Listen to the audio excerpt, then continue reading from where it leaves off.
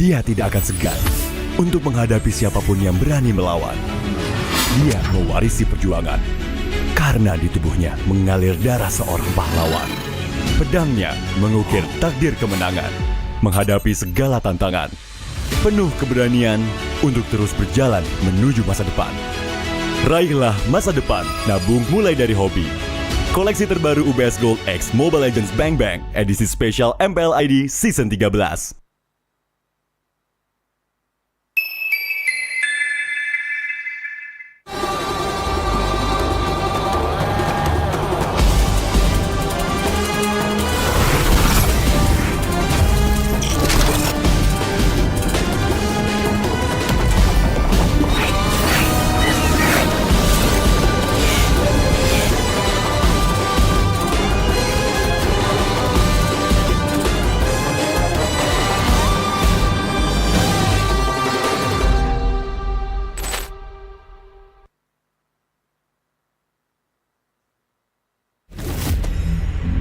Mami sebenarnya sudah tahu rahasia terbesar kamu, Raka. Apa?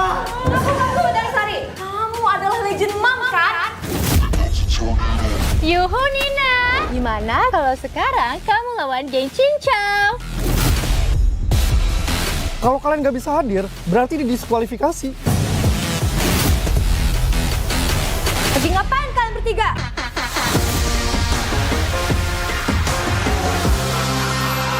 Tunggu, Dari Sari. Kamu adalah legend mom, kan? Yuhu Nina, gimana kalau sekarang kamu lawan geng Cincau? Lagi ngapain kalian bertiga? Kami dari panitia kompetisi MLBB, visi tim kami dimajukan menjadi hari.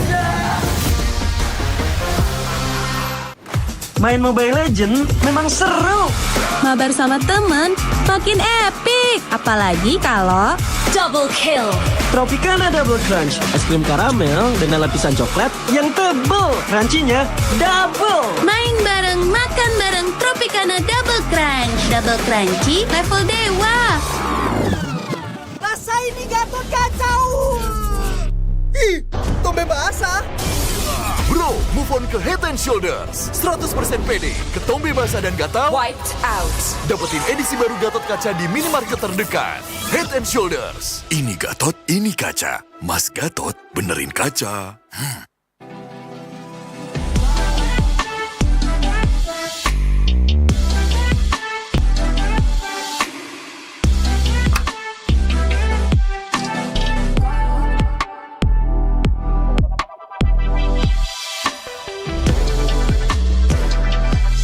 Wow, finished. See you later. Time to go. Okay.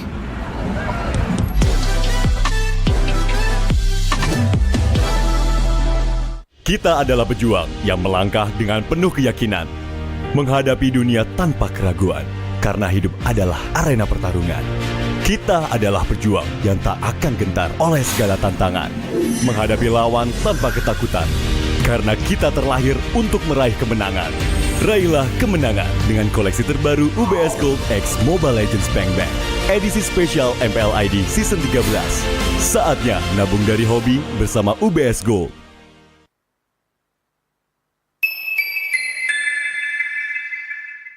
Apa akan kehilangan ingatannya? Masih inget ini, Pak? Sekecil apapun perhatian adalah kekuatan. Hidupkan momen kebersamaan. IndiHome. First blood.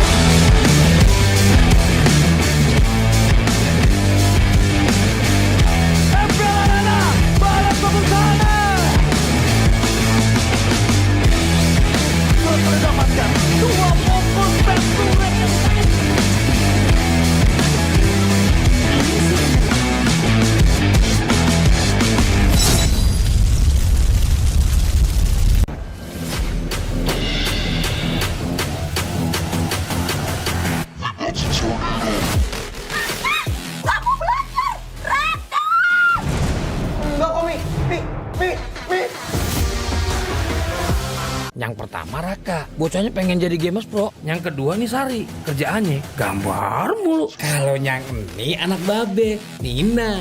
Anak babe sih emang cantik, badannya juga bagus. Pengen belajar Belanja banyak barang kebutuhan tapi malas keluar rumah. Untung aja pakai aplikasi Klik Indomaret.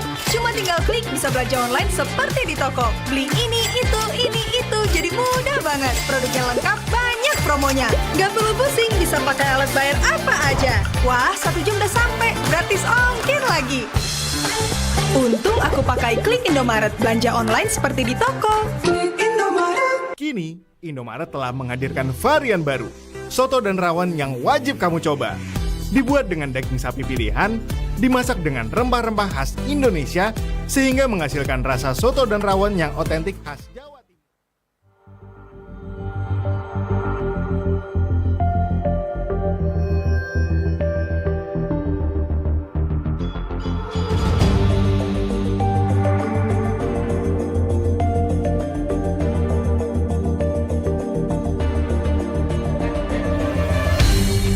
Aku kan berdiri dan terus berlari, terus ke arah puncak tertinggi. Ku takkan berhenti, hanya sampai di sini. Kemenangan abadi menanti. You know we won't miss if we unite our focus. And if you haven't noticed, we'll nyalakan apimu, hadapi semua tantangan, hadang semua serangan, jatuh bukan halangan, bakar semangatmu, janganlah engkau menyerah, kita akan buat sejarah. We'll miss, we won't miss, we'll miss, we won't miss. Saatnya beraksi, jalani ambisi.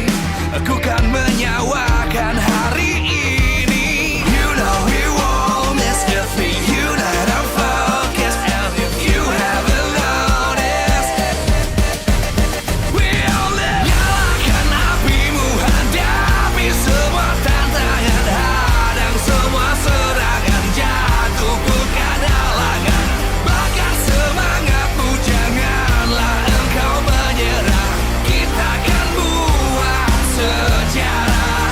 We'll miss, we won't miss, we'll miss, we won't miss, we'll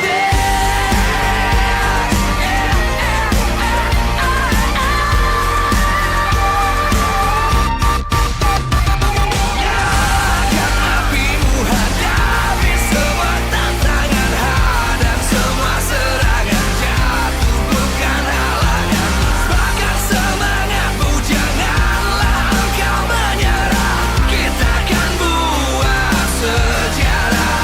We'll miss.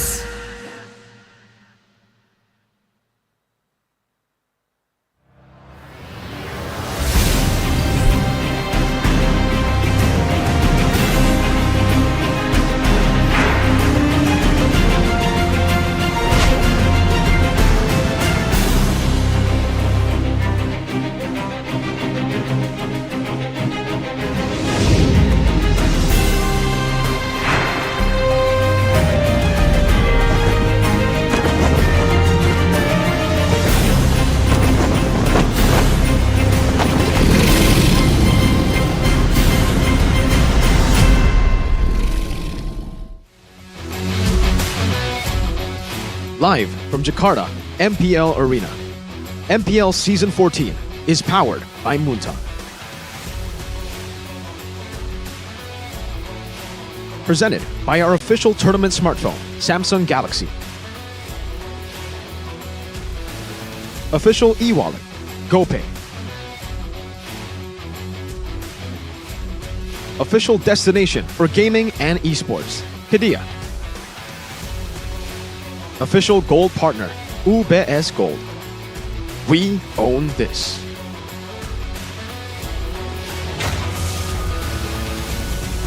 Membalikkan keadaan di bagian belakang, coba lihat Veldora aja hadir untuk bisa memberikan bantuan, tapi ternyata sekarang Skylarnya berhasil untuk diamankan begitu saja. Veldora menjadi orang terdepan, apakah dirinya bisa bertahan? Namun di depan yang lain, tapi Cadera menjadi korban pula, dan sekarang Vincent menghilang.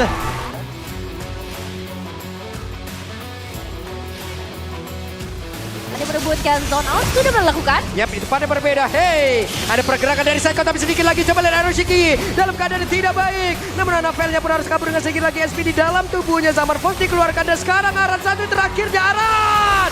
Bisakah dibertahan dan ternyata Aran pun masih berhasil kabur ke tempat yang berbeda. Malah untuk sekarang Natko dan juga Dream harus merasakan akibatnya. Bahkan untuk sekarang Saiko dia harus pergi lagi ke tempat yang berbeda.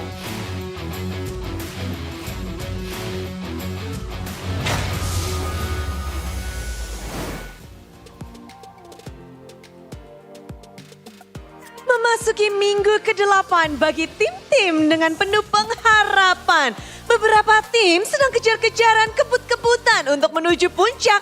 Namun, ada juga kisah bagi para tim-tim yang ingin menuju ke babak playoff dengan merangkak. Mari kita sambut bersama-sama. Inilah dia, minggu yang dinantikan, minggu yang bisa jadi menentukan nasib dari 9 tim di MPL Indonesia Season 14. Hari pertama, hari Jumat kita akan disuguhkan dengan 2 match yang begitu mendebarkan. Kita sudah tahu bahwa ada 3 tim yang mendapatkan tiket playoff. Mereka bisa ke Bandung dan juga bertarung untuk memperebutkan gelar Raja Galaksi. Namun di sini kita juga masih melihat perjuangan beberapa tim untuk masuk ke babak playoff. Kita akan melihat standing sesaat lagi. Namun Bude Clara ingin mengucapkan terima kasih kepada para super fans yang terus mendukung hingga minggu ke-8 ini. Dan Bude yakin kalian semua masih sabar untuk menyaksikan pertarungan yang epic. Dan juga tentunya kepada para sponsor dan partner. Karena MPL Indonesia Season 14 powered by Moonton. Presented by Official Turnamen Smartphone Samsung Galaxy. Official e-wallet GoPay, official destination for gaming and esports, Kidia, official gold partner UBS Gold. Dan kita juga punya partner in esports. Ada Campina, Head and Shoulders, Ora Imo, Telkomsel, Dunia Games, IndiHome, dan juga WeDrink. Tak lupa juga ada supplier kita, ada Erigo, lalu Klik Indomaret, Yummy Choice, dan juga Saturday. Acara ini supported by PBSI. Hari yang tentunya semuanya bertanya, seberapa besar peluang untuk tim kesayangan mereka untuk masuk ke babak playoff dan bagaimana minggu ke-8 menentukan nasib mereka. Kita akan saksikan bersama-sama standing sementara dari 9 tim yang beradu di MPL Indonesia Season 14. Yuk kita cek bareng-bareng. Dan melihat bagaimana 3 tim yang sudah mengamankan babak playoff. RRQC, tim Liquid ID dan juga Bigtron Alpha. Mereka tinggal mengeksplor untuk seperti apa laju pertarungan dan mempertahankan upper bracket. Karena mereka sudah mendapatkan tiket playoff. Namun kalau dilihat ada 5 tim yang sedang berjuang untuk 3 slot sisa untuk babak playoff. Hanya 3 slot saja.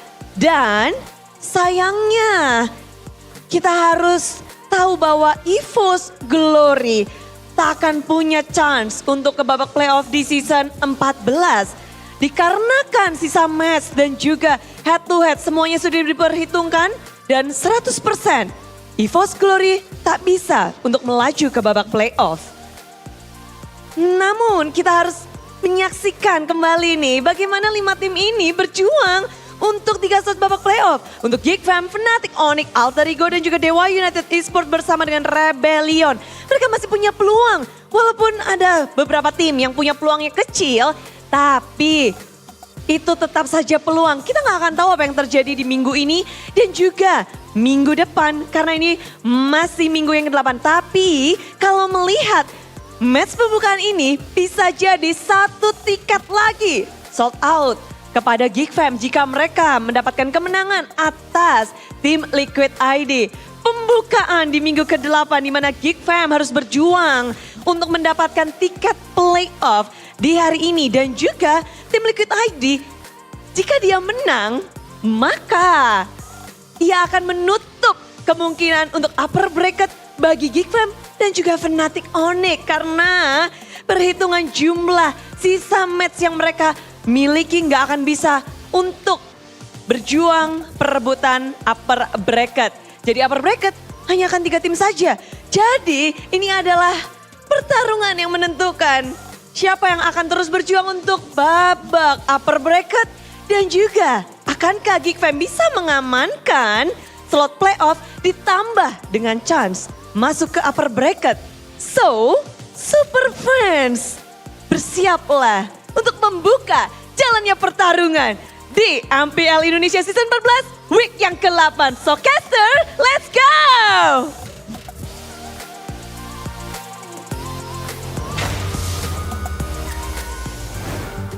2 weeks left on MPL Indonesia Season 14 and already 3 team is qualified to Bandung, to the Sea of Fire, to the playoffs, to the postseason, the place where we will see who's going to be the representative for Indonesia in the world stage in M6 Malaysia. Welcome back, ladies and gentlemen, to MPL Indonesia. Here with me, Shafin, Mirko, and Arashi back at it again to cast this match. On the first match, Arashi, Mirko, Yes. it is going to be 2 teams that had 2 different purposes.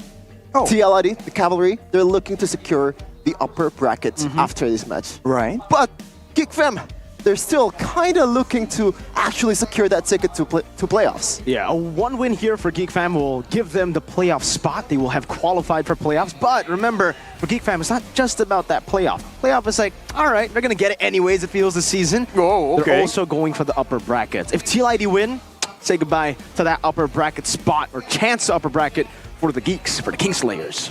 This is today's schedule.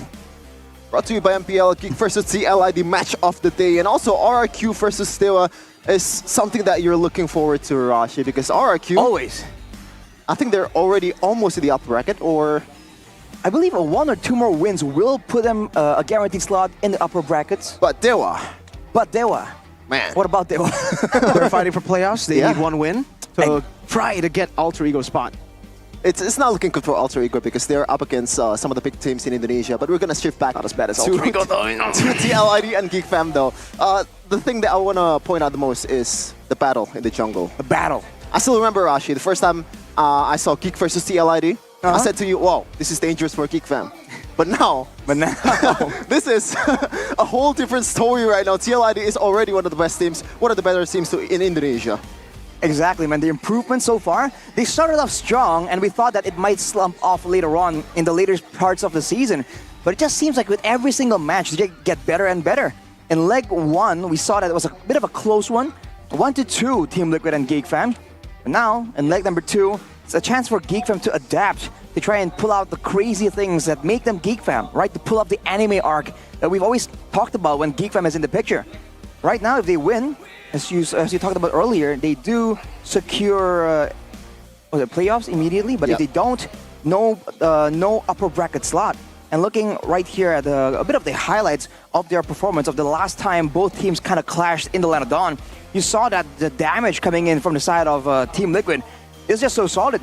And their multifaceted approach to these team fights allows them to just have so much more ways to deal with the members of Geek Fam. Unless, of course, Geek Fam can outsmart them all the way from the beginning, since the beginning of the drafting phase, and get that winning teamfight composition. And they gotta be careful, man.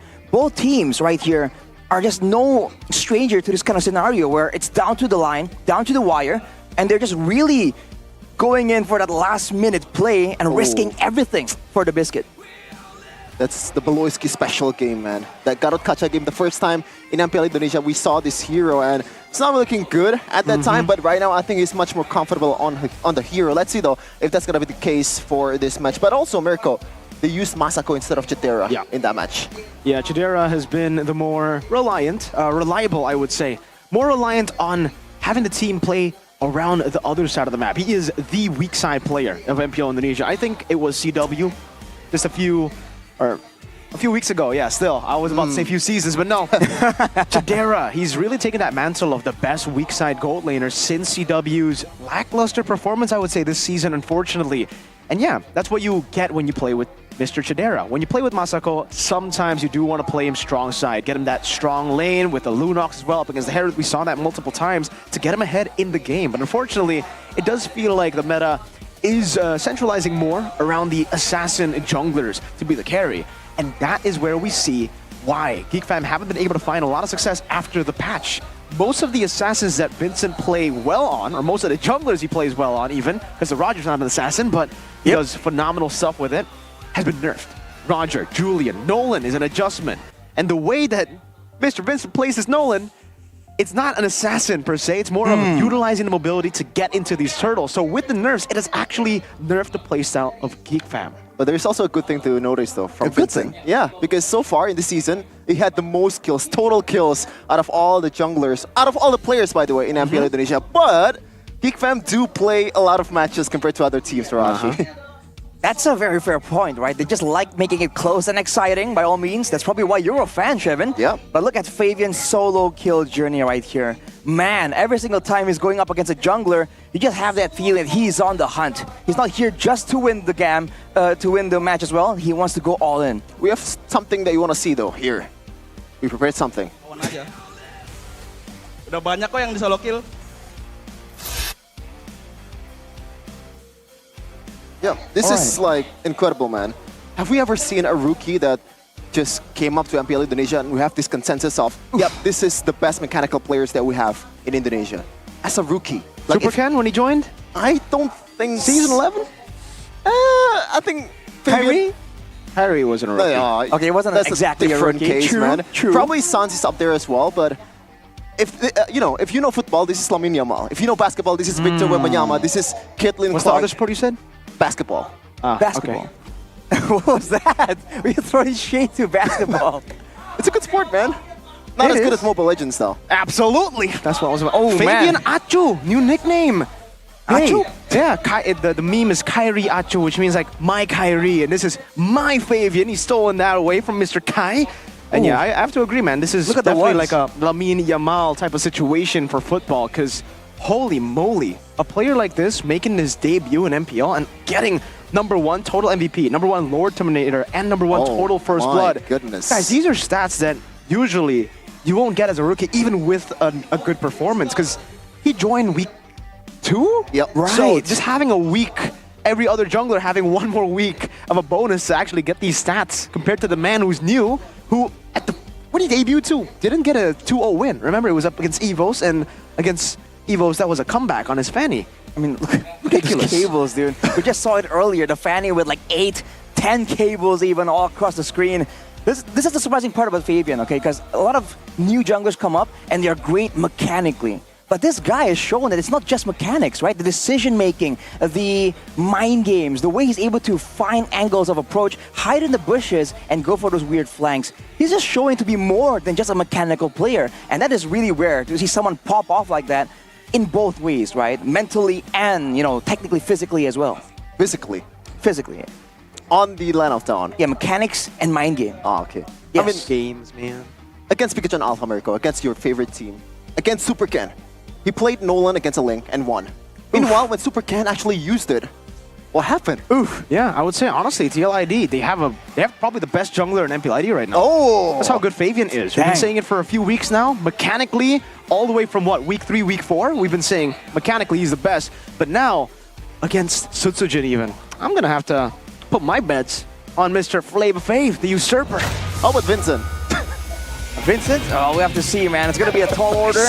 But as we were talking about earlier, this is the lineup, man. Aran, Fabian, Yehezkiel, Witty, and Aaron Shiki. From a rookie to almost MVP, Fabian, the cavalry is looking to make a statement here in MPL Indonesia. The team who's on a win streak, undisputed, undefeated in leg number 2. Looking to try to avenge their first leg loss to the Kingslayers. The cavalry, welcome Team Liquid Indonesia. Incredible performance, even off the Land of Dawn in the stages. It's been one of the more entertaining teams in terms of like their personalities and all that stuff. They're looking to show it in the Land of Dawn too. Meanwhile, for Team Geek Fam, is it gonna be the Dora Tira combo once again? And it is Veldora and Chitira. The Chidora combo coming in right here. This is the combination they have been using. We'll see if that is enough. It can't just be a player shift. They gotta shift the playstyle, the drafts too. So many things can be improved, and that's a double-edged sword that this team is using right now. The Kingslayers are struggling in the second half of the season. Uncharacteristic, but it's all about that rebuild. Will the big brain of the war crime General Baloy be able to conquer this matchup against a scary, scary team? Let's welcome the Kingslayers, Geek Fam! They're also known as the Robin Hood of MPL Indonesia. Can they actually steal it from one of the best in the business in TLID? They need this W to keep the upper bracket chance alive. And in order to do so, the big assignment in the past couple of days kind of fell on is the brains behind the entire operation right here with our Marshal Dainang, bringing in Coach Saint Lucas with Facehugger and Bluff Z with Dora DSP. What kind of drafts, what kind of game plan with a team with a phenomenal roamer with so much flexibility like Geek Fam against a team with so much more flexibility and multiple roles? What is the approach gonna be here for Geek Fam? Because we know Team Liquid are gonna bring the aggression, are gonna bring the unexpected. They want to control the tempo. For Geek Fam though, that's where the answer is just not as clear cut. This is the rival showdown in the roaming area. A veteran versus a rookie. In terms of mechanics, Weedy might have the upper hand, but in terms of macro, no one beats Baloy. Absolutely not, man. We call him Big Brain Baloy for a reason. He might have a rival this season with Weedy the Wise. He's been really, really wise in the decision making, really intelligent with the plays that he's making as well. I'm personally very, very impressed by Mr. Weedy the Wise here with his performances, and even now, Liquid, they're the only team after the patch to be able to actually utilize the horse. No other team has been able to get that win on the horse. Every time you see a horse on a team that's not Liquid, they lose out on it. I think that also applies with Alice as well, if I'm not correct. That's true. Alice for Aaron. Yeah. And this is Woody's opinion on why he doesn't taunt like his teammates. Because I still make mistakes in the game, and I realize that I'm far from perfect, so why should I taunt? Which comes off as criticizing others. So I'd rather just focus on improving. That is a good mentality, but dangerous. I think his teammates doesn't want to hear any of it. That's Weedy the Wise, man. That's why we call him Weedy the Wise. That's some wisdom being laid out by Weedy right here. The guy who, you know, according to his teammates, also is the one processing the information from the patch notes, letting the team get the full benefit of it. Technically, if there's going to be some mind games in the drafts, some of it, at least part of it, will come from Weedy the Wise here up against Big Brain Baloy. So there's a bit of a chess match here in the players, not just from the coaches, but as the home team, Geek Fam are going to go for the first pick selection right here, which means a lot of those cheese picks might need to be respected from Team Liquid. Although, so far, Team Liquid is one of those teams who have no issue at all letting go some of these dangerous picks because they're trying to match that with their own picks. And you can see it here, red side, 75% win rate. So, by taking away the blue side, yeah, you get a strong side for yourself, but it's a big gamble still to give red side over to Team Liquid, who's been very dominant on that red side. They've been able to react to a lot of these picks coming in from their opponents, even leaving some prio picks open so that they can get random counters, I would say, right? Because the Alice goal, they made it happen. They made it work. Not any other team can make it work. And I would say they should be happy to go up against the Gatot Kacha. First leg, it was 3 Gatot Kacha games from Mr. BBB, and those were all victories except for the first time. Maybe the first time they had some time. They need to adjust to what BBB was doing on that Gatot. Super interesting, this game. Geek Fam versus You're interesting. CLID. Yeah, thank you so much. You're welcome. You're also interesting. Thank you. Marashi too. Yeah. Hey, thanks, man. Wow. This is the interesting desk. The interesting desk But of MPLID. What's also interesting is the hero pool gap in the jungle area. Fabian can pretty much play all the assassins in the world. Meanwhile, Vincent, 3. You know, technically, is he the only player who has been able to make the Joy jungle work? Yes, he is. That is unreal. Kyrie got too old when he played the Joy. Yikes. He got solo killed by Aether. Oh, man. By the way, that's why we're seeing this already. Geek Okay. They know the threat of Flavor Fave. No shortcuts in life. No chance. No chance whatsoever. The Hellcurt banned away from Team Liquid. But this is the question here. Is it just the Hellcurt? Is it time to bring something new? Even the adjusted Nolan has just been banned away by Geek Fam as well. Shades of M4 Kyrie. That's true. That's true. M4, if you guys remember, it was still Kyrie Esports. Teams would literally just ban out Kyrie's picks. Well, based on what Rebellion did to Fnatic Onyx, I would say it's still true. 5 bans towards Kyrie with a 2-0 win. Man, What's going to be the response here from Coach Saint DeLucas, knowing that all these assassins have been banned? Do they want to actually bell it out with some utilities, like the Alphas, maybe the Yins, if you're crazy enough? The Phobius, maybe? Because, you know, there's no big changes to the Phobius. It's still a very oppressive presence in the EXP lane. And with both teams wanting to be aggressive, wanting to draw, I would think the Phobius will be focused down, but the Hylas, actually, I think they're a bit more concerned about the utility potential with that glorious pathway. So far, Geekfam in leg number 2, or after the patch, they've been picking the Edith for the first pick. But that's when the Phobius is not open. Exactly. They're going to go for the Phobius here. Team Liquid will be kind of forced to pick up the Mathilda. And there you go. They go for the Mathilda instantly. They know about that combo. It'll be too much of a threat to deal with the Phobius Mathilda. But now, Hayabusa is up for grabs. They go for the Alpha instead. They say, hey, Brother Vincent, you're banning assassins, but remember, my hero pool isn't the one being questioned here. It's yours. Yeah, and they have to put some emphasis here for the jungle. I don't think Vincent can be hide or like hidden, picking on the second phase. It needs to be a bit more early for sure.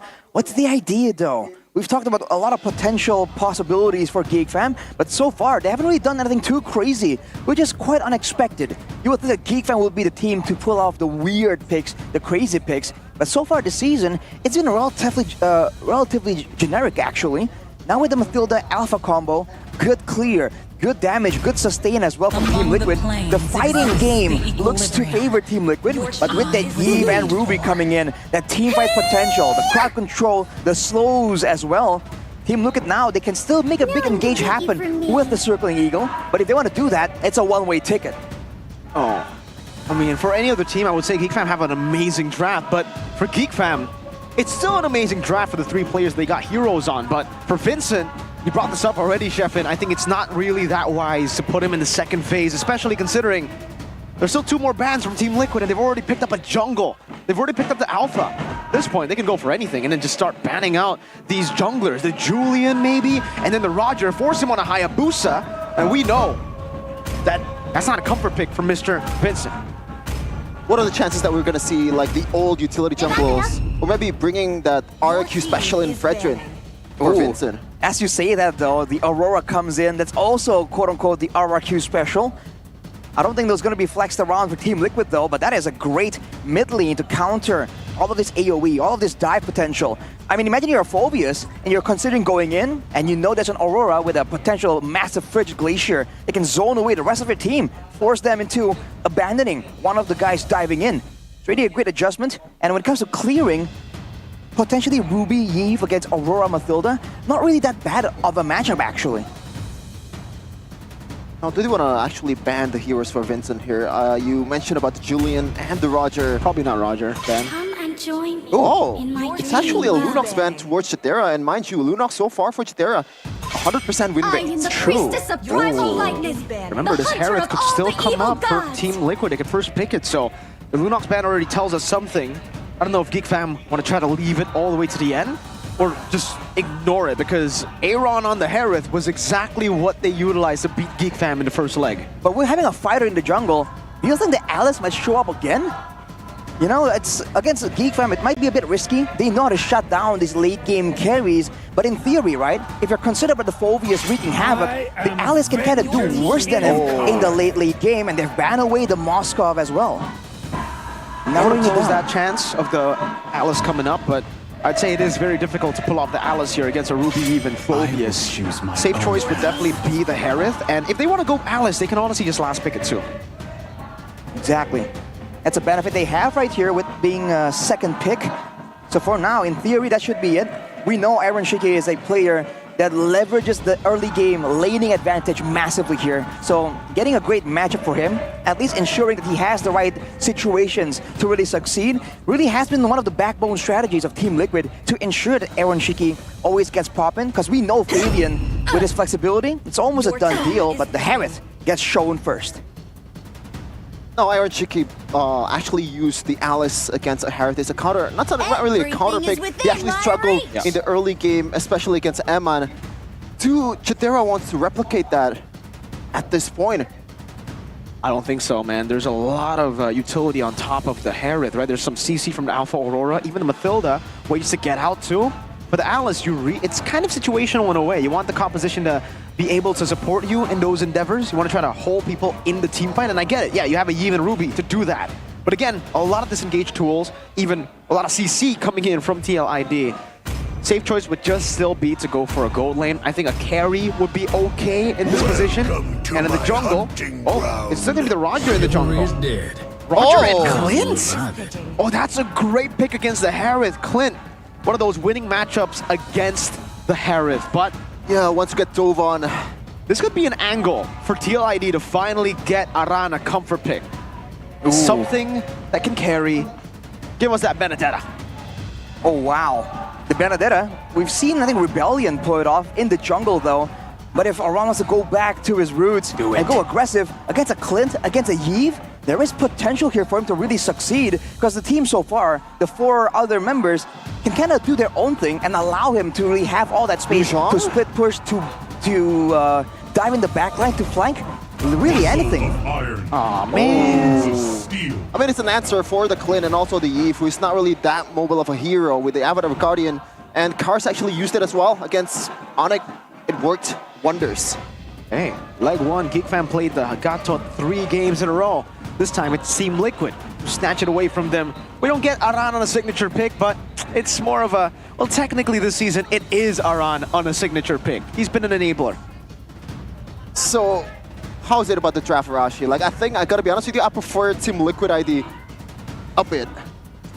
I think by default, I prefer Team Liquid as well. It seems like their composition kind of works together more ways to go in and out, because of course, all the mobility, by the way, which is great for Team Liquid style. But at the same time, against a Ruby, a Yves, and a Phoveus, you know, the amount of team fighting potential that Geekdom has gets me a bit concerned. But Team Liquid can really negate all that using the laning phase, so we gotta wait and see how this plays out. 2 teams with 2 different purposes. Upper brackets for TLID and the playoffs for Geek Fam. Let's see who's gonna clinch it in the land of Dawn. Upper bracket chance still up for grabs for both these teams. But TLID have a chance to snatch it away from Geek Fam. Ladies and gentlemen, here it is, game 1 in the land of Dawn we go. Vincent on a signature pick.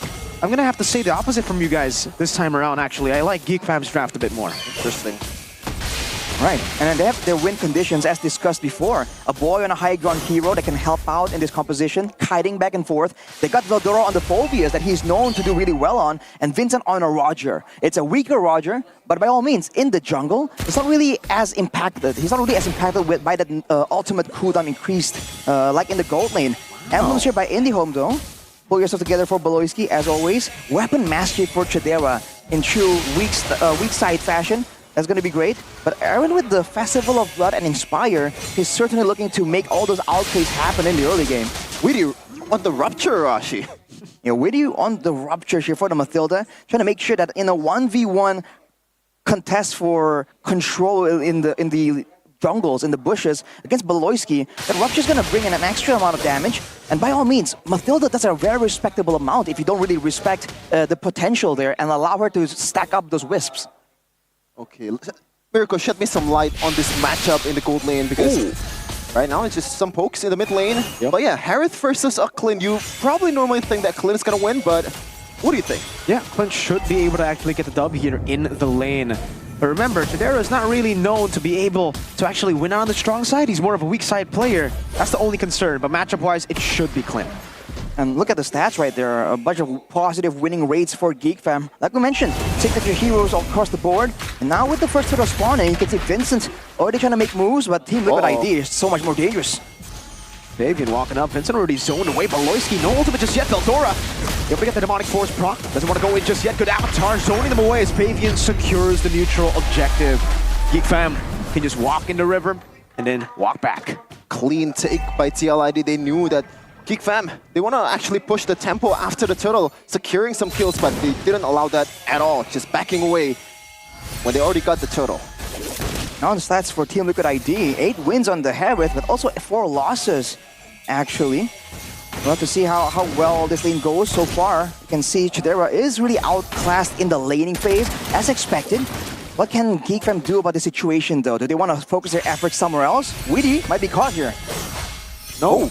Witty is not caught. He actually tries to catch Mr. Baloy, who dashed out of the way. Aaron Shield is on force, now caught in the real world manipulation, and Chadera Sheriff Chidera's in town. Fabian with the Spear of Alpha. Vincent escaping with the Lycan Pounce. And that's the cooldown. The nerf on the ult. Oof, that has hurt Vincent. 1 kill over for TLID. For sure, man. He's looking like, wait. Where's my ultimate? Where's my ultimate? As we take a look at the talent prediction by GoPay, seems like I'm a loner here. You're alone, Sheffin. Yeah. Fearless Sheffin against everyone else. We've been bullying him in the back rooms. Just kidding. That's not happening. But yeah, that's the confidence that Sheffin has for his team. Let's see how this plays out, because you can see earlier, man, the fact that the change is so subtle, is not a massive change, it's going to be very difficult on like the instinctual timings of a player like Vincent, who's been so comfortable. But look at this, whoa! You can see that damage! Oh, Zamal shoots up Aaron Shiki! Almost bursted down, one more shot to Aaron! Oh! What the flick? Nobody hesitated for a bit! Aaron Shiki lives with the help of Witty the Wise. Almost, but it's always never enough. Aaron Chicky, but now Chidera, he can clear the lane and actually rotate towards the turtle or take some plating away. Meanwhile, though, Fabian, look at that. Already with the punish. Using a retribution, now caught in the real world inflation. That's a Spear of Alpha to disengage, getting out of the way, but around in the back is actually dealing a whole lot of damage. Soaking a bit more, Vitalize, and the Avatar of the Guardian that gets him out! Bottom lane, Chidera on the weak side, again getting punished.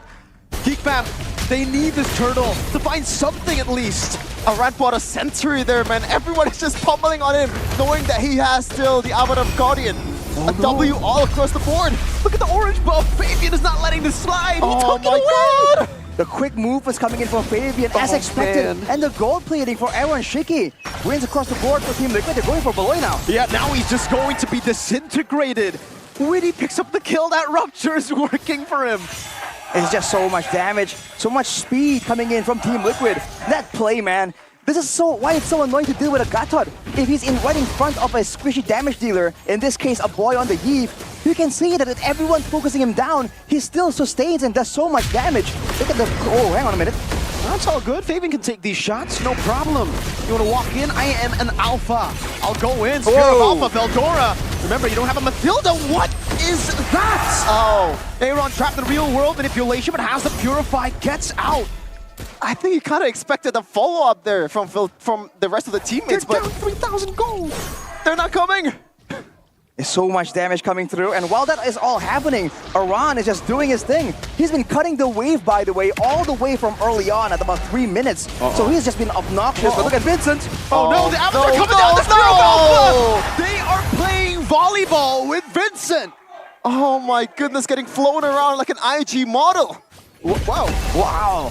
And there's no response. Even on the top side, Aran is just pushing out. And Fabian, this is that mid-game where this Alpha is so much more... Oh, no way. What is going on? No way. Mathilda's gonna get it away. Beloyski was offended, but Fabian doesn't care. What? Walks up and dies. Chidera getting the kill, but luckily for TL, there is no bounty on him. So it's still a good trade because Aaron was able to get a tier 1 down below. Wait, unnecessary there, mate. Look at the top side too, though. Was it intentional? Or was it just a flex? We gotta figure it out, but on the top side, Aran is still pushing as well. Team Liquid can get 2 right here, but look at this concealed play. Oh no, Malloy. Goes in for the I'm offended into the real world inflation. Yehesky with the flick around. The Lycan Pounce actually follows through Aran. Inside of the real world inflation. Now using the Avatar of the Guardian to escape. This man's clean on the Gatot Kacha. It's like Keyboy, man, the way he used the Avatar of Guardian. Just tanking all the damage, and I'm gonna bounce out. Meanwhile, Fabian. Circling Eagle coming down, getting the knockup down as well. That's no way. Over it. Fade with a retreat wins. Spear of Alpha to the front. Aaron Shiki dismantling the Beloyski is down. And Aaron is on a killing spree. The cavalry charge, and the Geeks have no way to deal with it. Oh man, they need to touch some more grass, man, because all the bushes have been stolen away by the horses. They're just so active right here, and the Circling Eagle to expose everyone. Immediately going for the purple buff as well, Fabian. And Team Liquid leveraging the Alpha power spike.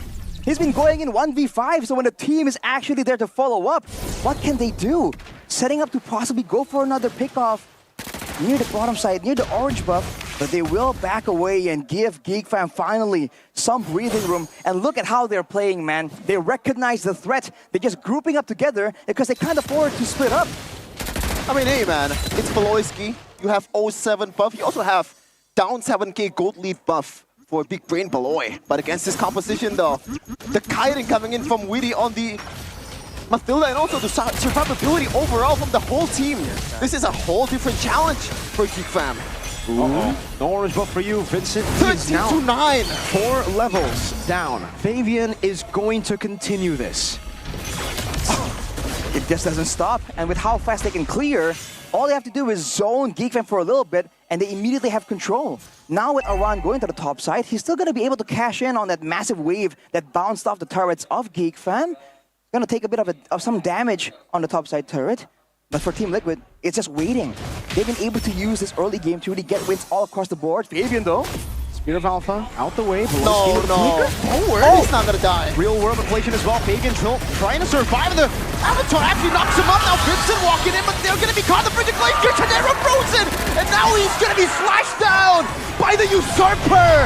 Vincent is next, and that is a maniac for Fabian. They want to give it the 7. But Aaron takes it away. 9,000 goal lead in 9 minutes. Geek Fam are getting stomped on. That's just how it is, man. Usually you see the smart trail line below, but that was a fart smeller. Man, what is that, dude? Disgusting things coming out of Team Liquid. They were able to bait it out. They used the Avatar to split apart the composition, and because of that, there wasn't enough damage. Fabian was able to survive the initial burst. He does have, I believe, the Queen's Wings and the Brute Force Breastplate, having the tankiness, having the reduction to sustain back up, and then immediately it gets turned around on its heels. Now with the Winter Truncheon for an extra bit of outplay potential, Team Liquid gonna make the Lord play happen with a 12k almost gold lead. They're gonna end it quick. Vincent actually goes for that item, man. Thunder Belt. At this point, Arashi, do you think that's a wise idea? It gives him some utility, some tankiness, but at this point, maybe they would require a bit more damage, man. With how things are going, with how they were unable to take out Fabian there, it's looking bleak, it's looking difficult. Even a boy, the man that usually has the tools to kind of extend the game a bit more. Baloy! I don't know if you want to go for Fabian. Oh, that's a good shove over. Wintercrown coming down from Fabian, who can actually still escape with the Spear of Alpha, bringing Vincent back all the way to the back as well. And Vincent is going to be stopped down. Aaron Shiki dealing too much damage. It's just Aran traded. Now Chadera doing a whole lot. Aaron taking the turret. Chadera with a flicker. Oh, going to get caught by the Spear of Alpha by Fabian. He has Q in the mid lane, just sieging it down. Vincent and the boy trying to go for the defense. But with the First Lord, the fact that they were able to crack a base turret open, it's still value. Yeah, it's an equal in terms of kills, but at this point, do you call that a W, Rashi?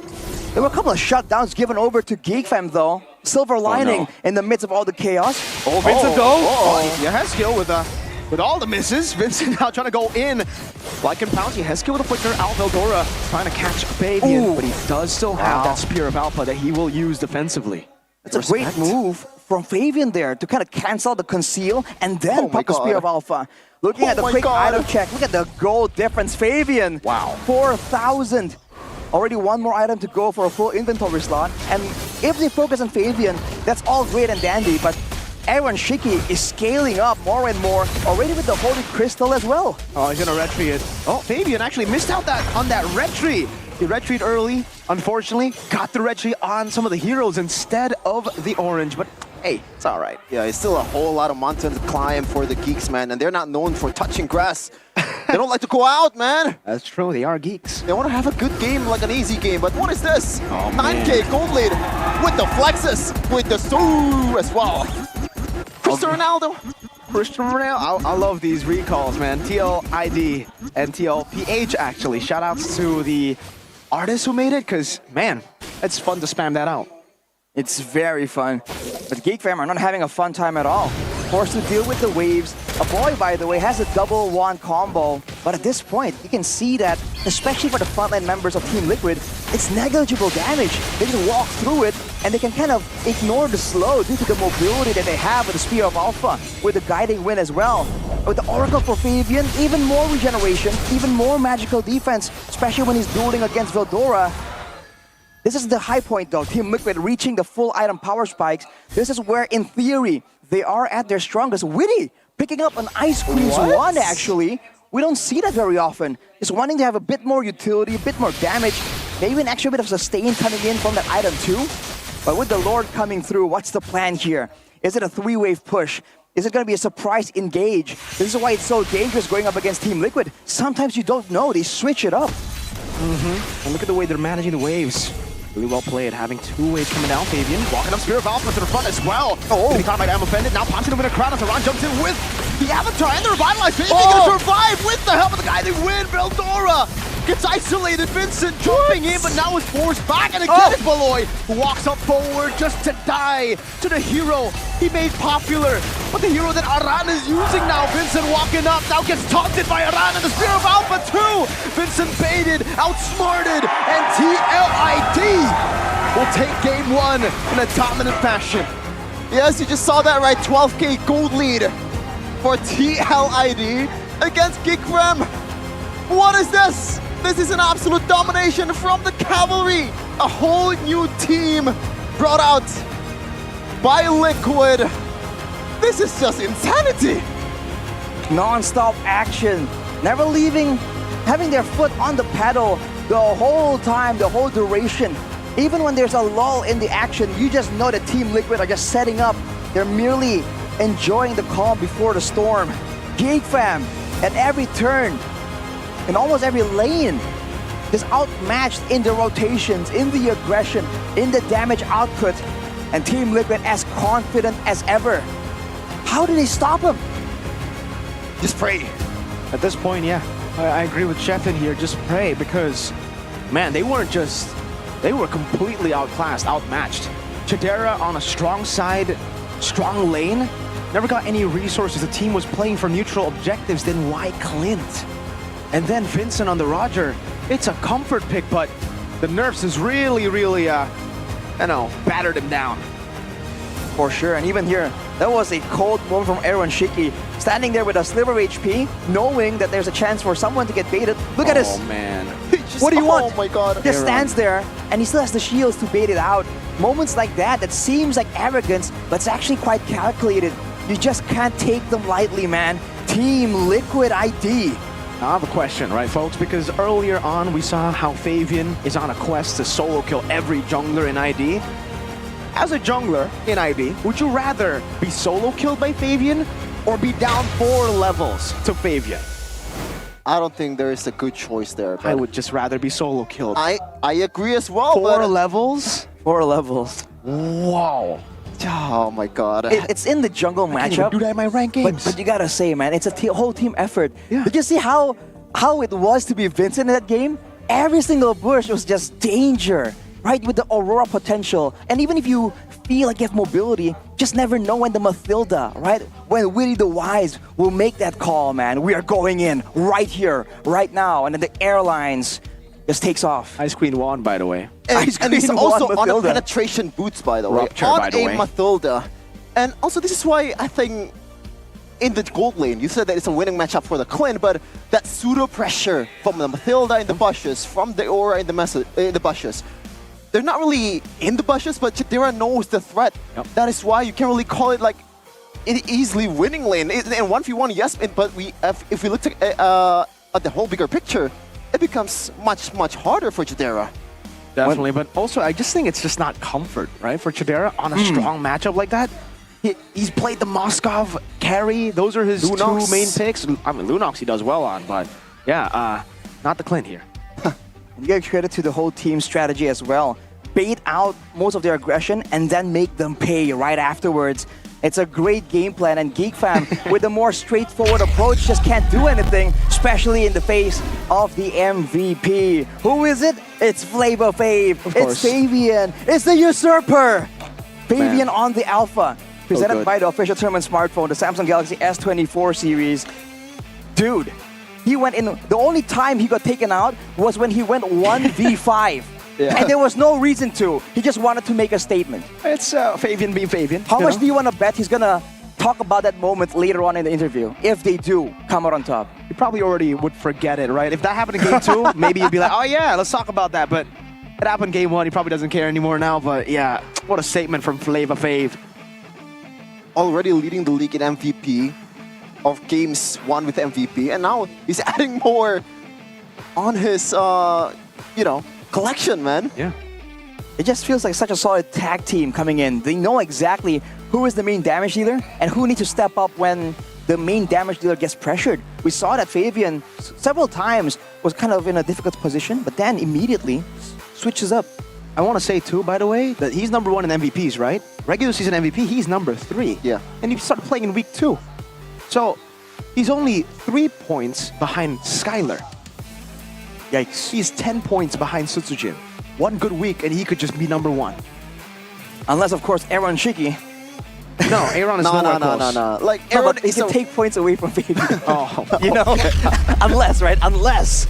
We'll have to wait and see for that. But let's look at the player of the game highlights here by our official gold partner, UBS Gold. All the way from the early game, that's a lot of damage. But initially, it was Team Liquid that got baited out, technically. But immediately afterwards, they just knew they have to make Vincent pay. And look at that. No escape available, stuck in the turtle pit. And afterwards, with the time brought by Aran, you gotta highlight that man as well. Constantly 1v4ing, 1v5ing with the revitalized Gatot Kacha, buying so much space and time. Geekfam were just completely bewildered on how to deal with it. And when it comes down to the big moments, the big fights, even though there's so much AoE tools from the side of Geekfam, at this point, 7 minutes, it seems like it's so early in the game, but with how dominant Fabian has been, it's just so difficult. And right here, this is an amazing play. Fabian going in, but then Aran coming in to just zone everyone. And with him surviving, that just spells doom for everyone. With the Mathilda circling Eagle, guiding Wind still up. There's just so many ways for them to make Geekfam pay for their mistake. And really, I would say the biggest mistake for Geekfam was not playing to Chadera. The fact that they played for the first turtle, where they could have very easily just gone for the bottom lane instead of the first turtle and then try to, again, give Chadera more resources, get a turret, get some shots in, or try to shut down Aaron Shiki, because in the second turtle, it was pretty close, despite the fact that obviously, you know, Vincent couldn't out-retry Fabian. That team fight should have been a win had they not lost out so early on. I think just the window of opportunity on like when Geekfam can be dangerous with their composition. It's not as long as TLID, man. They are happily gonna take the team fights 20 seconds or more if they want to, and they're not gonna lose at all. And at that point, it was 12k gold leader, Ashi. Yes, we take a look at the stats here. My goodness, 13, not even 12. And the objectives, look at that, the turrets. Wait a minute. The TLID secured 9 compared to Geekfam, not even touched. Oh my god. Wait, is that correct? Is that gold difference actually correct? Yeah. It's 12 something. That is an insane amount, dude. Wow. And if you look at it again, there's just nothing given up, no turrets, nothing. Even in the purple buffs, we know how important it is for the purple buff to be available for some of these junglers right now. 2 in the hands of Vincent. Dude, Team Liquid just weren't willing to let go of any of those objectives, playing it absolutely greedy. I'm telling you, man, the 3 heroes that Vincent does well on got nerfed. That's the big concern here for Geekfam, because they can ban all the jungles in the world now. They can ban 3 assassins, but it's almost like they've already been banned by the game, if you know what I'm saying. It's just so unfortunate They to didn't even care about the Roger and Julian. They're like, nah, we're gonna focus on Chadera. It's just such a tough spot to be in, honestly. And for Geekfam, you have to wonder what can they do here. They tried drafting a strong composition, kind of. They have the Phoveus, they have the Roger, right? I mean, before the patch at least, you would expect this composition to really take over in these fights. But from the execution, right? And you can almost feel like Team Liquid kind of predicted the Roger. You know, with, like you mentioned, Mirko, not a lot of other options available for Vincent when it comes to the hero pool, the banning phase as well. It's like they knew that was coming, so they go straight for the alpha and wanted to go for something even more decisive. Again, normally there would be options. The Hayabusa was open the entire time. But that's why I'm saying, it's Geekfam. It's different. The Haya, the Ling, whatever that was banned in the first phase, all of that except maybe the Nolan, he couldn't have used it either way. Let's say both of them let go of these assassins, he would still be on the Roger, he would still be on the Julian or Nolan. We would never see him on the Fanny, Ling, or Hayabusa again. We saw how he did on the Hayabusa, Ling, and Fanny. It feels like an unfair Uno game. Yeah. Team Liquid ID, they have all the +4s. Meanwhile, Geekfam ID, they're forced to play the normal cards. They got the numbers, man. Yeah. They just got the numbers. What we refer to as like the phone number. Yeah. When we're playing cards, it's just all numbers, and you're like, what am I supposed to do with this? Where's the utility? Where's the playmaking? All I can do is just play No default. skips, no reverse. Exactly. Absolutely, and that's They why even change colors. Yeah, they can't even change colors. They can't even change the patch. It's really hard, a really hard job for Coach Bluffsy, man, at this point. Like, Yeah, and the car- Beloy. Oh man, yeah, he tried a lot of stuff there, Beloy, at the later part of the game, but at that point you have to take the gambles, and unfortunately the gambles are like 10% of winning or something like that. No, more like 1%. Oh right? man, that's harsh. I have to say here, man, Vincent, what was he known for last season, Sheffield? Because Alpha. He's known for utility jungles. Exactly. Why are they forcing them? Why are they forcing him to play these assassins again and again? Didn't they go through 7 weeks of this already? This is super late to be not making any adjustments, and it's very, very easy to read, to see that he hasn't been performing on the assassins. It's certainly the case for sure. But you know what's also clear is the fact that Mobile Legends has been running for just so long, and the MLBB 8th anniversary is actually up here. It officially begins on the 27th of the 9th month. You can get some exclusive skin here. Akai's new skin, Marvelous Mastro, the spawn effects, the Killing Notification, Avatar Border, Battle Emote. You can name everything and more epic skins coming in your way. It's going to be available until, or for free from 10/18. But, you know, do you have some memories of the first time you played MLBB? Season 7 MPL ID. That's when I started, yeah. No, playing MLBB. Yes. Yeah. Oh. Bro, I'm pretty new. Okay. I played it from 2016, I think. Oh, wait, that was season 1? Yeah. Of the game, not even MPL. Yeah. I don't think MPL was there yet. Yeah, I still remember playing with my friends using Eudora in the class. Oh, man. And we got absolutely destroyed by the teachers for screaming out loud. Oh, I thought they were playing MLBB too. You got destroyed by them. I thought, okay, that would have been a cool story. How was your art though when you were in school, Shevin? Because you can see right here, we're having a bit of a mural, a bit of a display out there to really celebrate this. Love you know, this. and there's a lot of exciting features in the game as well. You got the Grand Adventures, you got the roll dice in Monopoly, and you can win many rewards such as the new Akai skin like we talked about earlier, and the permanent anniversary items as well. So you can reconnect with your friends to win free skins, join missions, and if you invite your friends to play MLBB, you can collect and get a free epic skin. So, as always, man, MLBB treating us great. Thank you so much. Happy birthday, MLBB. We were there Blow for the the candles. 7th anniversary, remember? Yeah. Is it just the 7th? I thought before that. Were we there for But we weren't in the event, right? We were in the event for the 7th. Oh. We actually played a fun match. Me and Yeah, Rashi yeah. with the boys too on stage. For, The boys, It was huh? in Taman Anggrek. Yeah. The boys, huh? The boys. Yeah, I was You were there. in solo. You would have been part of that too.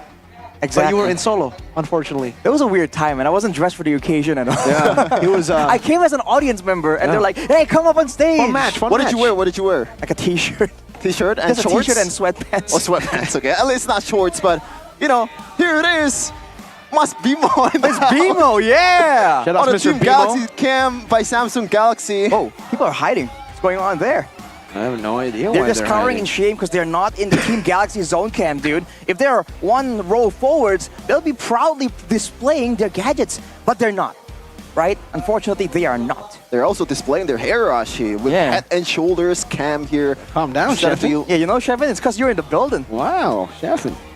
Sometimes I kind of hate this segment, not because head and shoulders, obviously. What do you just- mean? Just because of you guys, man. Because he's too focused, ladies and gentlemen, on the Exactly. screen at times. He forgets about the head and shoulders. But, Sheffield, I'll tell you this. You kind of look like Emperor. What? Yeah. Of What's course. I easy? mean, leave it up to Shepard to pay attention. Close eye on the head and shoulders. On the features, too, Hair yeah. cam. But yeah, if you want hair like that, Shepard, you got to get head and shoulders, right? Already. Don't miss the point. Oh, Yeah. no wonder Which your one? hair is looking fly. What flavor? What flavor? Flavor. Exactly. Gani think says Head and Shoulders has a lot of flavor. So Gani what really flavor? loves flavor, The huh? Gatot Kacha flavor. Wait, Whoa, I thought you whoa. said you got the ice cool menthol. What? I thought you said you You got the switched Tiger over one. to the Yeah, well, Gatot? I like lemon. No, you don't. You think he's overrated. Remember? No, I didn't. You think he can't play any of the mechanical Blah, mid blah, laners? blah, blah, blah, blah, blah, blah, blah. It's a forget different about that. Like blah, the media blah, clipped blah, it. blah, blah, He even blah. posted a story about it. I have a very short memory, ladies and gentlemen. Selective memory, we And I call also it. kind of forgot that GeekFam just lost just now. Oh, it's man. It's kind of like paradox, right? I said that, but I said I don't remember. Yeah. Well, exactly. It's okay, Sheffield. Maybe you can be part of the audience topic voting. Oh. Oh, after a one-sided loss? What Let's does see it. Geek need in game number 2? I think they need a new... just kidding. I think they need somehow a plan to give Vincent something that he can work with. Reduce overcommitting. I mean, you know, at that point, I think I see the overcommitment a lot of times in the late game, but at that point, you need to overcommit, man.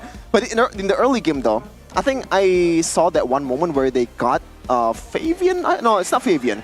They got Weedy, and they actually continued the fight knowing that resources are not there. So I kind of see where it's coming from. But I kind of, wait, what was the second and third answer again? I think it was Babysit Chidera for the last one, and the one in the middle was... Man, I actually don't remember. Man, the selective memory, Shevin, we were talking about earlier, it's affecting the both of us. Oh no, but look at this now. Oh, still second pick for GeekFam now, so they switched over.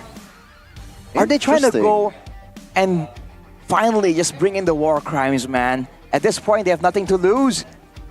Can they finally just revert back to the greedy Baloyski, the aggressive Baloyski? With what hero? Natalia. Leave the chip open. That's been GeekFam's strategy on red side, leaving the chip open. So maybe we might see the chip actually for GeekFam too, because I think for Liquid, they're very okay to just go for the high-lows instead of the chip. Having a tanky member like that certainly is a great factor if you're going up against chip, because technically they're all popping out of the portals. But if you have a Hylas, for instance, you can just kind of stand there, especially if it's an EXP lane Hylas with EXP, with gold for good items, and with a vengeance, the way Aran likes to play it. He's just so good at buying space, by the way, because we saw it earlier with the Garukacha against 3 members. These heroes with a lot of sustain and good escapes seems to be like another big portion of Team Liquid's strategy. Like the Hylas with the Glorious Pathway to get out with the Vengeance, the Garukacha with the Avatar of the Guardian. It's almost like Aran is also a massive problem here they gotta think about. But look at this, Team Liquid, Hellcat chip still. Still with the Ling and Fanny. Now the question is, do they want to leave the Nolan open knowing that they have the second pick? They should. But then the Hayabusa could come through, right? And that matchup. There's no good answer here, man. Oh, man. All right. Oh, okay. Wow, interesting. ID, take it away. I guess technically that doesn't harm them in any way, shape, or form, so that'll be the option for Coach St. DeLucas. Now for Bluffsy, what's the idea here? Hylos? The Nolan already banned out? Yeah, is it gonna be Hylos? The Phoveus? It's gonna be the Phoveus. Hayabusa? From the looks of it, usually, we just said it earlier, maybe the Hylos is more in line with their play style, but the Phoveus still. See, I already gave caster POV over to the Indo desk. GeekFam need a jungler who can play assassins. Oh man, I don't like being called out like this. So get used to it. GeekFam, are they gonna ban the Hayabusa or the Hylos? And it seems like the clock is ticking. It's gotta be the Matilda, actually. So not a bad idea. Yeah, if St. DeLucas actually picked the Phoveus here, still the Hylos though. Yeah, probably gonna be the Hylos.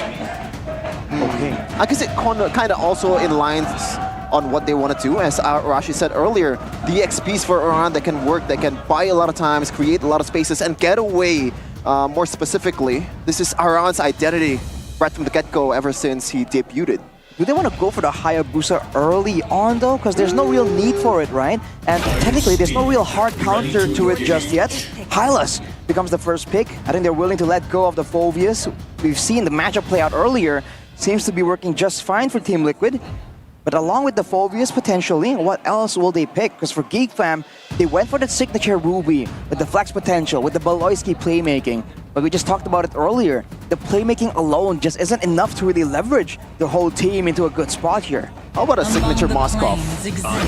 Oh, that is an early Yves coming in from Bluffsy. But the good thing is the diving assassins, well, except for like Joy or something like that, Hayabusa is also still Hayabusa, there. Exactly. Never mind then. So they have still a lot of option for dives against the Yves. This is going to be very hard for GeekFam. Oh, man. I mean, technically, with the Phoveus around, he can kind of stay in the back and be a nuisance. There are ways around it, but no real easy way that kind of supplements their composition. The Hayabusa, though, in the hands of Fabian, this is a terrifying prospect to go up against. One more pick here for Team Liquid. Good front line, good assassin. In theory, it should be the utility. Do they want to go for the Gatot again? Or is it overkill? No, Harith. Yep. I like this. Now if you go Lunox for GeekFam, it's going to be bad. Because TLID will just ban out the Roger and then there'll be no physical damage. Geek Fam will have to go to Julian, and then it'll be very easy for TLID. But if they go for an assassin here, Lunox will be banned out. So if they choose to pick up the Lunox first, say goodbye to the physical damage dealers now for the jungle. And that's terrifying. Going up against a Hylas, a tanky regen hero, with only a single type of damage, that is nightmare material, man. You're gonna be outputting so much and it won't even matter the way things are going in this drafting phase. Now for Geek Fam though, they're gonna be banning first. What do they want to ban out with this composition? Do they think they're gonna be the ones moving forward though? Because earlier, I feel like they want to chase, they want to get rid of all these heroes that can kind of allow Yehaskiel to kind of stop the whole dive coming through. Now they're banning the Vexana once more. They want to be the aggressors yet again. Yeah.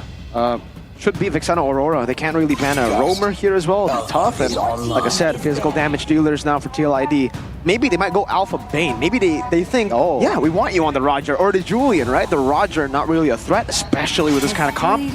And there you go. That's the Aurora and the Vexana ban coming in from Geek Fam. TLID will probably just go for Valentina if Vexana and Aurora are banned out. Not a whole lot of option here from Coach Bluffsy to work with, but what are the left, like a crazy physical damage jungler that you can think of at this point, like to be pulled off?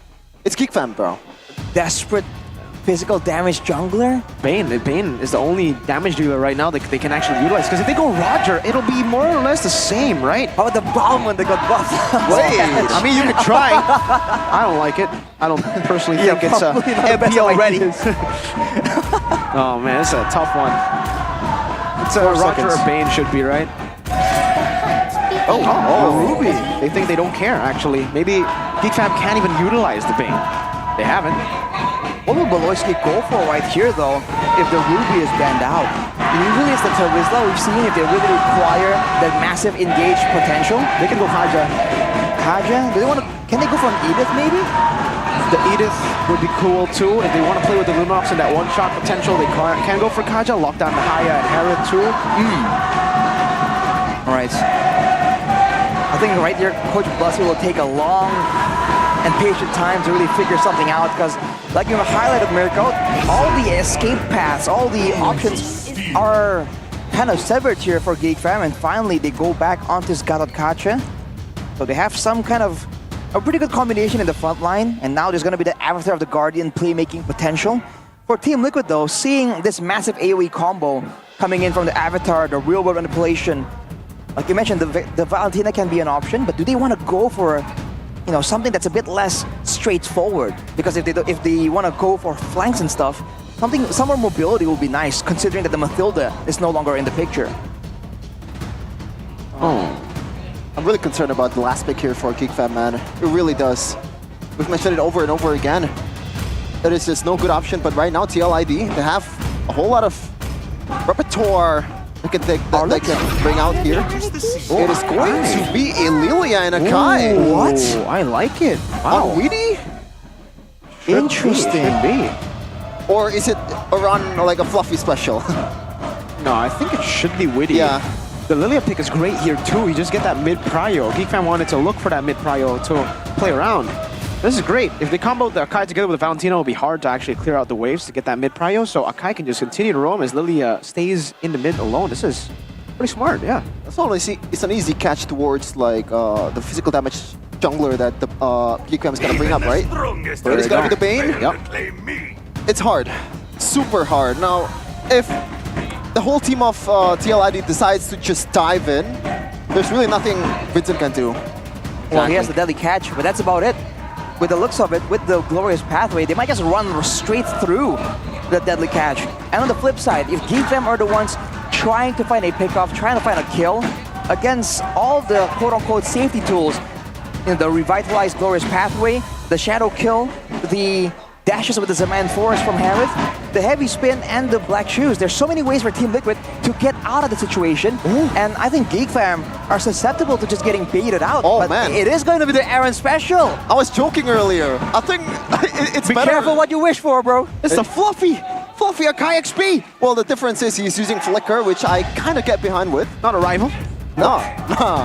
But again, it's a tanky member with almost guaranteed escape just the way Aran likes it. Oh man, against all odds, Geek Fam. They're pushed to the back, they're cornered. Against the cavalry, against the horses, can they actually force out a Game 3 here in Land of Dawn? Welcome. I hope so. It's Vincent on what we've been talking about for the longest time in MPL ID, a utility jungler. If they can't get a win here, there will be questions thrown around at Geek Fam. Fabian on the Hayabusa on the other side though. Now that is a scary Hayabusa. This is a question though. Are they going to be playing for the neutral objectives, for the lane? Chidera trying to leverage the level 1 pressure, the sustain and damage coming in from that Lunox. But how long can that last? What is the idea for Geek Fam, right? Where is their attention going to be sent? Is it going to be the EXP lane, the gold lane? You got to decide really quick if they're going to be up against Team Liquid. It's a lot more decisive. And looking at the emblems, you can see that there is respect from Team Liquid for the burst potential with 3 tenacities. But look at this, a run. Oh, already flickering out, but it is a revitalized baited out. The flogger, as Flicker would say. With 2 inspires, by the way, on the Lilia and the Herewith. It's going to be a lot of spells thrown out and about. Let's see what Fabian can do here. Running the war cry. Already going for quick moves on the bottom side. Oh, good flicker out there from the ultimate. Wow, that... I thought you couldn't do that anymore. It's very hard to do it now, but it's possible. Well played by Chidera there. Witty up top, rotating as well. Aran there too. They're able to clear out the way, but they gotta be careful. Vincent is on the way. Veldora chomp low. Vincent, deadly catch coming down. 2 members caught the Panda. Brought back into Horse 2. Wow, now TLID, the cavalry is actually the one who's overcommitting, especially in this early of a game. A good sign for Geek Fam to build onto the mid game. They were trying to make sure that Veldora doesn't pop off, shut him down in the laning phase. But because of that, they just gave Vincent a kill and an assist. Gotta be a bit more careful about that. They know that the turtle is up, but now no level force. Real world manipulation coming down right now, and that's gonna be Witty all alone. Oh man. The horse got stopped. Fabian goes with the quad shadow, trying to go for the retribution. Misses it. Well timed by Vincent on the utility jungle. Oh wow, Geek Fam, they actually won in the early game. They can't do no wrong, and they're looking to replicate what the LID did in game number 1. Hayabusa Assassins. He can't really do anything with it. He doesn't have that retro as well. There's no way you go for this, right, Fabian? Witty's walking up. Good taunt coming down. Fabian will have to escape from the deadly catch. Witty is going to die again. A boy picks him up. Now around with a pin down onto Vincent with the avatar coming down as well. Fabian is going to die to Veldora. Geek Fam 5-0 in the first 2 minutes of the game. Everything just falling into chaos for Team Liquid. They're really overextending on a lot of these fights where it doesn't seem like they're going to be winning, but they're trying to force the issue anyways. And that is just not typical of Team Liquid ID gameplay.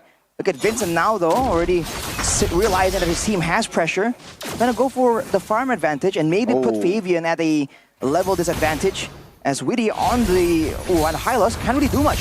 Whoa, interesting play there from Aaron Shiki. Revitalize coming down as well. Aaron Shiki with the flicker out to safety. As the glorious pathway gets used up, Beloyski will be trapped for a bit. TLID already making a move down below. Quad Shadow not connecting, but Beloy will be dead. Fabian gets a shadow kill. Oh, you thought Geek was kiting? No, TLID is the one who's playing the fishing game.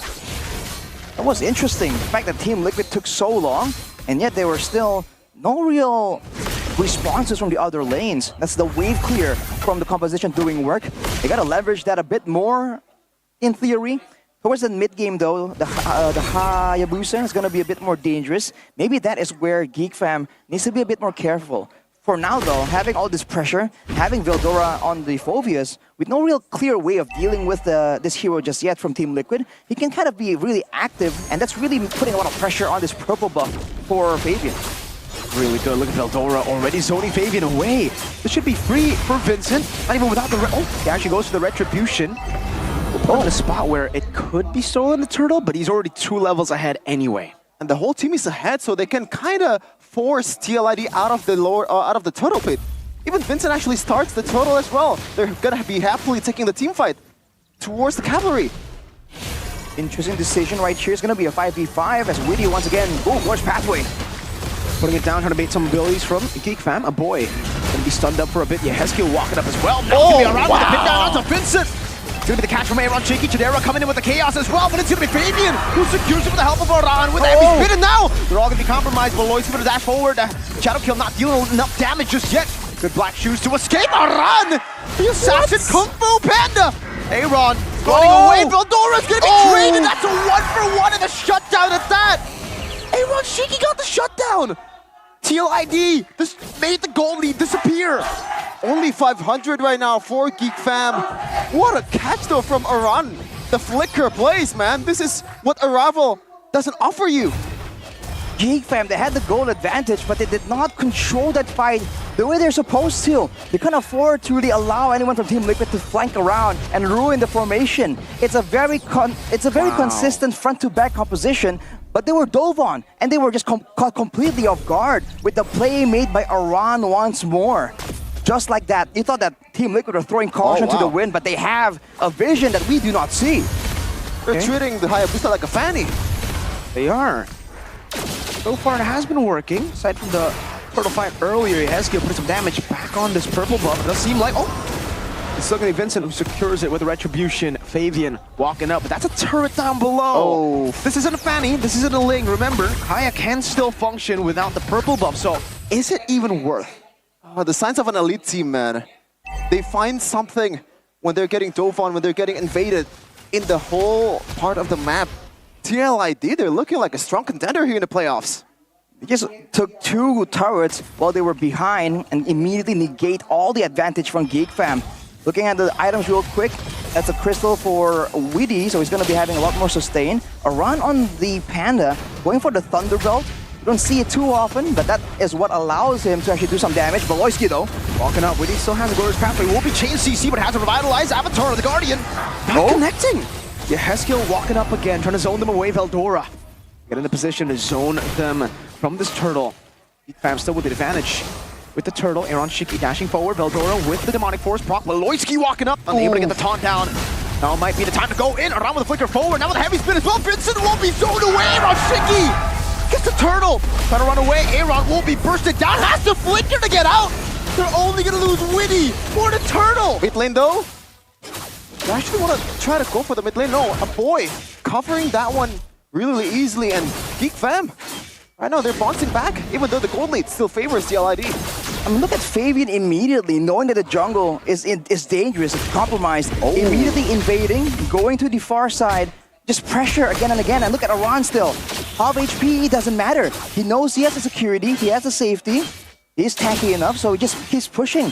And his willingness to keep pushing and maintain that pressure, despite the fact that he is at risk, is what is allowing Team to get all this space to try and make plays happen.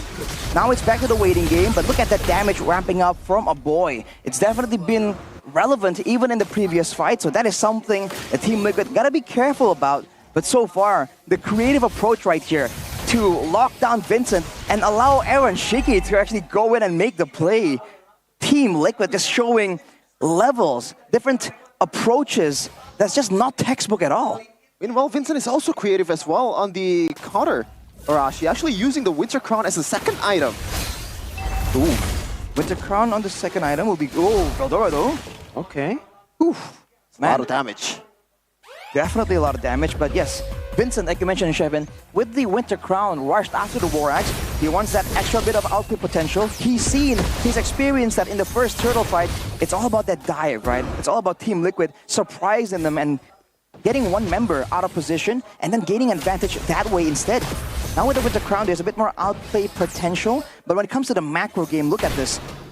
Geek Fam forced to corral around each other for security, whereas they can send Fabian and Aran to just keep pushing the side lanes at, risk-free.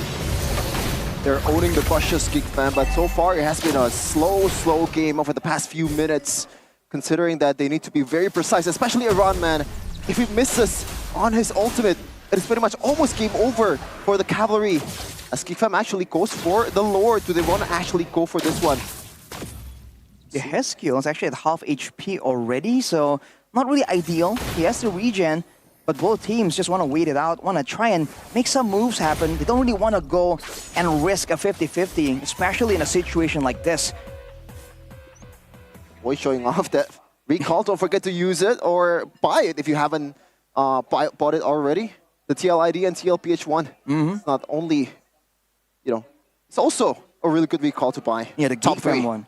The 5-man dancing, but look at that wave on the bottom side. Dancing in favor of Team Liquid. Exactly. They can play the patient game. Geek Fam are going to be pressured to do something. losing a lot here by just staying here. And the thing is, Geekfam can't commit to the Lord. They know there's an Akai. If you do, it's 100-0 to TL. Okay, yeah, skill. Ooh, he's gotta be careful there, even with the black shoes. Oh! Whoa! Black shoes, that's 2 ultimates, guys. Glorious pathway now by Witty. Hiroshi can walk in as well. Are not going to be able to pin out Boy down. The revitalize does nothing for Valoy. Vincent pinned down as well. They're all going to be dying. Tadera goes in for some damage, but it's not going to be enough right now. Aaron jumping back and forth finally. Still taken down. But TLID have the man advantage. Fabian walking up, getting the quad shadow in, and now it's going to be Tadera knocked up. There, Veldora Veldora! jumping away. Oh, getting out to safety. But they're running down Arad with a solo kill. And Yehezkiel getting Veldora out the game. It is TLID with a wipeout. Geekfam pulled the trigger way too early, and the gun just recalls back at the man. They're getting punished. 2 geek only for TLID and a free Lord for the taking for Fabian. The amount of times Team Liquid has gone for a play that close with HP bars that low and come out on top, they're on something, man. That is just unreal. Now with this Lord, that was just so good, man. The fact that they were able to bait out 2 ultimates, it's not a bad idea for Geekfam to try and focus on Yehezkiel, knowing that he is going to be forced to black shoes and, you know, move backwards, right, in theory. But it was just on a weird sideways angle, so they failed to capitalize on it. Now Team Liquid with this extra bit of pressure. They've been winning in the macro pressure game since the beginning of the game. Now they're going to have even more to play around with this Lord. Super quiet game though for Fabian so far, and he's been doing his jobs, man.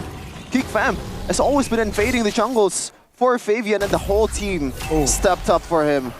This is the difference for TLID. It's not just one guy that's carrying the team, the whole team. Oh, yikes. Is doing their job. That's a massive chunk of damage to Aaron. Already a 3-item power spike, and by the way, Yehezkiel on a 3-item power spike as well. If you're concerned about the lack of damage output, that's a Wishing Lantern Lilia, along with the Glowing Wand, so spammable glooms all across the board. If Geekfam feel like they can win, clumping up together, using the Lunox to burst one person down, technically Yehezkiel can burst multiple members down at the same time. Oh, Fabian. Walking into there, my God! Able to react to it, no brilliance! Wow, Fabian! The Hayabusa that has been silent, like you said, Sheffin, decides to be loud at the right moment. He's a ninja, man! He's a ninja! Ooh, he's a samurai. Oh, walking up again with a heavy spin. Now Beluski pinned down. Fabian gets the kill, and Iran just walks out. Witty can't even be punished right now. And even if they do, that's a horse, that's a roamer who's already died 6 times. Make it 7 with that one. They're getting caught off guard, man. I think Tadera didn't pop the brilliance because he expected the ultimate to go for a more, long time. And at this point, the buffs is just doing favor towards Fabian. And also, Beloski getting picked off because he knows that he's not really the prime target for Iran. But Iran is doing that anyway. As we have a game fact here by Gopay in MPL Indonesia Season 14. Fabian became the fastest player in Alpha to reach level 15 at 9:22 minutes. On the Alpha. Under 9 minutes. Yeah, the second there. Very impressive things. The farming that this guy is able to actually do. And right now, Vincent's actually caught up, level 15 for both junglers, but the rest of the team, now that's a whole different story. With the Hayabusa played just earlier, now Geekfam has got to be a lot more cautious, man. If you thought Chidera was playing safe before, now he's going to be playing even more safe. It came out of nowhere, dude. That's the change, the adjustment to the shadow kill. It doesn't scale as high with the physical damage, but the animation comes out so quick. It's almost like an instant burst of damage. And now with the wave pushing on the top side, Team Liquid, is it going to be a rush? With the Lilia and the Heavyweight at the 3-item power spike, they can clear this Lord really fast. Lunox on top. Oh no, that's why they decided to go in. Veldora going to be pinned down, so able to flicker out with the tough boots of Boy.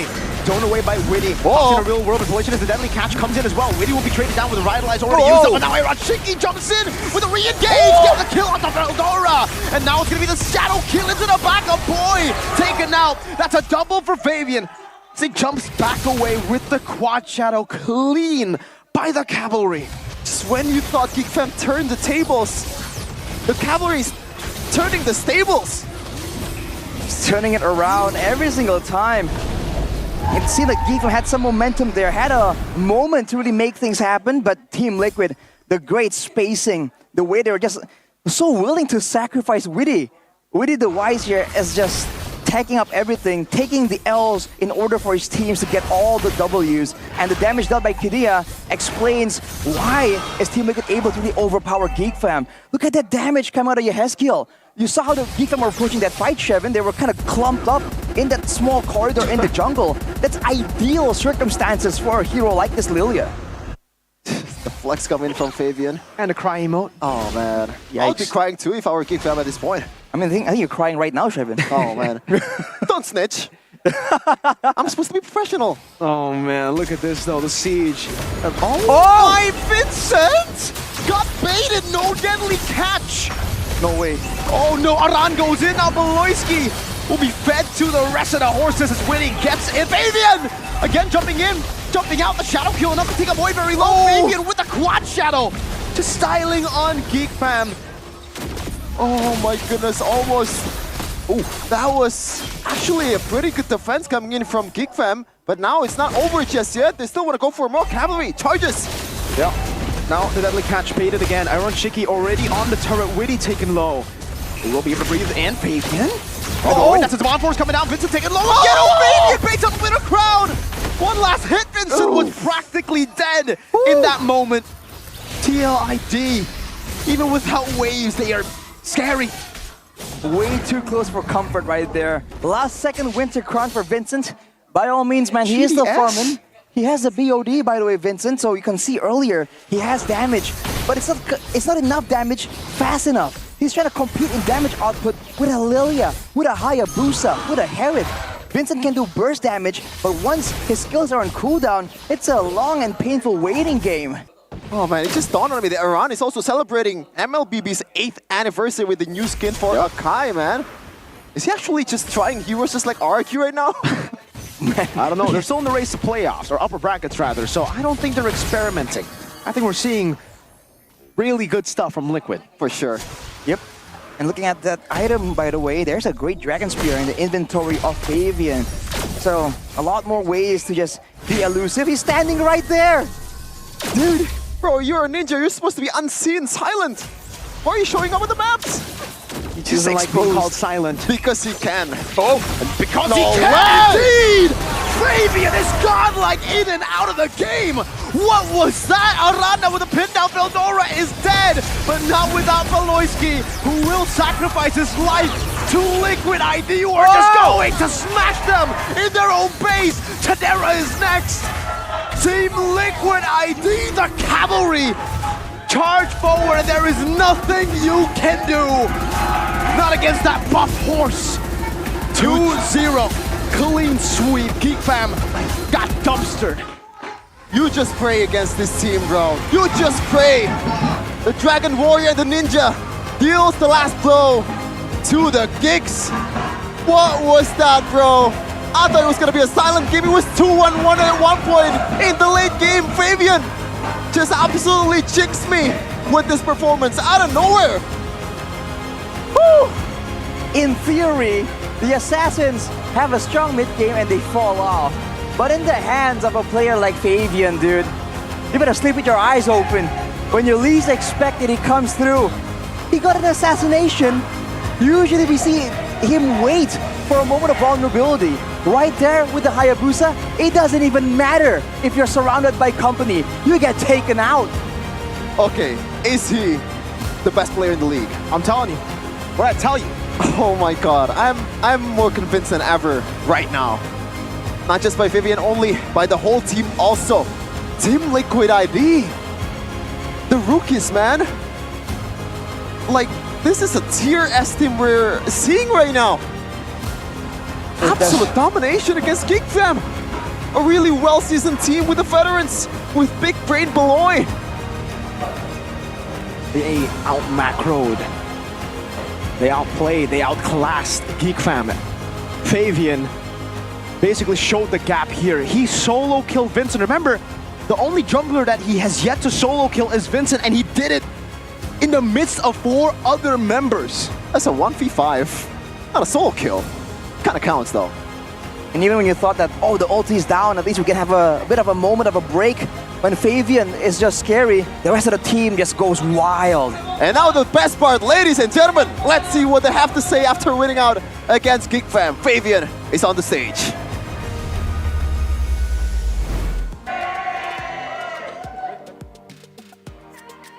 Mereka lagi dan lagi mengguncangkan Land of Down dengan 2-0. Lagi melawan Geek Fam. Setelah 2-1 di leg yang pertama, kali ini 2-0 di tangan tim Liquid ID. Sang kuda biru, kemenangan hari ini membuka minggu ke-8 dengan sangat galak. Bagaimana kalian melihat match hari ini? Kasih tahu dong. Apa? Gimana membuka minggu ke-8 ini? Nggak ada. Main aja. Main aja. Nggak tahu langsung aja kali ya. Buat Veldora. Wait. Bentar nih, pegangan dulu, pegangan. Buat Veldora. Mau langsung cepet-cepet ngomong biar balik terus sekolah sama gue lagi. Balik? Biar disekolahin lagi? Yoi. Tapi Veldora bukan landingmu nih. Harus ngajarin dia attitude kali. Widih. Minta dia jadi attitude. Attitude seperti apa nih yang harus dimiliki nih? Harus sopan sama Bang Jago. Ampun Bang Jago. Bang Jagomu itu yang di pojok? Ini sebelah gue, tapi semuanya sih Bang Jago. Wis, semuanya Bang Jago. Tapi di game kedua bisa dibilang ini kan kalian agak sedikit comeback. Awalnya kalian kehimpit. Semua orang berpikir bahwa ini akan satu sama, tapi ternyata tidak. Apa yang kalian perbuat di game kedua sehingga game kedua menjadi milik kalian? Siapa nih, Widi? Game kedua, gimana caranya kalian mengambil kembali kondisi kemenangan di game kedua? Tadi karena Fabian bisa nyulik terus ya, dapat momen. Jadi dia penyelamat lah, bisa dapat backline tiba-tiba. Padahal kita lagi bengong ngapain, tiba-tiba dia dapat orang. Ya gitulah. Itu tanpa ada komunikasi? Iya, tiba-tiba aja dapat. Makanya kita juga heran tadi. Aduh, tapi dari Widi sendiri, Widi boleh tahu gak sih, apa tugasmu hari ini ketika melawan Geek Fam? Karena kita tahu sendiri Geek Fam dengan Baloiski itu begitu mengerikan, namun kamu bisa menghadangnya, bahkan ini 2-0 nih. Kayak kita persiapannya lebih lebih bagus aja sih. Karena kita menghadirkan hero baru juga kan, debut pick. Jadi ya itu yang jadi tantangan buat mereka. Ya sama kayak yang kemarin aku bilang kan, banyak yang bisa kita explore gitu. Dan explore terus-terusan, pada akhirnya sekarang mendapatkan hasil lebih baik daripada leg yang pertama. Tapi yang mendapatkan hasil baik memang tim Liquid 2-0, tapi ada yang spesial. Apa tuh? Kita cek bersama-sama. Fabian pegang mic-nya. Karena ini adalah Widih, solo kill journey dari Fabian. Spesial nih Fabian dibikinin buat kamu. Udah oke, Suzujin cek. Nail cek, Superkan cek, Anabel cek, Ray cek, next target. Udah dapet tuh. Vincent, hari ini berhasil ngedapetin solo kill di game kedua. Oh iya ya, solo kill tadi ya. Lupa soalnya. Tapi serius lupa tadi. Soalnya ya emang fokus main aja biar menang. Wow, tapi pada akhirnya kamu berhasil ngedapetin Vincent nih. Ya. Bagaimana kamu, apakah ada trik tersendiri untuk mendapatkan Vincent? Nggak ada, dia maju-maju sendiri makanya aku solo kill.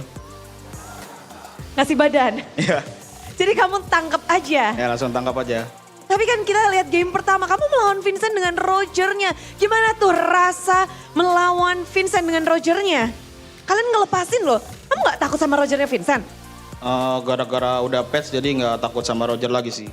Dia juga Roger juga udah jelek sekarang kan. Tapi aku bingung kenapa dia masih pick. Oh jadi ya nggak masalah juga. Ya, nggak masalah. Di patch kali ini. Aman. Tapi dengan Hayabusamu tadi Widi bilang tiba-tiba Fabian bisa ngedapetin backline-nya segala macam. Apa yang kamu pikirkan pada saat biar cari cara untuk menang kah? Atau memang gimana? Ya cari celah lah ibaratnya buat menangin gamenya. Terus juga hoki bude. Hoki bude. Hoki. Bisa dapat backline-nya. Ya hoki itu. Oke, hoki. Nggak mungkin nggak sih seorang Fabian hoki doang? Ya ada, ya hoki lah, hoki bude.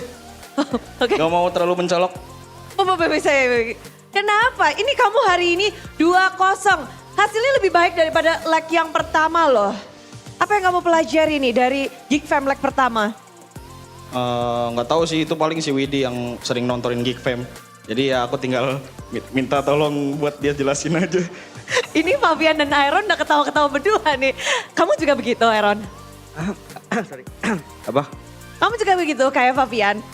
Yang tugas Widi buat mempelajari? Kalau Iron apa tugasnya nih untuk melawan Geek Fam? Kan dia emang guru. Ah, Pak Guru. Iya, Tapi kalian nurut gak sama Pak Guru? enggak. Loh, dia nurut. Tapi kamu kan ngelawan 2 gold laner yang berbeda. Masako, lalu hari ini Cadera. 2 gold laner dari tim Geek Fam sudah kamu kalahkan. Tapi bagaimana kamu melihat perbedaan dari keduanya? Mending Masako sih, Bude Kadera takutan banget dia main. Oh iya? Iya. Gak tahu itu di belakang mulu terus nungguin Baloy. Aduh tolong Baloy. Kamu gak kayak gitu? Kayak gitu juga semana ya. Ya, tapi kamu melawan player yang mungkin hati-hati juga menantikan dari backup-annya seperti itu. Lebih suka yang kayak gitu apa lebih suka yang barbar nih di lane gold lane?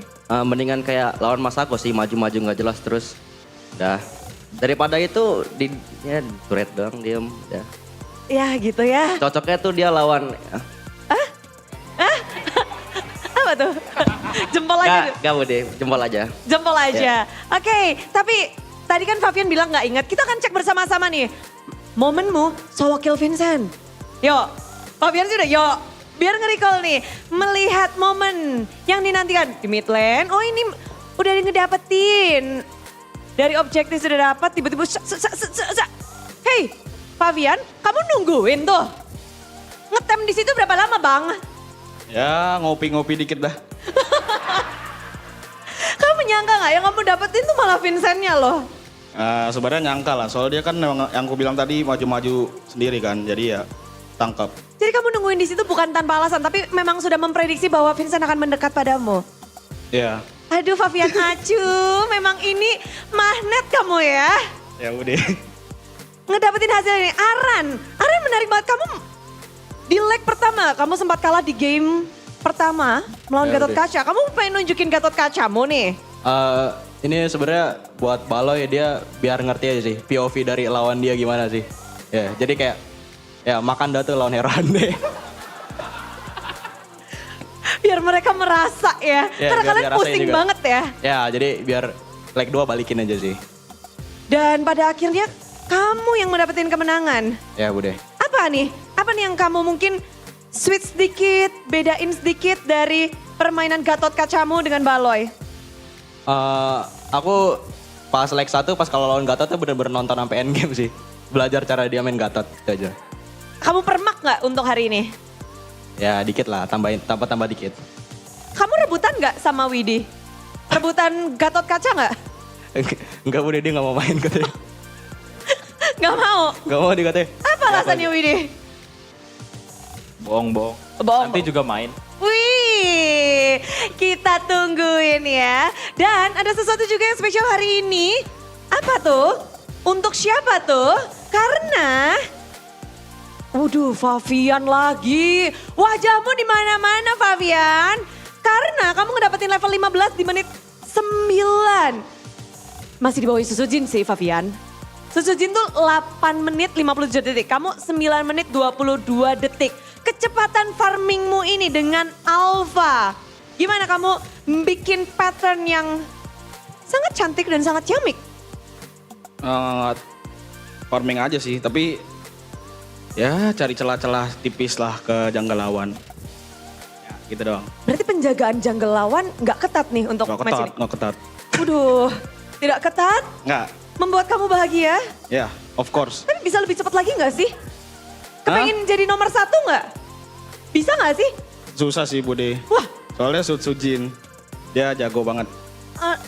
Ada yang lebih jago daripada Fabian? Ada, Siapa? itu Sujin. Terus udah Sujin dong? Ya, that's it. That's it.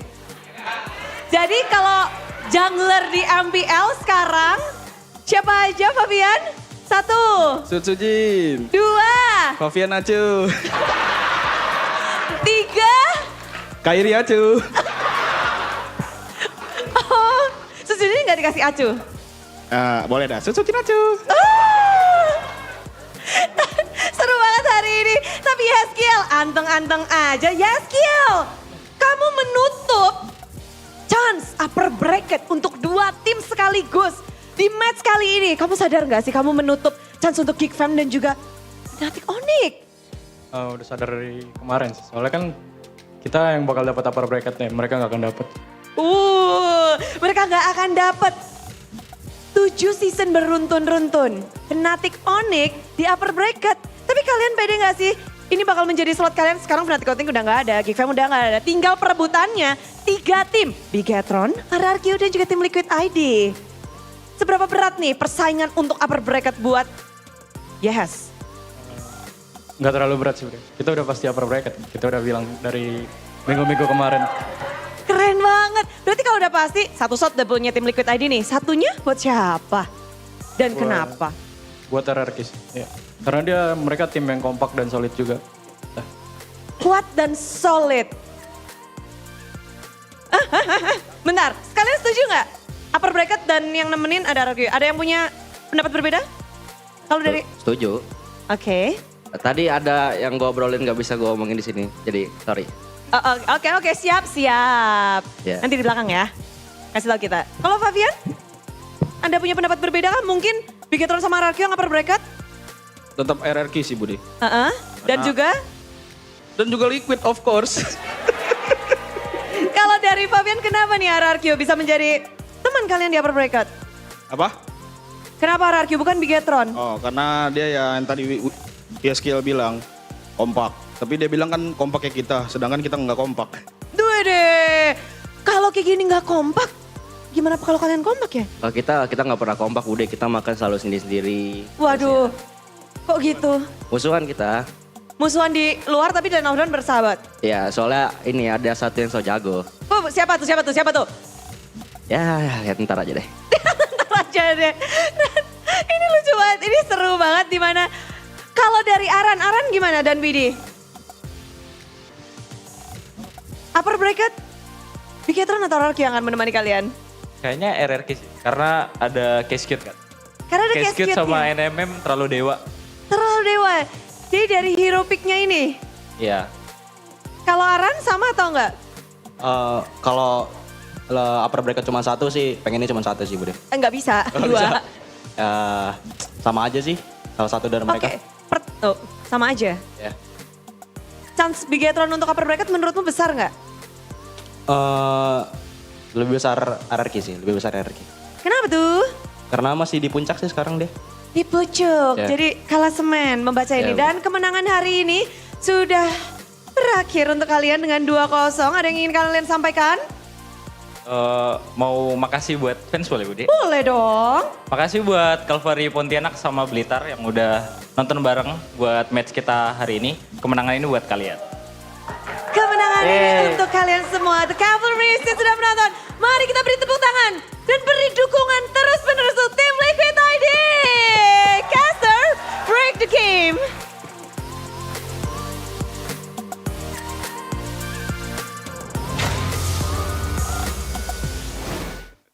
Team Liquid, I have a proposal.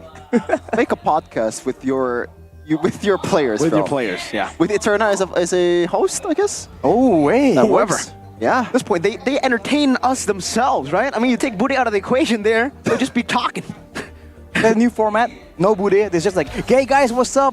I feel this, I feel that. How do you just give them the mic. Seems like they're naturals with the mic. I feel like everyone in MPL Indonesia got some like strays, man. Like everyone is taking a shot from Aaron Chick and Fabian. Everyone, man. They were saying, yeah, Vincent, I solo killed him? Yeah, I forgot. I don't know. Yeah, I mean, he just kept on walking up. Doesn't matter. They were subtle with it this time. Usually they would just be like, yeah, you garbage, That was not subtle at all with Chidera though. Oh, yeah, okay. Aaron is different. We're talking about Fabian, right? Yeah. Aaron was just like, nah, Chidera. All he does is help me Baloy in lane. That's it. Apparently. He says he prefers going as Masako because like at least he walks up. At least something happens. But he's like, man, that was so boring. Oh man, I gotta agree, especially on the Clint. To not trade on a Clint Herod matchup is just weird, right? And we already spoke about that. It's a massive factor for sure, especially in that early game. But right here, a bit of a highlights from the last game we saw earlier. It's like, oof, man, it's just so good how they're able to actually go for plays like this. And the amount of times where someone's low, no HP at all, hiding in a bush to try and make the plays happen is just insane, dude. Team Liquid, like I said earlier in the game, how do they keep getting away with it, dude? It's crazy. And I wonder who's gonna be the man of the match. The MVP presented to you by Samsung Galaxy S24 series. Once again, bro, like, he's going for MVP, man. MVP of the season. He's farming. All he does is farm. But he doesn't farm minions. Well, he does too in game. Most of the time, he just farms MVPs. He farms bodies too. Exactly. Stacking them up high as possible. This is your MVP presented by the official tournament smartphone, the Samsung Galaxy S24 series. 7-1 and 5 on the Hayabusa. We called it. We said it's open. It's open. You can't let him have it. But they did. And in the early game, you can see that it was a bit of a blunder here from Team Liquid. Things weren't going as expected, but somehow, some way, despite all this pressure, it seems like Team Liquid was still maintaining a good level of gold and EXP, at least staying relevant to the game. Even after quote-unquote outplays like this, solo kills there to Fabian himself. When it comes down to it, man, the solo plays from everyone is just so impressive. And afterwards, immediately look at the targeting. A homing precision missile straight towards that backline. A boy gets deleted, and everyone else follows suit. Right here, it looks kind of sketchy because they left Chidera up. So despite Aaron Shiki saying Chidera stays in the back, he was actually aggressive here, picking up kills. But afterwards, look at the micro plays. Back and forth, even around there, barely winning it out. No purifiers required for the side of Team Liquid because they want that outplay potential. That's the first solo kill we see, kind of setting the tone. And afterwards, look at this fight, dude. Just pinching anyone against the walls. They know exactly that the jungle is where they can get full value. Look at the glooms coming in from Yeheskiel with a wishing lantern. Every single time spells come through, extra damage. And Fabian with the timing, he knows there is no rush. And the solo kill. This is, I mean, to be fair, this isn't a solo kill. Like Sheffin mentioned, this is a 1v4. Man, he got Vincent in a 1v4. That was some spread it out damage with the ult. He got the 4 stacks on Mr. Vincent, but holy moly, man. I feel like he's also playing the mind games because before Vincent got quote-unquote solo killed. But we're gonna see the golden moment first though. The comms from TLID. Let's see what they have to say. Ada gue. Ayo, OTW. Let go. Bisa kita tarik. Dia orang gua. Gua aman nih. Masih lama itu bocil, ayo, let's go. Sini, Ron. YV. Kaliannya mana tuh nih? Taruh. Gua tarik ke YV, Ron. Sini. Ayo. Sefek. Pak Vincent. Mau. Nice. Bisa bawa guys? Atau lu solo? Kita sekalian pecahin suruh guys ya. Gas mid aja. Nih, YV nih. Konsepnya gini, boy. Tuh lihat aja, Cil. Ya, konsepnya gimana tuh, Cil? Konsepnya kalau misalnya depan YV-nya tuh kayak lu sini, Cil, deket gua, Cil. Sini, Cil. Gua pancing dong. Dia bakal pok-pokin. Ya, gua pancing dong. Gua bakal shadow langsung. Shadow mid sampai bisa mid, Cil. Ayo, di mid. Tahu, Cil. Masih bisa ya, guys, mid ya. Abis berteori langsung nge-kill gitu ya? Emang gitu cara kerjanya? Kurang dulu ya, guys. Sabar. Gua depanin. Aman. Gua depanin. Balik, guys. Balik. Ket ya. Burst dia. Bisa balikin. Rata sih, gas lagi. Gas aja, boy. Ada kuningnya. Lu knock. Udah, enable, boy. Serius lu? Serius. Lord aja. Bisa. Lord aja. Bisa Ruby Dede lu knock ya. Aman. It really feels like they're like 5 guys just ranking together, right? Because like, if you didn't know... This is a theory, bro. This is a concept, bro. No, Fabian just pretty much say, this is how you do it, bro. And then he does it. Yeah, randomly, right? It's an intense game where they kind of mounted a comeback. There's no tension there. Well, initially they were mounting a comeback, and in the middle of it, you know, they're farming. Usually you see them serious, you see them locked in. He's like, well, here's a theory, bro. Like, I mean, this is the concept here. Yeah, and then immediately afterwards, he gets that kill, and it's like, hey, I laid out the theory, now I show you how it's done. Call him Babe Ruth, because he's calling the shots. Calling the shots, baby. It's so good. They're just so relaxed. There's even moments there where Geek Fam were supposedly surprising them, you know, overwhelming them. And they're like, what are they doing? Huh? Wait, there's a team so far behind. Let's just keep going. Let's just, you know, catch up. Catch them off guard and counter-engage on them. And it's just so calm. And it's so calm that they still have time to really joke around and make references. That's the level that Team Liquid is on right now. Geek Fam isn't notorious for being a weak team in the league, Yeah, right? yeah. They Especially actually up against strong teams. Exactly. So like, wow, Team Liquid. Looking at some of the items here, we saw that Witty went for the Twilight Armor, by the way, that has been buffed. Now that the damage proc requirement is 500 damage, now it's a bit more effective, faster in the game. And then immediately the Winter Crown. Once again, it's a very utility-heavy type of approach. He's not really intending to stay in the front and really absorb all the damage. He just wants to make sure that he absorbs enough damage to make it worth it for his team. And I think that's a big mindset that a lot of teams right here are willing to go for. Team Liquid as well, against what is theoretically a lot of pickoff, a lot of crowd control, heavy crowd control in these big team fights. No purifies. They just want that extra outplay potential, and especially when it comes down to those crazy 2v2, 2v3 outplays, it really came in handy for them. Witty is just there to be not the sacrificial lamb, sacrificial horse. Dying 8 times or 9 times at that time, right? Mm-hmm. And he's just doing his job, man. Look at that damage taken. 161k and also 14 assists. It's ridiculous just how good they are, right? I mean, again, Witty just taking all of this. You just look at his KDA and you think, all right, this is a losing team KDA, right? 0-8? Absolutely no way. Nope. Yeah, that's his job as a horse. And you gotta say, man, maybe they're onto something here, because Witty, people are saying, oh, he plays only some simple heroes, nothing too crazy. Oh, He's man. not the key boy, right? Making crazy outplays. But maybe because of that simplicity, he has all the time and resource in the world in his head to really shot call and make those decisions. You can see it every time there's a mic check. He's just laying out the plans, right? Hey, let's go for plan A, but if this happens, this is the plan B. If that happens, and then we counter with this. Every single time, dude, he's just steps and steps ahead. He's seeing a different scene from what we're seeing, and maybe that's because of that simplicity.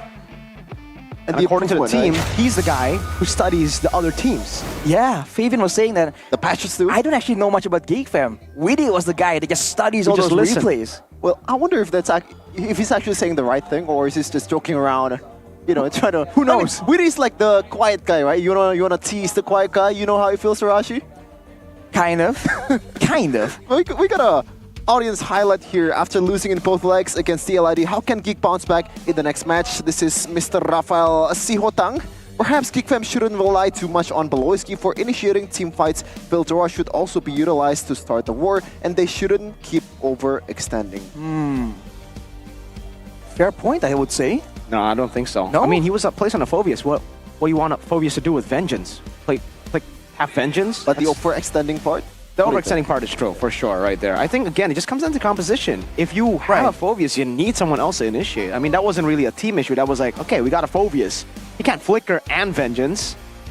But it feels like if they really want to have a decisive engage, maybe Phobius ain't the best pick, technically. Yeah, if but you think that about comes it, down to he's- different pick. Well, exactly, right? Maybe that's the thing here, because it's a fact that Veldora has been very reliant on this Phobius, right? And maybe if they really want that decisive approach, and you know the Beloy fake out with the EXP laner, maybe they gotta get Veldora into something a bit more proactive that can engage, right, with more crowd control. It's a big maybe, but maybe it's something that's worth exploring for GeekFam. Oh man, we're gonna see the interview with the losing team from GeekFam in a second. Ya udah pasti banyak banget nih ya yang bertanya, leg 1 kalah 2-1, di leg kedua kenapa ini 2-0? Belum rezeki aja boleh. Belum rezeki, Ya, tapi rezeki dinantikan aja atau diusahakan dong pasti. diusahakan udah. Lalu usaha kalian berarti gimana nih di leg kedua ini melawan tim Liquid? Ya sebenarnya so far dari early-nya masih sesuai plan sih gitu, ada beberapa. Tapi mungkin ya kita masih lupa aja buat nextnya di mid game-nya gimana gitu, di late game-nya gimana gitu sih paling tadi. Udah. Mid game ke late game itu di game kedua berarti ya? Iya udah. Kalau di game pertama, kita tahu kalau tadi bahkan Aaron juga bilang dia pakai Gatot Kaca untuk biar Beloyski merasakan melawan hero-hero unik dan hero-hero antik seperti itu. Gimana tuh? Ada respon nggak? Gimana rasanya melawan hero unik itu juga sendiri? Gatot Kaca. Ya mungkin karena Gatot udah banyak yang make, jadi sebenarnya udah tahu juga sih sebenarnya, tapi mungkin tadi kurang aware aja buat hadapinnya gitu. Tapi sebenarnya kalau dibilang Gatot ya karena udah sering dan ada yang banyak make juga kan Bude. Jadi kayak sebenarnya udah banyak lah gitu contoh-contohnya buat dipelajarin juga hero-nya gitu. Jadi sebenarnya jawabannya juga udah Iya, ada gitu ya. Udah ada. Tapi kaget kah mungkin, wah biasanya kan kita ngeliat ada di ROM, tapi Aran pakai di EXP. Enggak sih gitu. Soalnya kita juga ngeliat kemarin ada match hierarchy juga yang pakai Gatot XP juga kan. Terus kita juga ya lihat-lihat juga udah ada yang pakai potensi di XP. Jadi mungkin udah ya prepare juga sih sebenarnya. Tapi prepare untuk melawan tim Liquid ID, apa tuh yang di-preparein? Ada khusus nggak sih sebenarnya dari para playernya atau dari hero-heronya? Enggak sih, dari kita mungkin kalau buat ke tim musuh ya pasti ada lah buat discuss draft atau discuss gameplay. Tapi lebih kayak tadi lebih ke miss ke arah gameplay kitanya aja gitu. Kitanya nggak sesuai sama apa yang biasa kita lakuin lah gitu. Kita lupa gimana gameplay pas di area terutama mid gamenya tadi gitu sih. Berarti kalau kita boleh bahas Roger juga. Roger kalau kata Vivian udah kurang enak nih di patch ini. Coach Dora setuju gak sih? Ya mungkin emang pasti pengaruh lah karena patch kan Bude. Mungkin masih bisa dipakai tapi emang ada situational drop yang harus enakin Rogernya juga gitu. Jadi nggak asal bisa dipakai Alcicon gitu kayak dulu sebelum patch gitu. Tapi masih bisa dipakai ya di patch ini pasti? Harusnya masih sih Bude. Oke, dan upper bracket kalian tertutup dengan match kali ini. Ya. Sudah fix. Respon dari Geek Fam? Kalau dari saya sih ya emang dari awal nggak terlalu memikirin itu. Tapi ya pasti yang dipikirin buat nanti kan di playoff gimana fokusnya satu-satu dulu. Terus tiap gamenya juga tiap matchnya event hari ini juga belajar banyak hal lagi buat tim. Jadi nanti kita fokus improve aja. Masih ada match minggu ini, minggu depan. Terus insya Allah kalau rezeki kita playoff terus prepare buat playoff. Terus mungkin di sana kita yang rehat juga lagi lebih gitu. Persiapan untuk upper dan ini beda gak sih? Kalau jalur biasa nih sama upper? Enggak sih Bude, kita lawan siapa aja oke. Jadi kayak event upper kita bonus gitu. Kalau misalkan gak upper kita juga tetap rehat. Jadi tetap fokusnya ngebenahin tim dan discuss sama tim aja. Kita kurangnya apa terus nanti benerin buat nextnya aja sih Bude. Terutama di playoff sih nanti. Terutama di playoff. Kekalahan hari ini 2-0, pelajaran apa nih yang dapatkan oleh Geek Fam? Banyak, mungkin dari tadi segi draft juga kita bisa discuss lebih gitu. Terus ya mungkin kita juga mid game sama late gamenya juga harus saling ngingetin lebih aja gitu. Lebih berbenah berarti untuk mid dan late gamenya. Iya, betul. Kita doakan yang terbaik tentunya untuk Geek Fam. Walaupun betul. gak upper bracket, semuanya dari Geek Fam Unity pasti tetap mendukung dan memberikan dukungan. Iya. Good luck untuk next matchnya Dora, thank you banget. Kita akan langsung balikin kepada para caster yang sudah siap di sana. Ada apa caster?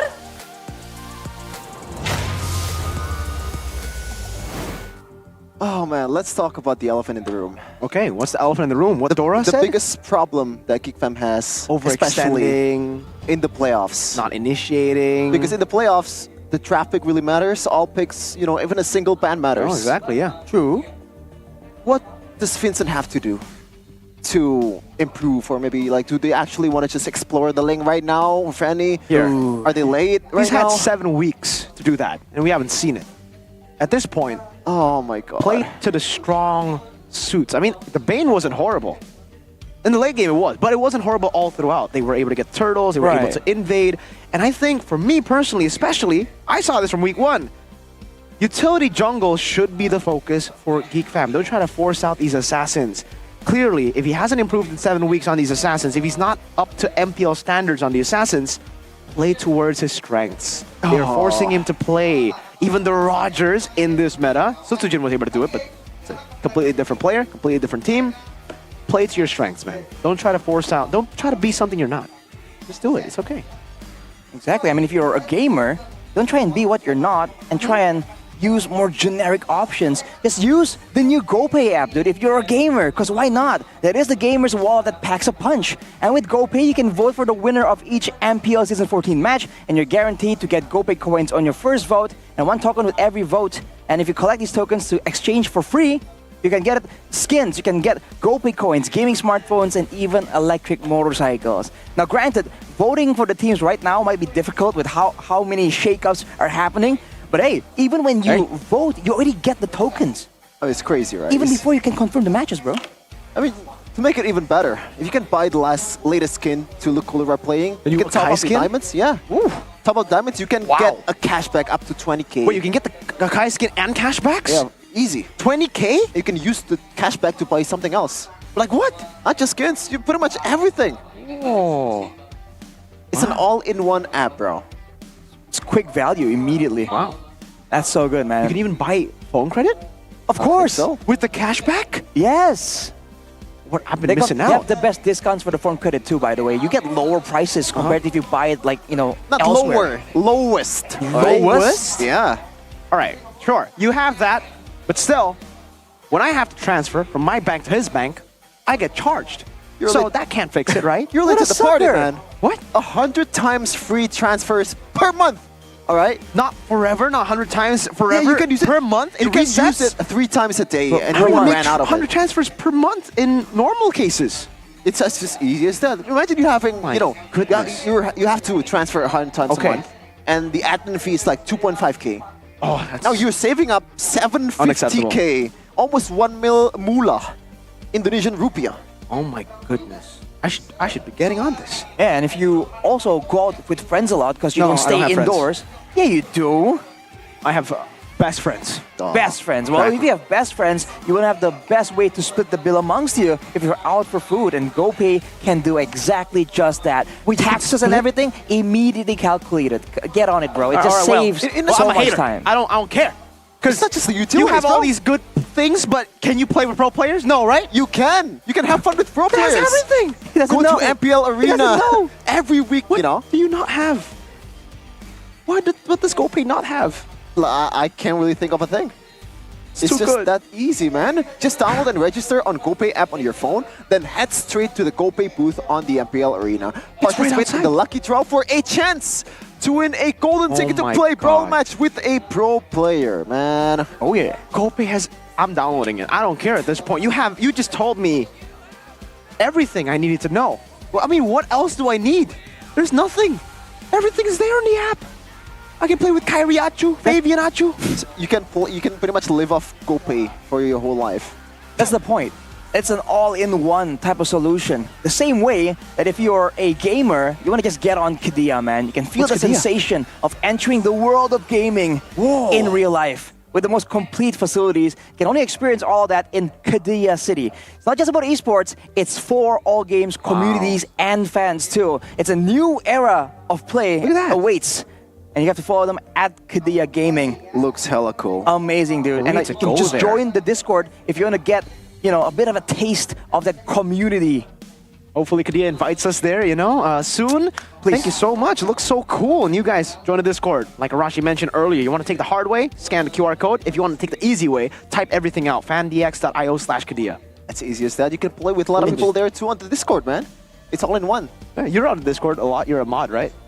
I'm not really that active on Discord anymore, especially is. with the reputation that Discord mod has at this point in life right now. I have a good reputation as a Discord mod and a Discord owner because I have UBS Gold and all I do is flex on the people there. Just say like, hey, look at this. Look at my UBS Gold katana necklace. Look at my UBS Gold mythic ring. Mythic Warrior ring. Mythic Warrior Get it ring. right. And look at these cards. All the value. You guys are saving your money in banks? Oh, I I got them cards at home. Man. Wow, you're gonna Rise. be drowning on e-girls. What? No. Why? You have your West Gold. No. That's not the point, man. That's not the point. The point You is... said it's flexing, right? The point is to have an opinion, and when people say, hang on a minute, you're wrong, you're like, yeah, talk to the ring. Yeah, what color is your UBS Gold ring, katana, Exactly. and investment? Imagine having a katana. There you go. You You don't can have to cut imagine. onions, realizes. Yeah. Cut onions. I don't know why you would use a katana when you could use a Because very he's baller like kitchen that. knife. He's just baller like that, bro. I guess so. But also, if you get the products here of OBS Gold, X MPL ID Season 14, you can also get a skin with every purchase. That's the free skins all over the place, bro. Every purchase? Every purchase of the limited edition. So say you get the katana, you get the Mythic Warrior, or you get these ones right here with the Mythic plaque on it, and also the Benedetto one right there. You get skins. Free skins So for if investing. If I stutter my purchases and buy them one by one, I can get multiple skins. Absolutely, you can. Wow, that's an exploit. You can boom bang bada bing it, just like Gani. Boom bang bada bing. Boom bang bada bing. I feel like Gani is already. You already have one, right? Yeah, and he also has a lot of ice cream. Oh yeah. And I'm not he does. talking about, all the other garbage brands. I'm talking about the real, good, delicious Tropicana double chocolate ice cream with caramel from Campina. It's called Campina for a reason. It's the champion of ice cream. Campione. Yeah, Campione, Campione. Haven't sang that in a while, huh? Well, sorry. Let's experience the excitement Oh of my God. Mabar eating together, not main bar. Hey, I can say the same Makan thing to bareng. you. Why are you laughing? Talking football here. Yes. Yeah. Yes. We won last season. Hey. Yeah, we'll talk about it Who later. won Champions League? Relax, The relax, last. fam. Yeah, the Campina booth is right out there. You gotta relax and take a Oh, chill. yeah, I need a Campina pill right with now, a bro. Campina, dude. Getting heated. Yeah, you need to drink some Campina. Excuse me? Yeah. No. See, this is why your team never wins. You do stuff the wrong way. You can just play Exactly. normal rovers. Get it right. And just eat ice cream. You don't need to do it a special way every single time, man. How about seeing Oraimo? See, this is why, Chefin, you need to try. You know when you get the box of Oraimo, Yeah. there's how to use. There's literally words that tell manual. you how to use. You don't see it. You listen. You use it to listen. Well, I'm appreciating the product. You can, yes. But if you just buy it to look at it, you don't get the value really. Exactly. I mean, I get it. It's nice. It's good looking, and it has the visual display. Exactly. But you gotta use it, Chefin. It goes in your ears, not your nose. Yeah. Oh. Yeah. When you have a Exactly, jungler man. good at utility, just use jungle utility. Don't try to force out assassins. Let's just not go there. Okay. By the way. Well, the Airbuds 4 is what we're talking about for sure. So Yeah. check out the official Oraimo store and get yours now. Gone are the days where you're like, is there battery in this? When you look at the case, Yeah, you have to open it up and then look at your phone. You can actually see numbers. You don't see buttons, flashing lights, all that backwards design. It is all just visible right there. And if you want to get all that visibility, the HD videos when you're watching these games back at home, you want to get on IndieHome, dude. Like imagine using other than IndieHome, you have to What the heck are you use doing? 360p. What? 480p? Oh my god, I'm going blind. Get it You out of here. buffer while watching MPL ID? What is wrong with you 4K. and your internet, man? Because you gotta go and get this package. No, it's expensive. I can't afford 375,000 IDR. It's not expensive. It's double the value here, man. tsl.ie/national. That's all you need to do. Or go on the app, my telecom. I mean, you might, a lot of people might say, oh, 365k is just a normal, price for a Wi-Fi. No, it's up to 100 megabyte per second. That is, Mbps. you're doubting, downloading MLBB. Yeah. It's gonna take like a minute or something. Not even, bro. It just man. it's there. Not even. You can delete MLBB and then download it when your friends ask you to play again. You can just flex on them. You'll be like, You're playing rank, yeah, you can get You're phones at like inting. low storage. You're inting, then you uninstall the game. And then you make it 10 minutes later, oh, I want to play again. Exactly. You can rage quit in You can style. style your opponents, man. You can be winning so hard. You just uninstall the game, Oh. install it, come back, and still win the game. That's tech That's right something now. that Mirko would do, by the way. Oh, that's man. true. That's true. I would do that. Once, we played a game of competitive MLBB. Played 1-1, popped the ultimate, and went up, walked up like this, and did this to the opponents. Yeah, he just It's took like, his "Oh, hands what's up, off the man?" phone like, what's up? I got triple kill. You thought it was him. That was a great moment. You thought it was him. Oh, we were him. We got some good rewards there. We got first place. Yeah. Oh, interesting. You missed it. If I had Suyo, that would have been done in 1 minute. Oh man, this hero is just, bro. It's very fun. It's broken. It's Well, very it's fun. very fun if it's on your team. Exactly. Or You're the using opposing it. If you're, I went up against a Suyo. Oh. And nightmare. for me, right, the How? worst part, or like the most I know. annoying part about that Suyo is when you use that projectile, it cannot be cancelled. Yeah. It still goes through. And you know what this hero is, right? Yeah. You know, right? It's Suiryu. I mean, I do. No. What? You know Suyo, what he's Suyo, okay. built for? You know why he got released, right? Yeah, it's for the playoffs. What? It's for the collab that we have later on. Oh. You see the green thing that is behind it? What does that remind you of? You know, when he throws his sword for a skill and he teleports, so what does that remind you of, man? When he shoots an arrow, it's like a Super Soul Susano-esque arrow. What does that remind you of, brother? A certain ninja-based character. Absolutely, Hayabusa. And he also comes from the Cadia Riverlands, who can freely switch between two forms in battle. Using the power of the Immortal, he can transform into an assassin, or he can traverse the battlefield as a fighter to dominate the fight. Have you seen like the cutscene when you first when you see a bit of his backstory? It's pretty clean, not gonna lie. Yeah, I was kind of like, I might skip this. I ain't got time for this. I want to get into the game. I Wait want a to play minute, this wait a hero. minute. And What then is I'm this? like, whoa, hang on a second. He's cooking. He's low-key Wait till cooking. you see the collab, Arashi, because, again, we teased it earlier. It's Boruto's dad. It's Fred. Yes. Yeah. I actually don't know what's the collab gonna be. It's Boruto's dad. Oh. And his friend. Is It's it? just Naruto's dad will be released soon. Oh, The character, his man. name is Lucas. Lucas? What? Sorry, excuse me. That's Naruto's dad before getting the skin. His name is Lucas. I don't get it. What I do get though, it's Yummy Choice. Oh, what a lot is of that? times.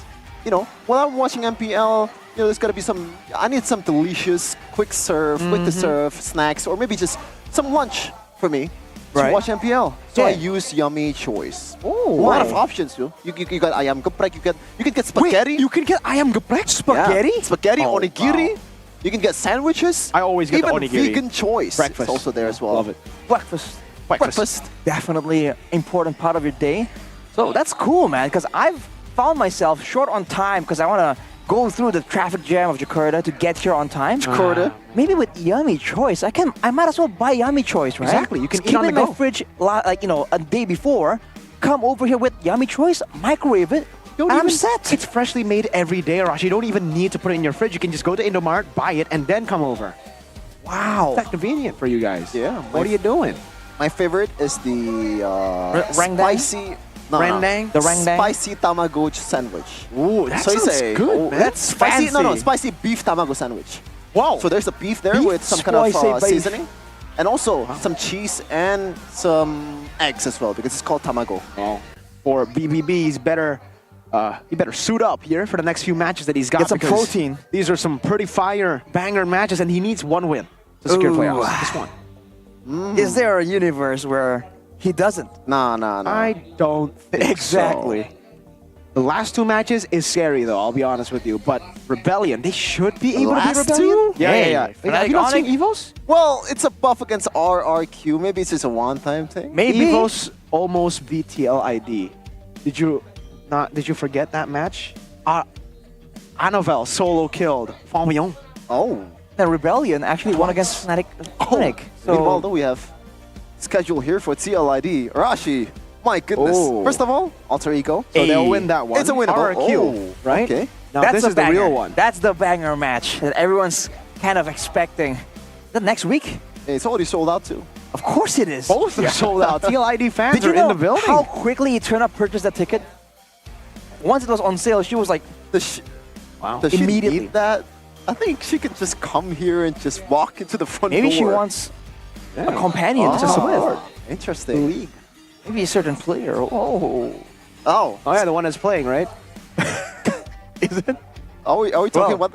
Anyhow, if you do want to come and you want to get those tickets and you don't want to find yourself with your matches sold out already, come on, you gotta man. buy it now on the website.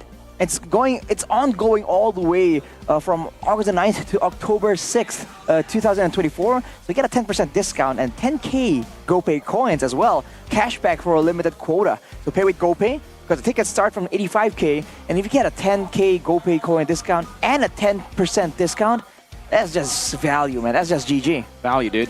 Yeah, 10K. That's a right? no-brainer. So it's like 75, then minus 10%, 67.5. Is that how the math checks out? And if you guys are excited for the playoffs, because it's literally a month away now. We have 2 more weeks, which is this week and the next week, and then a 2-week break, and then we have MPL Indonesia Season 14 playoffs in Bandung, ladies and gentlemen.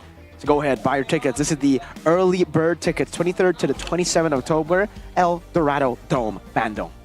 Oh, El Dorado Dome. El Dorado. I think there's also it's gonna be a festival as well, right? Because come watch. You can buy the merch. You know, actually watching MPL from outside, even though you don't really experience the prime Mobile Legends esports on the inside of El Dorado Dome, you're still gonna be able to have fun, man. Yeah. And I think there's gonna be a Magic Chess competition there for all of you guys out there that's asking for Mutan. Where is the Magic Chess event? There you go. Yeah. Go ahead. It's as easy as that. And the question everybody has been waiting for, the MCNC, yes, it will come back. Because last time we already had it, the Magic Chess National Championship. So it's the second Magic Chess National Championship. I mean, you can bet Professor KB is hyped up, dude. Yeah, he can't play, unfortunately, because he's going to be casting. Exactly. But if he played, then it would be unfair. Wait, he actually casted, I think. Yeah, he was The there. last MCNC. Exactly, because he's so OP, they got to make him cast. They can't make him play, because then everybody he would would just win. get destroyed by He would KB. win, dude. He's the best Magic Chess player of all time. He's actually, I don't get how he has time to play, normal ranked and Magic Chess, and he is high rank on both. His life is MLBB. Exactly. That's That's his literally life. it. That's His crazy. wife is probably MLBB. Oh. He's officially married to MLB. He's married to MLBB. You could say that. Yeah. That's a making fair statement. podcast, making a review, making a power ranking, making a prediction. The guy is MLBB. Coin prediction for all of you guys out there. Yeah. You know, and he's usually right. Except for that one Evo's week, RQ. or like one day. Yeah, I mean, Evo's RQ was just...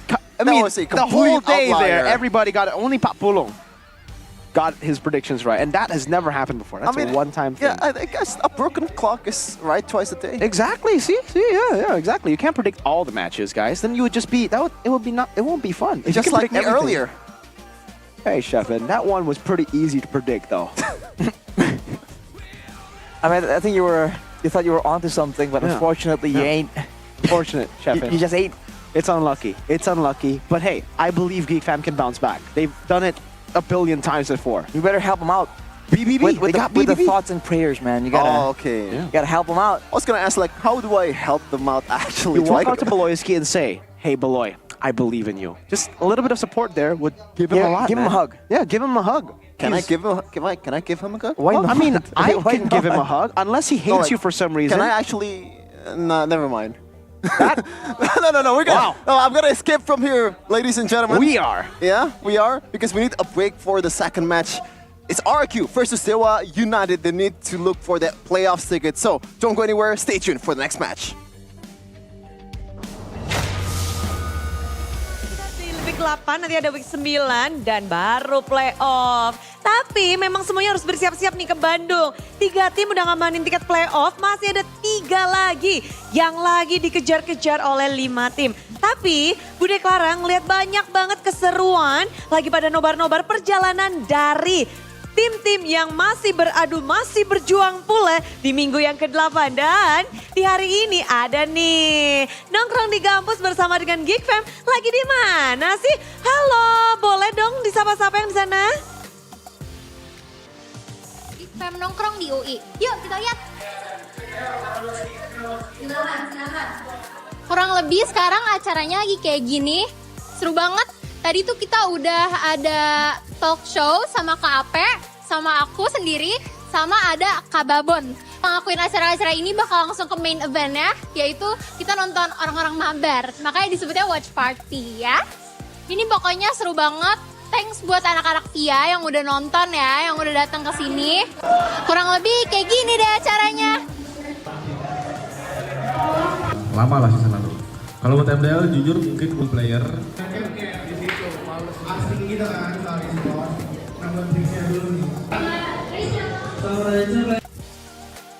Aduh seru banget yang ada di UI situ.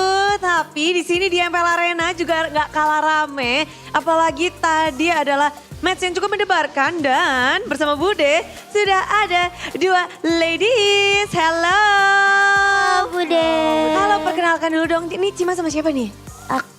Halo guys, aku Cima. Halo, aku Syakira. Asik di sini gimana? Di sini rame. Ngelihat yang ada di UI gimana tuh tadi acaranya? Wah, acaranya seru banget Bude. Terus itu tuh bener-bener ramai banget, apalagi kan UI itu kan universitas yang ternama ya di Indonesia. Jadi buat teman-teman yang mau kampusnya didatengin sama tim-tim Geek Fam, kalian harus senggol langsung ke Instagramnya Geek Family. Senggol dong gitu. Senggol dong gitu. Tapi deh. senggol ke Geek Community. Bener, Geek Community. Langsung aja join. Join. Tapi ini kok wajahnya sepertinya banyak sekali wajah baru ya Cima ya? Iya, tadi, banyak banget. Ini Cima, ini Sakira, terus itu tadi ada siapa lagi? Kok banyak rame-rame nih? Oh iya, jadi Bude itu tadi talent-talent baru kita. Selain cantik-cantik, mereka juga pintar-pintar loh Bude. Salah satu talent dari Geek Fam ID ada yang kuliah di UI. Ah, jadi dia talent sekaligus ada watch party juga. Lagi nongkrong di kampus bareng. Ternyata kampusnya dia. Iya betul, kampusnya dia. Wah, makin rame. Apakah ini road to playoff? Jadi makin banyak yang ngumpul untuk Geek Fam? Iya dong, karena kita kan fokusnya sekarang mau lolos playoff dulu ya Bude. Karena kan tadi nice try juga ya. Cuman kita pasti bakal 100% dukung di Bandung. Jadi buat teman-teman Geek Community jangan mau kalah sama kita karena kita bakal nyusul langsung ke Bandung. Ayo Geek Community yang ada di Bandung, yang ada di seluruh Indonesia. Jangan lupa untuk gabung. Tapi ada nggak Syakira harapannya untuk Geek Fam pastinya nih dalam perjalanan menuju playoff? Semoga lancar-lancar deh sampai playoff. Iya, itu aja. Amin. Gitu ya, semua tadi Cima udah juga bilang ayo bergabung di Bandung dan doakan supaya bisa ngedapetin tiket secepatnya ya. Bener udah. Biar adem ayam. Once a gig, always a fam. Always a fam. Gak apa-apa loh Din, gak apa-apa nge-like, gak apa-apa. Tapi kita akan bergabung bersama-sama sesaat lagi untuk match penutupan untuk hari yang pertama. Kita siap ya pastinya ya. Kita akan break sejenak untuk menantikan match kedua. Match pertarungan yang akan sangat menarik. So stay tune dan come back later.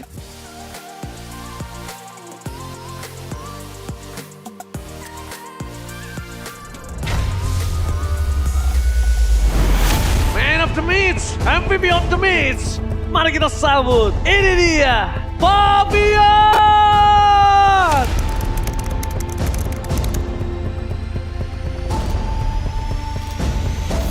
Ya kalau misalnya dia pakai hero assassin ya menurut gua dia selalu ngelakuin tugas dia aja sih dengan bagus. Gue udah tahu dia lama sih, maksudnya udah lihat dia lama, emang player assassinnya jago banget. Pas di meta tank dia tuh justru nggak bersinar. Tapi pas pindah ke assassin lagi ya itu udah kayak waktunya dia buat ini lah, buat balik lagi.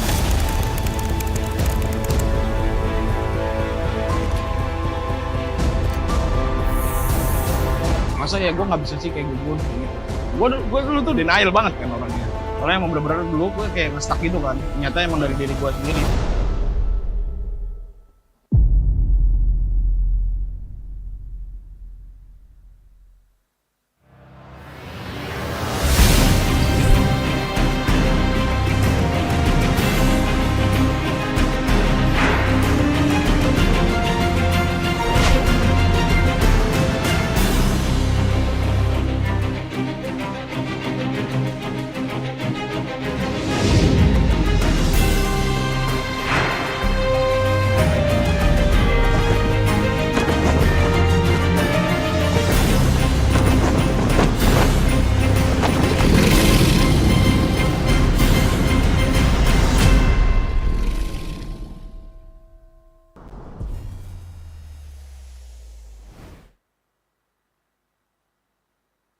Where are you?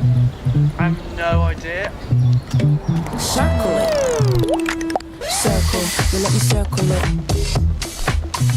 I can find anything if I circle it, so let me circle it.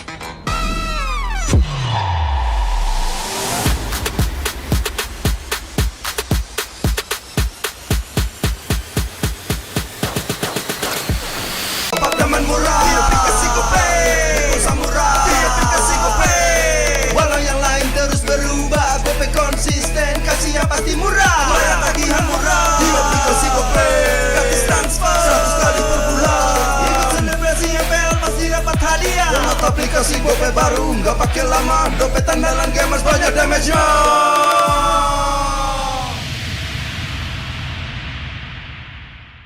Dia tidak akan segan untuk menghadapi siapapun yang berani melawan. Dia mewarisi perjuangan karena di tubuhnya mengalir darah seorang pahlawan. Pedangnya mengukir takdir kemenangan, menghadapi segala tantangan. Penuh keberanian untuk terus berjalan menuju masa depan. Raihlah masa depan, nabung mulai dari hobi. Koleksi terbaru UBS Gold X Mobile Legends Bang Bang edisi spesial MPL ID Season 13.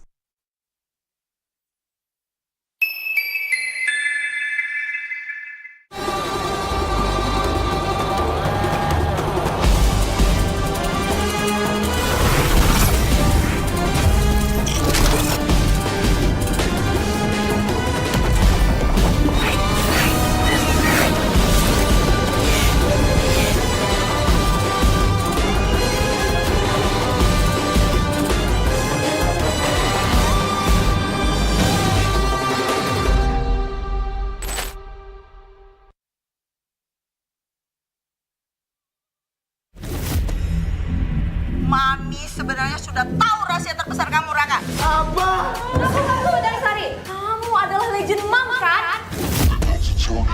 Yuhu Nina. Gimana kalau sekarang kamu lawan geng Cincau? Kalau kalian nggak bisa hadir, berarti didiskualifikasi.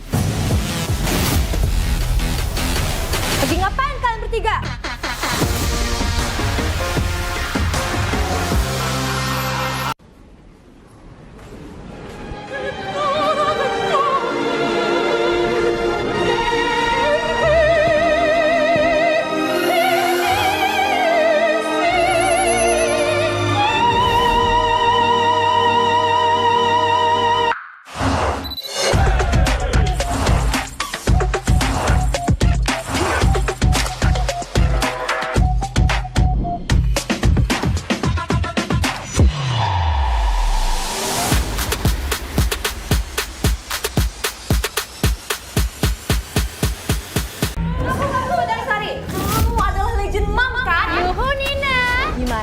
Kalau sekarang kamu lawan geng Cincang. Lagi ngapain kalian bertiga? Kami dari panitia kompetisi MLGD, visi tim kami dimajukan menjadi hari ini.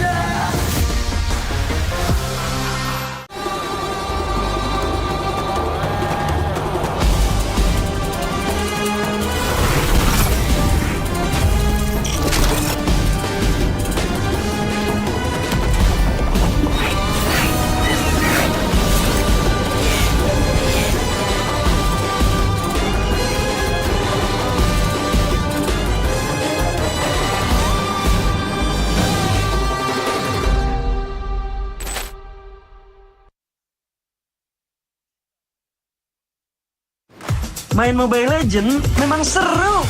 Mabar sama temen makin epic. Apalagi kalau double kill. Tropicana Double Crunch, es krim karamel dengan lapisan coklat yang tebal. Crunchy-nya double. Main bareng, makan bareng Tropicana Double Crunch. Double crunchy level dewa. Rasa ini Gatot kacau. Ih, tombe basah. Bro, move on ke Head and Shoulders. 100% pede, ketombe basah dan gatal. Wiped out. Dapetin edisi baru Gatot kaca di minimarket terdekat. Head and Shoulders. Ini Gatot, ini kaca. Mas Gatot, benerin kaca.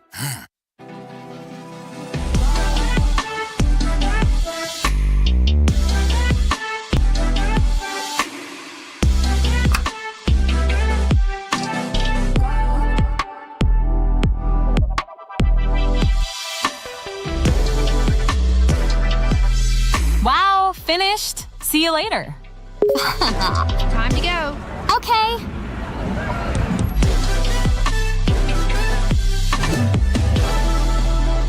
Kita adalah pejuang yang melangkah dengan penuh keyakinan, menghadapi dunia tanpa keraguan, karena hidup adalah arena pertarungan. Kita adalah pejuang yang tak akan gentar oleh segala tantangan, menghadapi lawan tanpa ketakutan, karena kita terlahir untuk meraih kemenangan. Raihlah kemenangan dengan koleksi terbaru UBS Gold X Mobile Legends Bang Bang, edisi spesial MPL ID Season 13. Saatnya nabung dari hobi bersama UBS Gold.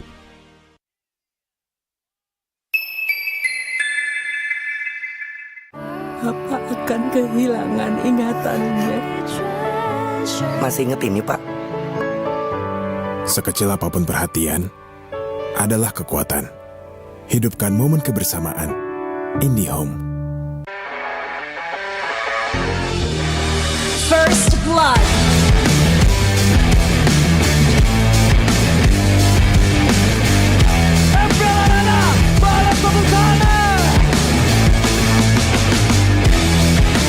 Mendapatkan 2 pompon back to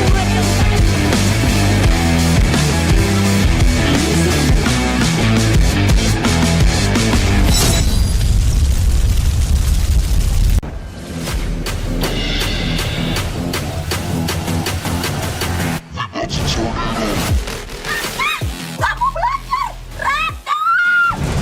Enggak kok, Mi.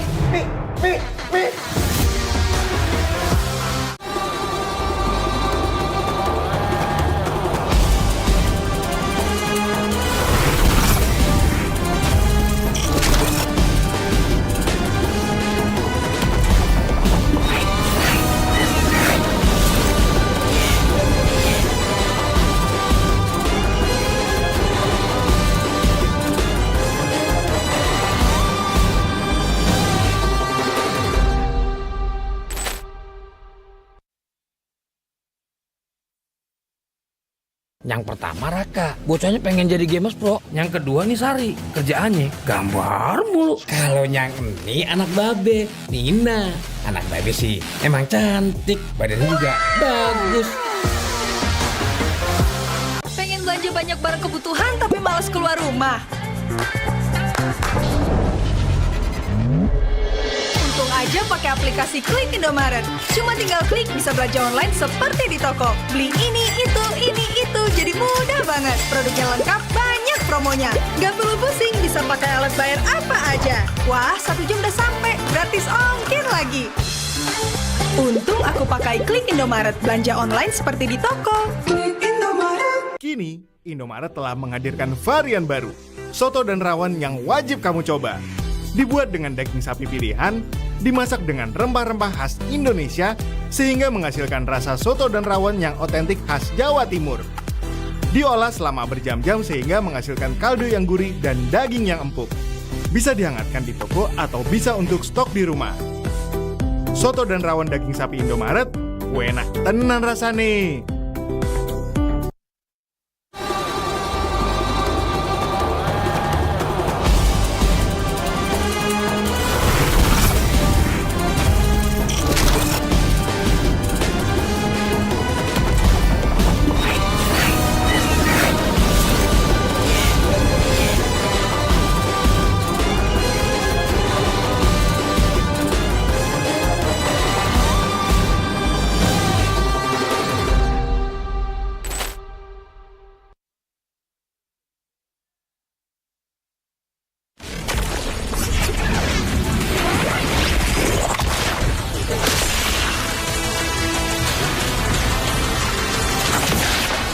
Strike first and without mercy.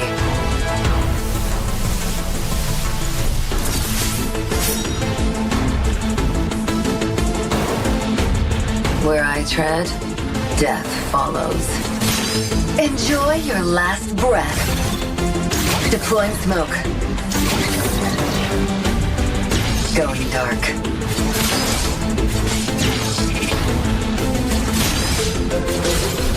War is my trade.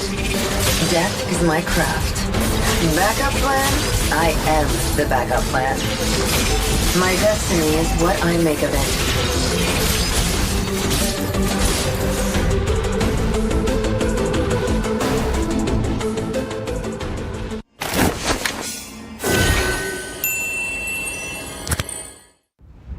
A darkness plagues this world, unseen by mortal eyes. People prayed to the Immortal One to safeguard the sanctity of peace.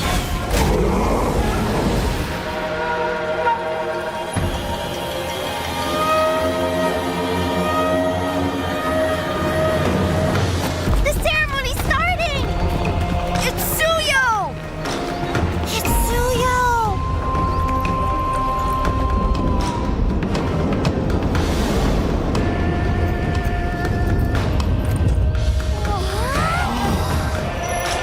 I bear this mask, for this duty is mine alone.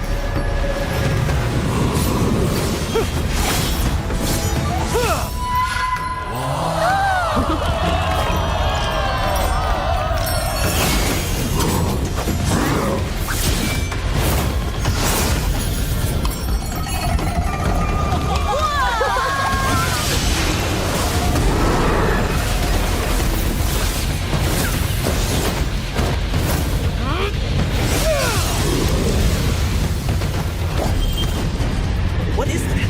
Is the ceremony over? Mommy, I'm scared. What is that?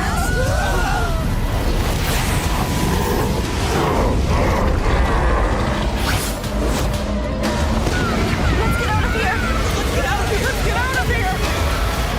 In their hearts, fear festers into darkness. But deep within, there is hope to crush that fear.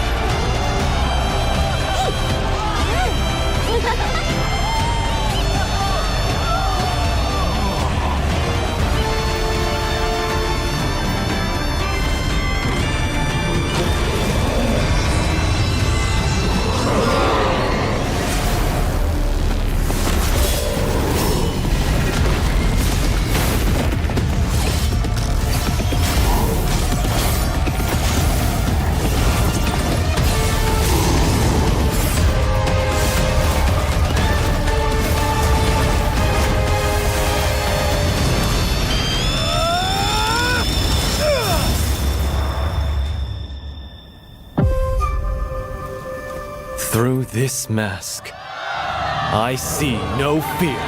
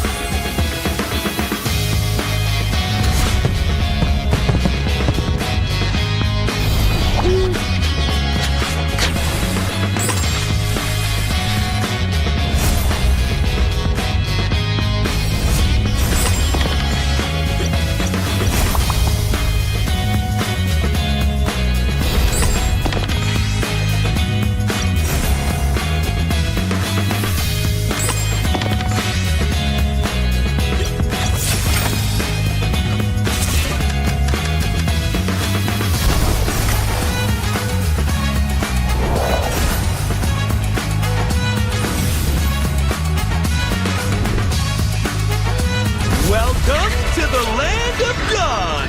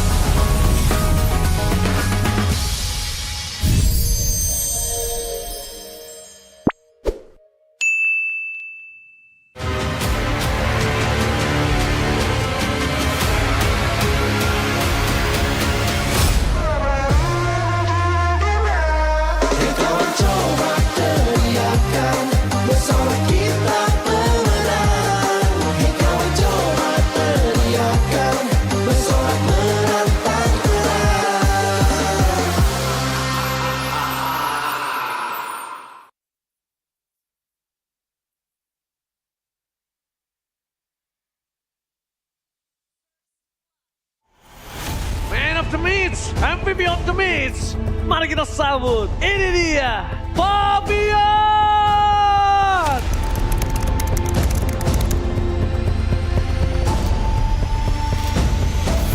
Ya kalau misalnya dia pakai hero assassin ya menurut gua dia selalu ngelakuin tugas dia aja sih dengan bagus. Gue udah tahu dia lama sih, maksudnya udah lihat dia lama, emang player assassinnya jago banget. Pas di meta tank dia tuh justru nggak bersinar. Tapi pas pindah ke assassin lagi ya itu udah kayak waktunya dia buat ini kan, buat balik lagi.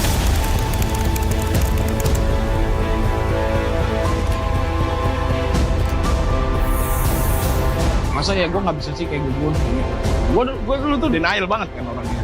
Soalnya emang bener-bener dulu gue kayak nge-stuck gitu kan. Ternyata emang dari diri gue sendiri.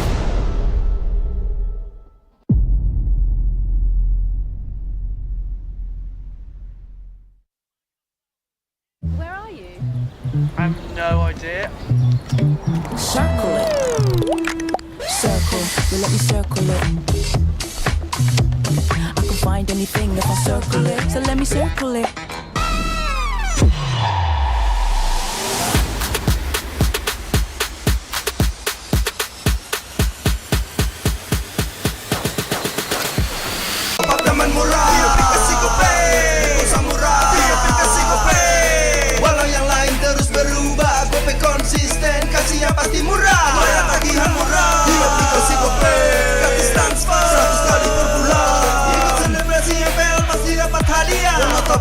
gope baru, nggak pakai lama. Dompet andalan gamers banyak damage-nya.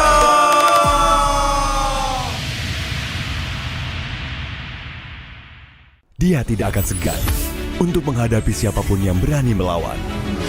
Dia mewarisi perjuangan karena di tubuhnya mengalir darah seorang pahlawan. Pedangnya mengukir takdir kemenangan, menghadapi segala tantangan. Penuh keberanian untuk terus berjalan menuju masa depan. Raihlah masa depan, nabung mulai dari hobi.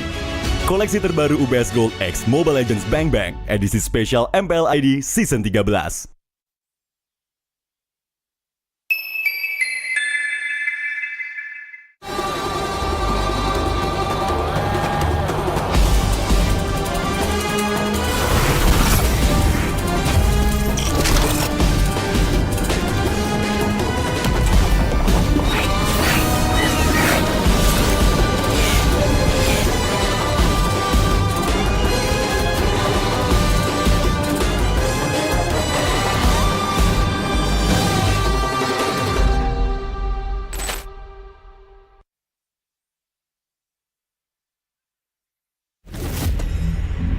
Mami sebenarnya sudah tahu rahasia terbesar kamu, Raka. Apa?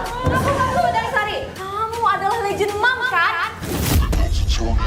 Yuhu Nina, gimana kalau sekarang kamu lawan geng Cincau? Kalau kalian nggak bisa hadir, berarti didiskualifikasi. Lagi ngapain kalian bertiga?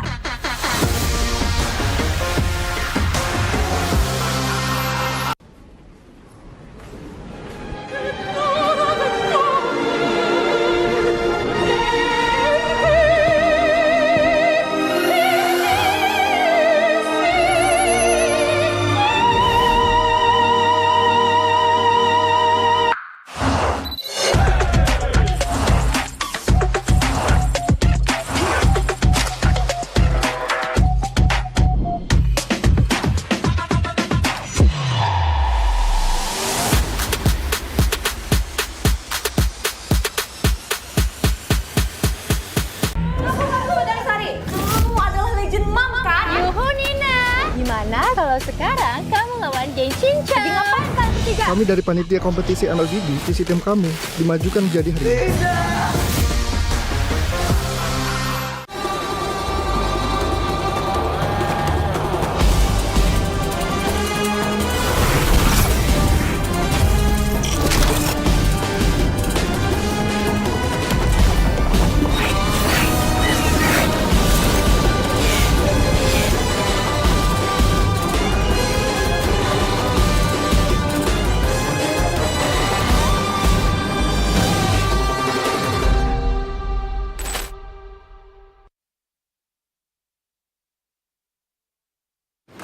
Main Mobile Legends memang seru. Mabar sama temen makin epic. Apalagi kalau double kill. Tropicana Double Crunch, es krim karamel dengan lapisan coklat yang tebal. Crunchy-nya double. Main bareng, makan bareng Tropicana Double Crunch. Double crunchy level dewa. Rasa ini Gatot kacau. Ih, tombe basah.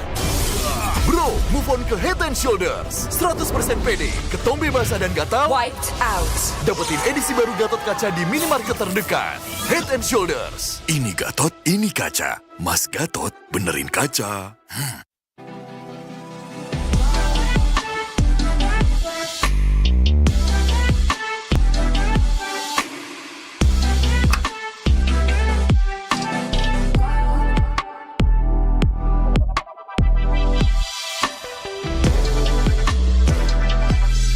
Wow, finished. See you later. Time to go. Okay.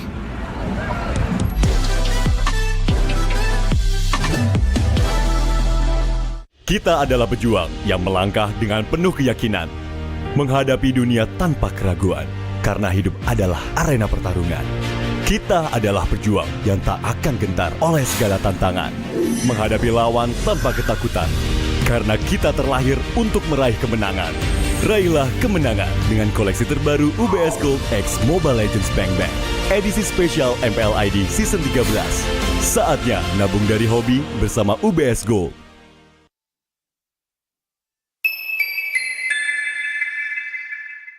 Papa akan kehilangan ingatannya. Masih inget ini, Pak? Sekecil apapun perhatian adalah kekuatan. Hidupkan momen kebersamaan. IndiHome. First blood.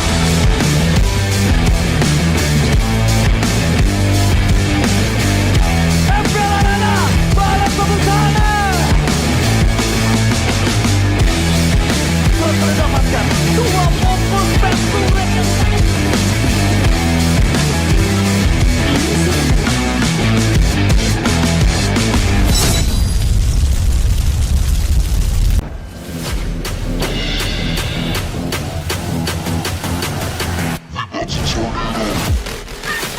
Kamu belajar, Raka!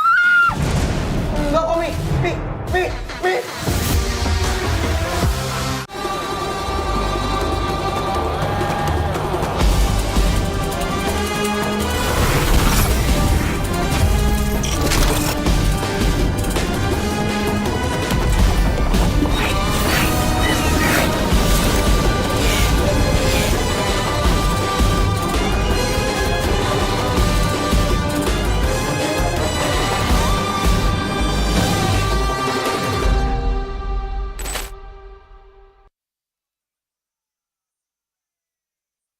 Yang pertama Raka, bocahnya pengen jadi gamers pro. Yang kedua nih Sari, kerjaannya gambar mulu. Kalau yang ini anak babe, Nina.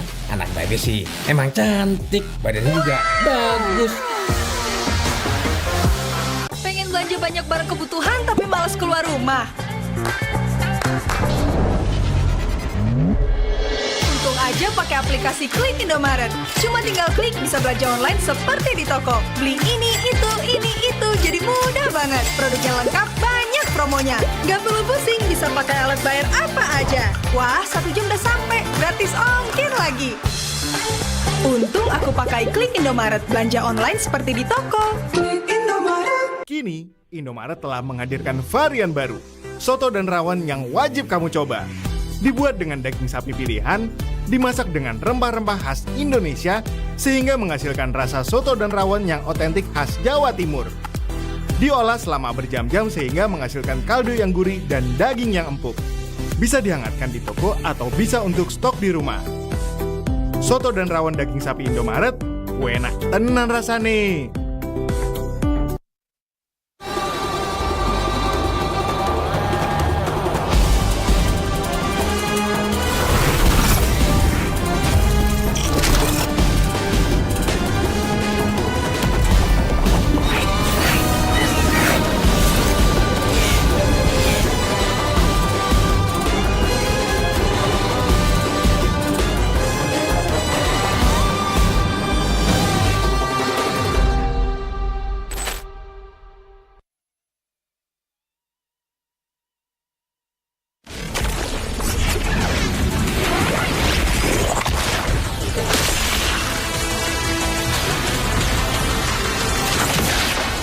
Strike first and without mercy.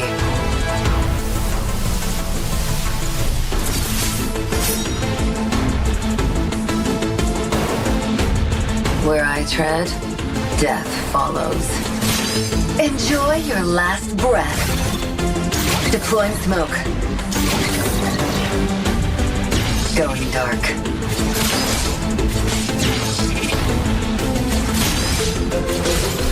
War is my trade. Death is my craft.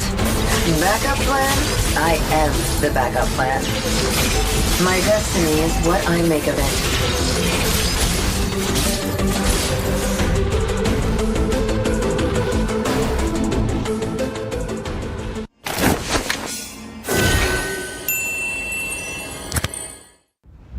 A darkness plagues this world, unseen by mortal eyes. People prayed to the Immortal One to safeguard the sanctity of peace.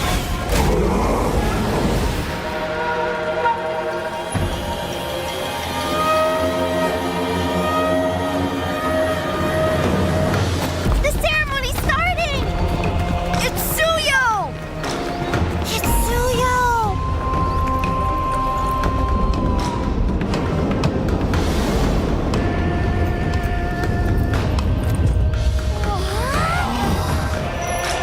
I bear this mask, for this duty is mine alone.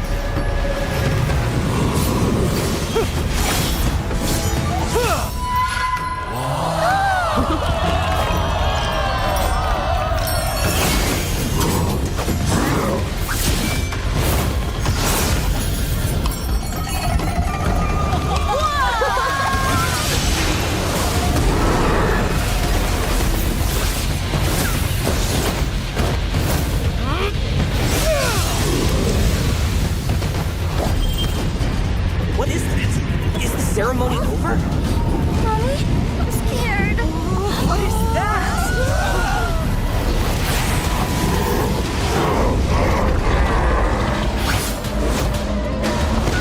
Let's get out of here.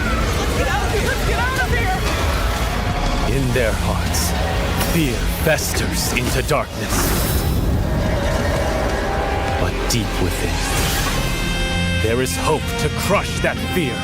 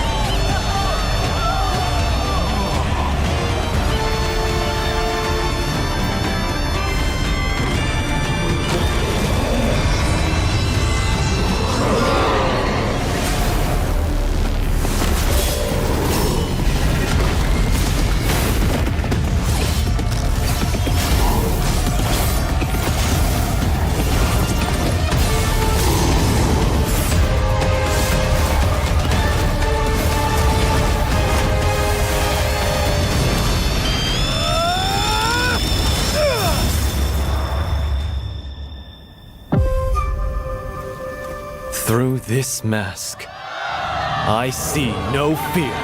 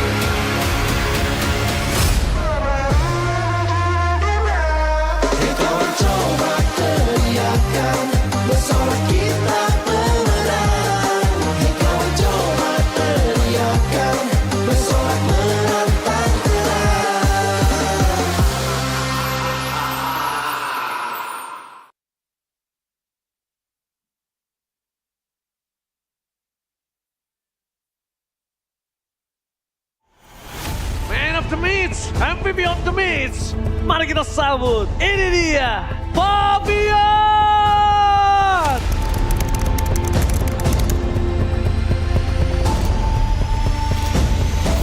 Ya kalau misalnya dia pakai hero assassin ya menurut gua dia selalu ngelakuin tugas dia aja sih dengan bagus.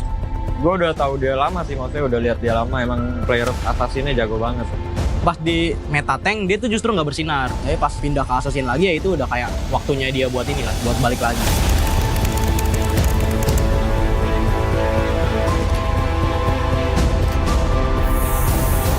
Masa ya gue nggak bisa sih kayak gue dulu gitu. Gue dulu tuh denial banget kan orangnya. Soalnya emang bener-bener dulu gue kayak nge-stuck gitu kan. Ternyata emang dari diri gue sendiri.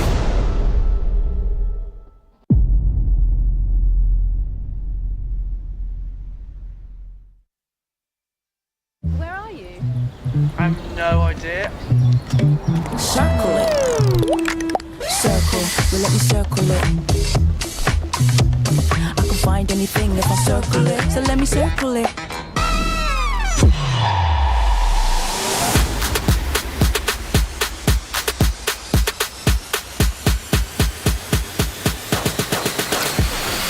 Teman murah, aplikasi GoPay, samurai, aplikasi GoPay. Walau yang lain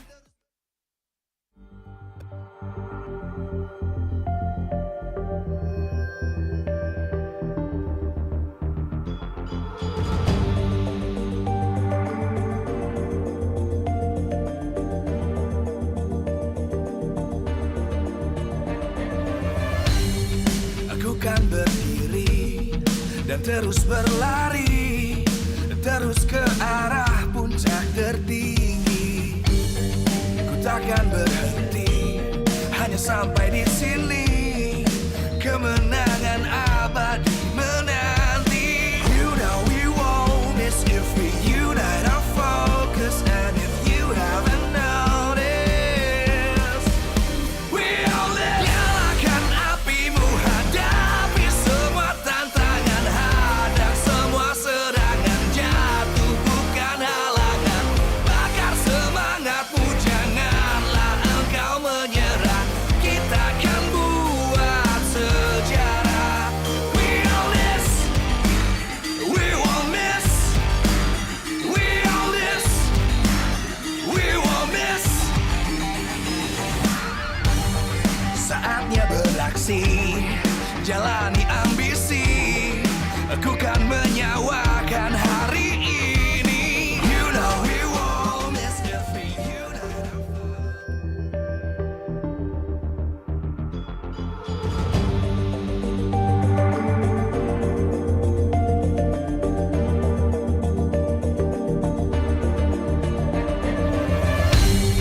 Aku kan berdiri dan terus berlari, terus ke arah puncak tertinggi.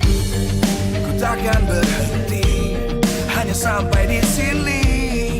Kemenangan abadi menanti. You know we won't miss if we unite our focus. And if you haven't noticed,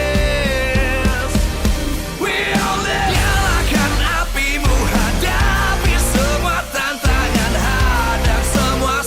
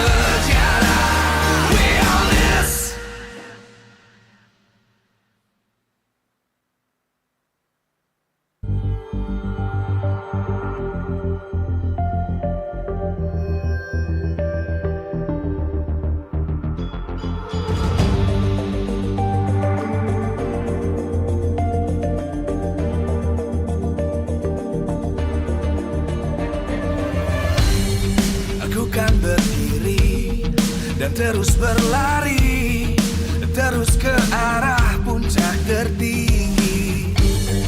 Ku takkan berhenti, hanya sampai di sini.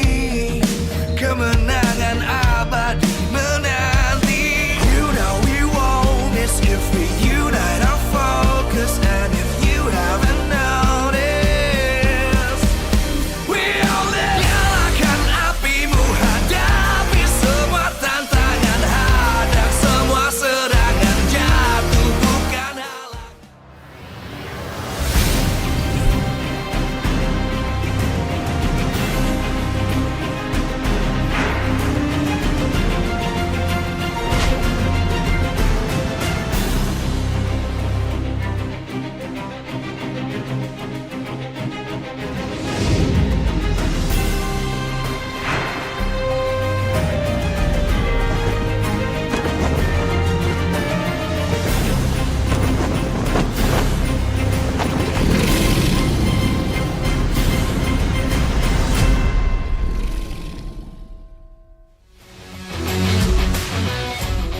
Live from Jakarta, MPL Arena.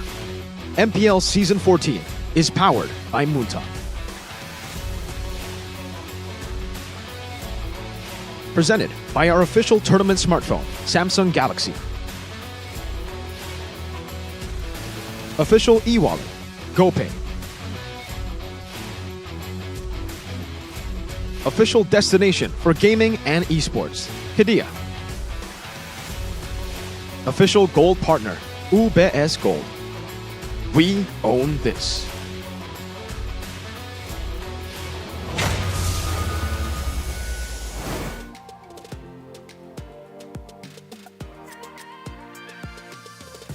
Pertarungan Sang Raja dan Sang Dewa sesaat lagi akan kita saksikan untuk leg yang kedua. Inilah dia match kedua di hari yang pertama minggu yang ke-8 di MPL Indonesia Season 14.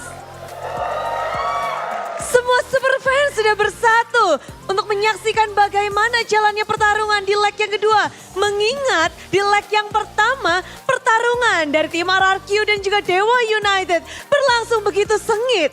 Kita melihat bahwa ada pencurian poin yang sangat berharga. Nyaris dan nyaris banyak hal yang nyaris terjadi. Namun pada akhirnya RRQ mendapatkan kemenangan atas Dewa. Dan untuk leg yang kedua pun ini sangat berarti untuk kedua tim. RRQ memang berada di posisi yang sangat aman dengan tiket playoff-nya. Tapi ada satu hal yang tentunya ingin mereka cari, yaitu upper bracket. Tiket upper bracket masih terbuka bagi 3 tim yang ingin mendapatkannya dan berjuang untuk hal itu agar jalan mereka lebih nyaman di babak playoff. Namun untuk Dewa United ini adalah pertarungan untuk nyawa mereka di babak playoff. Tiket playoff yang tersisa 3 saja sedang diperebutkan bagi 5 tim. Memang dengan kemenangan ini mereka bisa langsung menduduki posisi ke-6, menggeser posisi alter ego. Dan 1 tingkat lebih nyaman dibandingkan sekarang posisi di zona merah. Dan sebelum kita menyaksikan pertarungan untuk memperebutkan hal yang mereka inginkan, tentunya izinkan Budi untuk mengucapkan terima kasih kepada para sponsor dan partner. Karena MPL Indonesia Season 14 powered by Munton, presented by official tournament smartphone Samsung Galaxy, official e-wallet GoPay, official destination for gaming and esports Kidia, official gold partner UBS Gold. Dan kita juga punya partner in esports. Ada Campina, Head and Shoulders, Ora Imo, Telkomsel, Dunia Games, IndiHome, dan WeDrink. Tak lupa juga supplier kita ada Yummy Choice, Erigo, Klik Indomaret, dan juga Saturday. Acara ini supported by PBSI. Hari yang cukup mengejutkan ketika di match pertama kita melihat bahwa adanya 2-0 menutup dari banyak peluang tim-tim yang ingin upper bracket. Tim Liquid masih berada di posisi yang nyaman. Kali ini mereka berada di posisi 1. Tapi kalau RRQ menang, ini bisa mengembalikan posisi mereka yang berada di pucuk. Kemenangan sangat menentukan bagi perjalanan kedua tim ini di babak playoff. Semangat dari para super fans pun yang ada di kolom komentar, tulis siapa yang akan mendapatkan kemenangan ini? Apakah Dewa United ataukah RRQ hosting. Para Kingdom sudah berkumpul. Dan pasukan anak dewa ditunggu. Ini lagi mereka OTW ke sini untuk menyaksikan seperti apa pertarungan. Inilah dia Sang Raja dan Sang Dewa.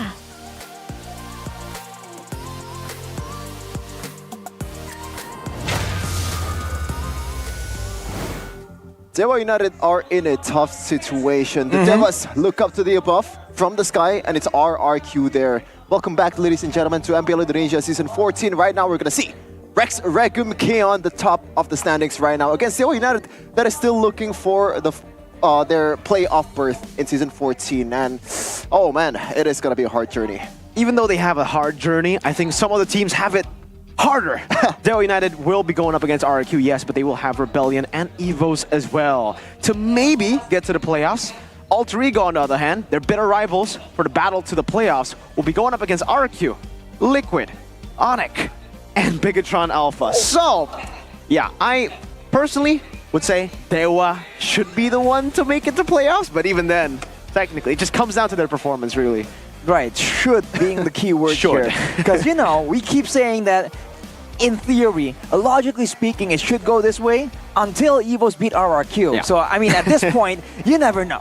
I mean, to be fair, Keskute and Idok also confirmed that they were kind of trying You never new know. stuff. Yeah. You know? They might do the same here against Dewa United, and this is the journey to the playoffs, or the race to upper for RRQ, meanwhile escaping the red zone for Dewa United. If they actually won this match, it's gonna get them out of the red zone, and Alter Ego is forced down below. And then you have to take a look at the playoff scenario here, because if RRQ wins, only Bigatron and TLID can seize the upper bracket from RRQ. Meanwhile, if they actually lose here, then there's a chance for the other teams down below to actually maybe still take it away from RRQ. A lot at stake right here, but the fact that RRQ can kind of lock in a lot of the potential to actually get into the upper brackets, definitely a bit of a milestone here that they're definitely looking to try and secure today against Dewa. So even though there's theories about maybe RRQ experimenting, today does not seem to be one of those days. As we take a look here on Skylar's perspective, Shevin. Yeah, a player that's active since Season 1 was what? One of the idols of Skylar. I see What as a great player because he's been playing since Season 1 and continues to this day. Others might have played in Season 1 and then took a break or retired, but I'm really inspired by What. I hope I can be like him, playing from Season 7 and beyond. And like, how are we talking right now? Like, what's beyond here for Skylar? Is it 5 years? It's, wow, 10 season years? 7 now. 3 years, actually. Lifetime? He debuted the same time I debuted, you know? Me and Skylar, we go way back in Season 7. Oh. Yeah, you believed in him way back. Yeah, when both of us were still trash. Yeah, I mean, it's hard to say it any other way, Mirko. And we did start here a bit late there compared to Shevin here, who's been a veteran for so long. But looking at the performance here of Dewa United, you're seeing some potential right here. But this is Watt, the guy who Skylar is talking about, who is a bit of a role model. And you're seeing moments like this where Dewa United, to be fair, got really close, but it really seems like sometimes the gods in the Land of Dawn have something else to say. Look at Dyron, though, flexing his merch.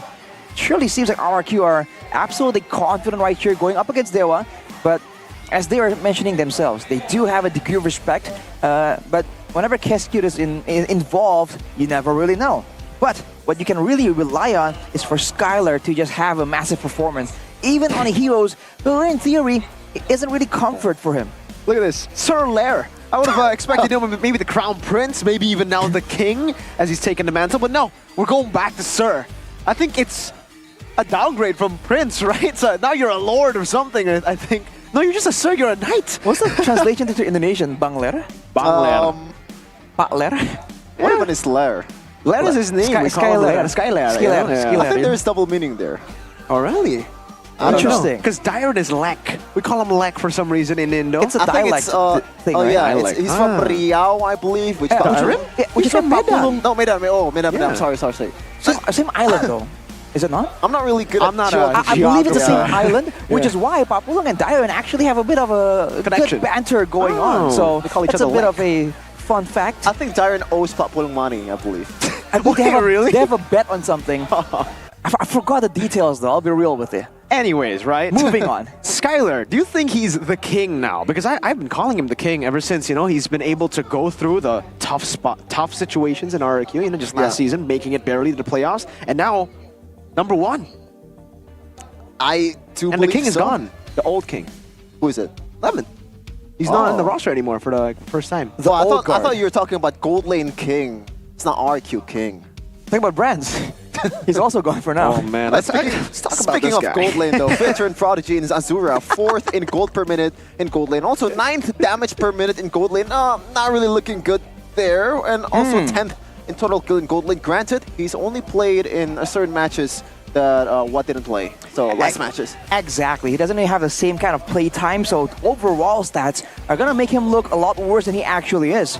Fact is, in those tough situations, at least when it comes down to it, when it comes to the real critical moments, he at least has the guts to really get in there and try and go for outplays. And in this meta, it really suits that kind of playstyle, because you can see there were moments where Azura got jumped on, got kind of targeted, and somehow, some way, there's some of that outplay coming through. So I think that's exactly what they were going to try and use. But for the most part, I think they always play around these team fights, right? These big brawls. When they are able to get a composition that really elevates that team fighting, they've always been able to kind of put up a fight at the very least. And Moisa is the spearhead of the whole Dewa United team, right? Moisa. Especially on the Garot Kacha. Not really the greatest on some of the heroes that I think he played against Geek Fam, I believe. Yeah. The late game execution was always the biggest problem, I think. Yeah, I think for Moeza, for the longest time, it's really just about him getting initiators, right? Whether it's Gatot Kacha, even the Edith or the Chos, he's been able to perform really, really well. But on the passive heroes, like the reactive ones, he hasn't been able to really show what he's got. And, he is a rookie, right? This is his first season in MPL, and so far he's already kind of impressed. Rookie of the week for week 1 on Dewa. It's kind of sad for other rookies, man, when the standard is Fabian at this point. And even if it's not Fabian, Witty's right there, right? So Moeza's got a lot of competition, and then Aaron. Boy. Yikes. Yeah, tough road up ahead for all the rookies, with Liquid having the gods of rookies so far. But what I really like about Moeza, actually, is I feel like even on engage heroes, he kind of knows how to kind of adjust, you know? Sometimes he goes for an all-out engage, sacrifices himself for the team, but sometimes he just holds back and waits for the right moment to kind of mess up the plans, like a dive from their opponents. So I like how he's doing that, especially when he gets his hands on flexible heroes like the Garot Kacha, like we talked about earlier, and also like that Mathilda. Look at this. Wait, is this? Oh, it's RRQ. I thought the Varsity looks like a Dewa color scheme there. What? No, like seriously. Yeah, they got the same color scheme, I would say, Until I saw Skylar with the bald, That's all you found? That's all you noticed? The bald buff. It shines. It shines through the screen. Guys, it's a bald head. Some people out there in the internet have been saying that CW going bald has been a nerf. Oh. Skylar's bald now, and he's pretty good. So, is this a coincidence? I think not. Interesting. I mean, remember, there was a point in time where the whole team of Bigatron actually went bald as well. well. That was their worst season. I'm sorry, they got knocked out on day 1, man. I still remember that. So, hey, maybe going bald isn't... Well, he did get 1 million subscribers. Congratulations, Skylar, for doing that, That's why he went bald. He got 1 million subscribers. Oh, really? Speaking of subscribers, shout out to Naomi as well. The XRRQ actually broke through 100,000 subscribers. Naomi beat me! Oh my god, Naomi! Min Coco. Shout out to we Min miss Coco. you here in Indonesia. We're gonna see though the lineup of both teams. Who are they going to fill this time? I think it's gonna be the same lineup. It is going to be Sorizo, Ray, Keys, Moeza, and Azura again on the gold lane. Moeza not wanting to hear the hate, trying to make sure that his team gets what they require to really have a fighting chance right here. One shot at playoffs. Multiple shots, but you can get it done with one. Right here, a win against #1. Can they do it? Can the gods triumph over the King Zupin on a conquest, on a comeback, on a rebuild? Trying to destroy the rebuild, trying to destroy those pillars. It's Dewa United Esports. Top road ahead for the Apostles of Gods, but they're not gonna back down just yet against the Mighty Kings. Going up against the new pillars of RRQ, can they come in like a wrecking ball and tear it all down? With enough faith, with enough belief in themselves, they can possibly do it. But up against them today, definitely not a light opponent. And you can hear the Kingdom come to life right behind us. Still with the same 5 in Tyrant, Susujin, Rince, Adok, and Skylar. 2 Jubilees for RRQ. So far this season has been absolutely successful. Number 1 in the standings. A lineup like this doesn't come very often, but RRQ Hoshi have been able to mold it for this very scary lineup. Ladies and gentlemen, welcome the Kings of Kings. It's RRQ Hoshi. The Guardians of the Fortress, Skylar. Leading the charge is no longer Skylar-centric. It's the whole team doing work for the Kingdom. The whole team. That is the whole 5 players and the coaching staff included. A ton of praise, a ton of respect has been aired out online for Cascute and NMM. And today they have once again the opportunity to show us something a bit more advanced, something a bit more convoluted. Let's just see what both coaches are gonna try and cook as our Marshal Dainang brings in the chef behind this epic meal we're about to feast our eyes on. Cascute with NMM, and for the side of Dewa, it's gonna be Coach Raizan along with Bellin. Let's just see what's gonna happen. 2 coaches, or 4, in the background for both of these teams. So far, Cascute and NMM, sorry. I think Aaron Chiki, I believe, said it the best. Yeah. Cascute and NMM are monsters. I have to agree, you know, unfortunately. Yeah? Yeah? In a way. Yeah? What do you say about that? Why are you pouring salt on old wounds, Shevin? Well, they stole some of our players, that's why I'm a bit salty. Our players? Just one. Well, not just players, but we're gonna see here the team head-to-head of both teams. Team win rate, look at that. A, whatchamacallit, a palindrome? 83 and 38? Both teams. Interesting. Well, if you look at the average KDA, you can see a bit of quite the advantage for RRQ. But look at the average DPM. Only a difference of 300, showing again, it's not about just damage output, it's when and how that damage comes through. With so many ways of dispensing damage in the roster for RRQ, today, especially in this team fight-centric match that we're expecting, there's going to be so many ways for them to really flash out.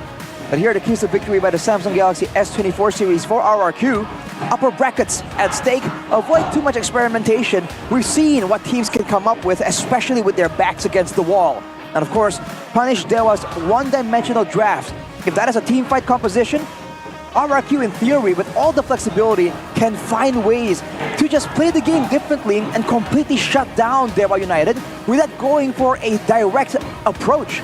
On the other side, for Dewa United, their keys to victory here is to give a strong matchup for Dewa's mid-trio, allowing them to really elevate the roam, the skirmishes, and afterwards give Azura a weak lane as a guarantee for that late game. We've seen that on the aggressive heroes, he can make outplays happen, but when you look at the stats, that weak side is where he excels at. He's been able to farm, he's been able to keep alive and stay competitive when it comes to farm and gold and EXP.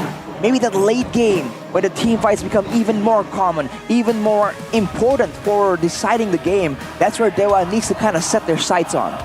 Speaking of sides, it's going to be interesting which side RQ is going to be, because there's really no wrong answer here for RQ. In first pick, they're 80%, second pick, 70%. And so far in this season, they've been picking on the second pick 20 times compared to 10 in the first pick. Wow. That is some ridiculous stats, I will say. And maybe now we understand, you know, for all them doubters out there, maybe who are thinking, Cascute and NMM, are they that crazy? Are they really monsters? Yeah, look at the win rates here. And look at the team that he's been able to build. We have a saying here in Indonesia, Cascute adalah kunci. That means Cascute is the key. Even though Keys technically isn't on the roster for RRQ, on the second pick selection here, the away team Dewa contending with that 47% second pick win rate. So what they can come up with here with the changes in the patches, man, the drafting phase has just been more and more exciting because you can see a lot more possibilities, a lot more ways to kind of get a lead, get a bit of an advantage, even if you're first or second pick, it all comes down to the reads, right? It comes down to predicting what your opponents require and how to really throw a wrench into their plans. Whoa. Rashi, you've been on a part of this. Like, how does it feel? How does it feel being there? Amazing. That's where, you talk about feeling the atmosphere from the caster desk. Being in the midst of it is crazy. And, I would love to do it again. See if my schedule allows for it. But we can't wait any longer, Shevin. It's time. Draft, who's got to decide which team has the advantage. And by the way, Cascute actually banning out the Hayabusa out of all heroes. And Ray, to be fair, on the last match they played, he was amazing on the Hayabusa. Exactly. Ray's been phenomenal, on these assassins. And we'll see exactly if Dewa can try to utilize that. That's the Gatot Kacha as well. I love the adaptation being made by RRQ Hoshi, Fanny, and the Haya, and then the Gatot Kacha ban, because the first time they met, Dewa were able to get the Gatot Kacha in for Mueza, and that was one of the biggest hurdles for them. Roger banned from Coach Ryzan, and even Fabian actually told us that Roger is not really that great anymore. Roger is trash. It's Sutsujin though. Oh man. It's a whole different story, and members of Team Liquid also said it's a whole different story. Only certain players can pull it off, he said. Yep. But now for RRQ, they immediately get their hands on the Mathilda, and just like that, the two heroes I was mentioning for Mueza, the Gatot Kacha denied, the Mathilda picked away as well. Now RRQ has a bit more potential. Get interesting, but with the Ruby and Ling, they are united. They're showing some aggression here. It'll probably be an alpha pick though for RRQ. Oh my god! Wow! What? And also super early Khalid as well. To be fair, they all won the matches that they played with the Khalid, but usually it's more of a second phase pick when all goes well in the draft. Oh, this is a very interesting draft. Very quick too. Just like that, Vixana picked up as well. Just in case RRQ dive in all together. A lot of ways for them to punish her with the Am Offended, the Donor Wolf King, and the Eternal Guard. Also with the Temples of Blades. Big combos for Dewa United. And technically, if you talk about macro, in theory, Ray on the lane can really outmaneuver anything RRQ can throw at them at this moment in time. He got solo killed by Fabian on this Ling, but that was Fabian. That's a different beast, right? This time, he's up against who Fabian thinks is the best jungler in the league, Sutsujin. And by the way, this Julian is a way to counter the Ling. When you use the Tempest of Blades, you can try to catch him with your enhanced chain even, or just normal chain when he drops down. So, yeah, these are really good picks from RRQ. Just not the ones we've been seeing a whole lot of, right? Because even Geek Fam, with Vincent having a comfort pick like the Julian, we didn't see it at all. I think it's really cool that RRQ are showing, once again, that they have the flexibility to really pull out very surprising, very confusing picks. But the Khalid, you gotta talk about this, man. A signature pick for Dyron. We've seen him pop up on it yet again, showing that it's still a great option. And being as active as he has ways to cut the waves, to clear the waves, to sustain up, and still roam around using the passive, right? Where he surfs on the sands and gets an extra move and speed boost to really join in these fights. Combined with the guiding wind as well, it's going to be a lightning quick rotation coming in from RRQ. They want to utilize that. And one thing that I really like about Khalid the most is the initiation. You talk about Tigreal, you talk about Atlas. It can be cancelled. But Tyron with a Khalid, with a Raging Sandstorm, with a Flicker, there's no way to stop that. Definitely an interesting point right there.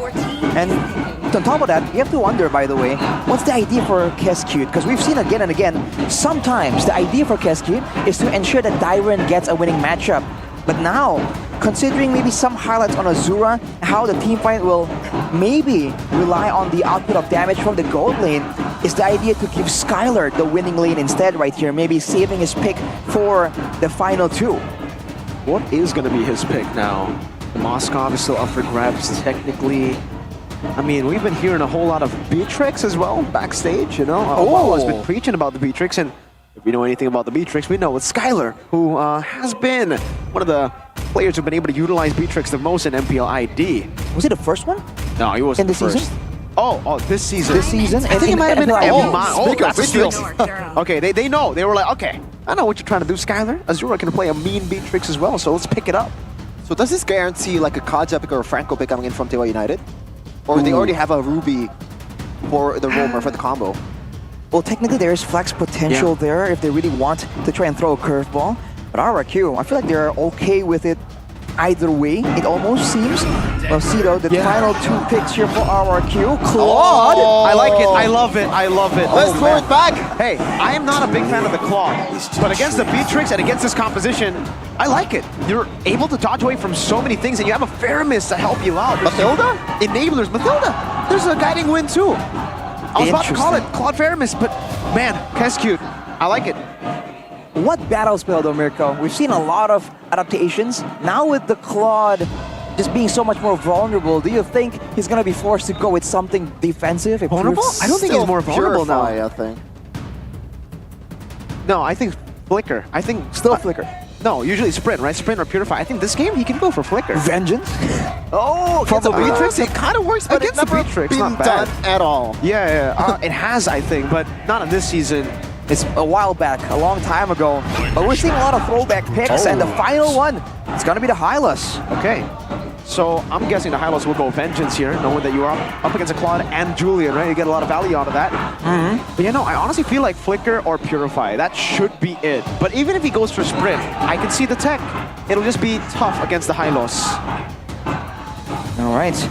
Let's have to see how this plays out here. RRQ, in the early game, usually it's all about that mid lane control. Now with the Faramis, a bit less aggressive. They have a Mathilda to really kickstart things off. Is the idea to really play with that EXP lane? Because for now, at least, when it comes to damage output, I mean, the Khalid in theory should be really able to pressure the Hylos, even though Sorizo can sustain up. So it is going to be a sprint and actually revitalized for the Hylos. This time it's Sorizo playing the horse on the XP lane. Let's see though. The same story with match number 1. One team is looking to secure the upper bracket, while the other is still fighting for a playoff spot.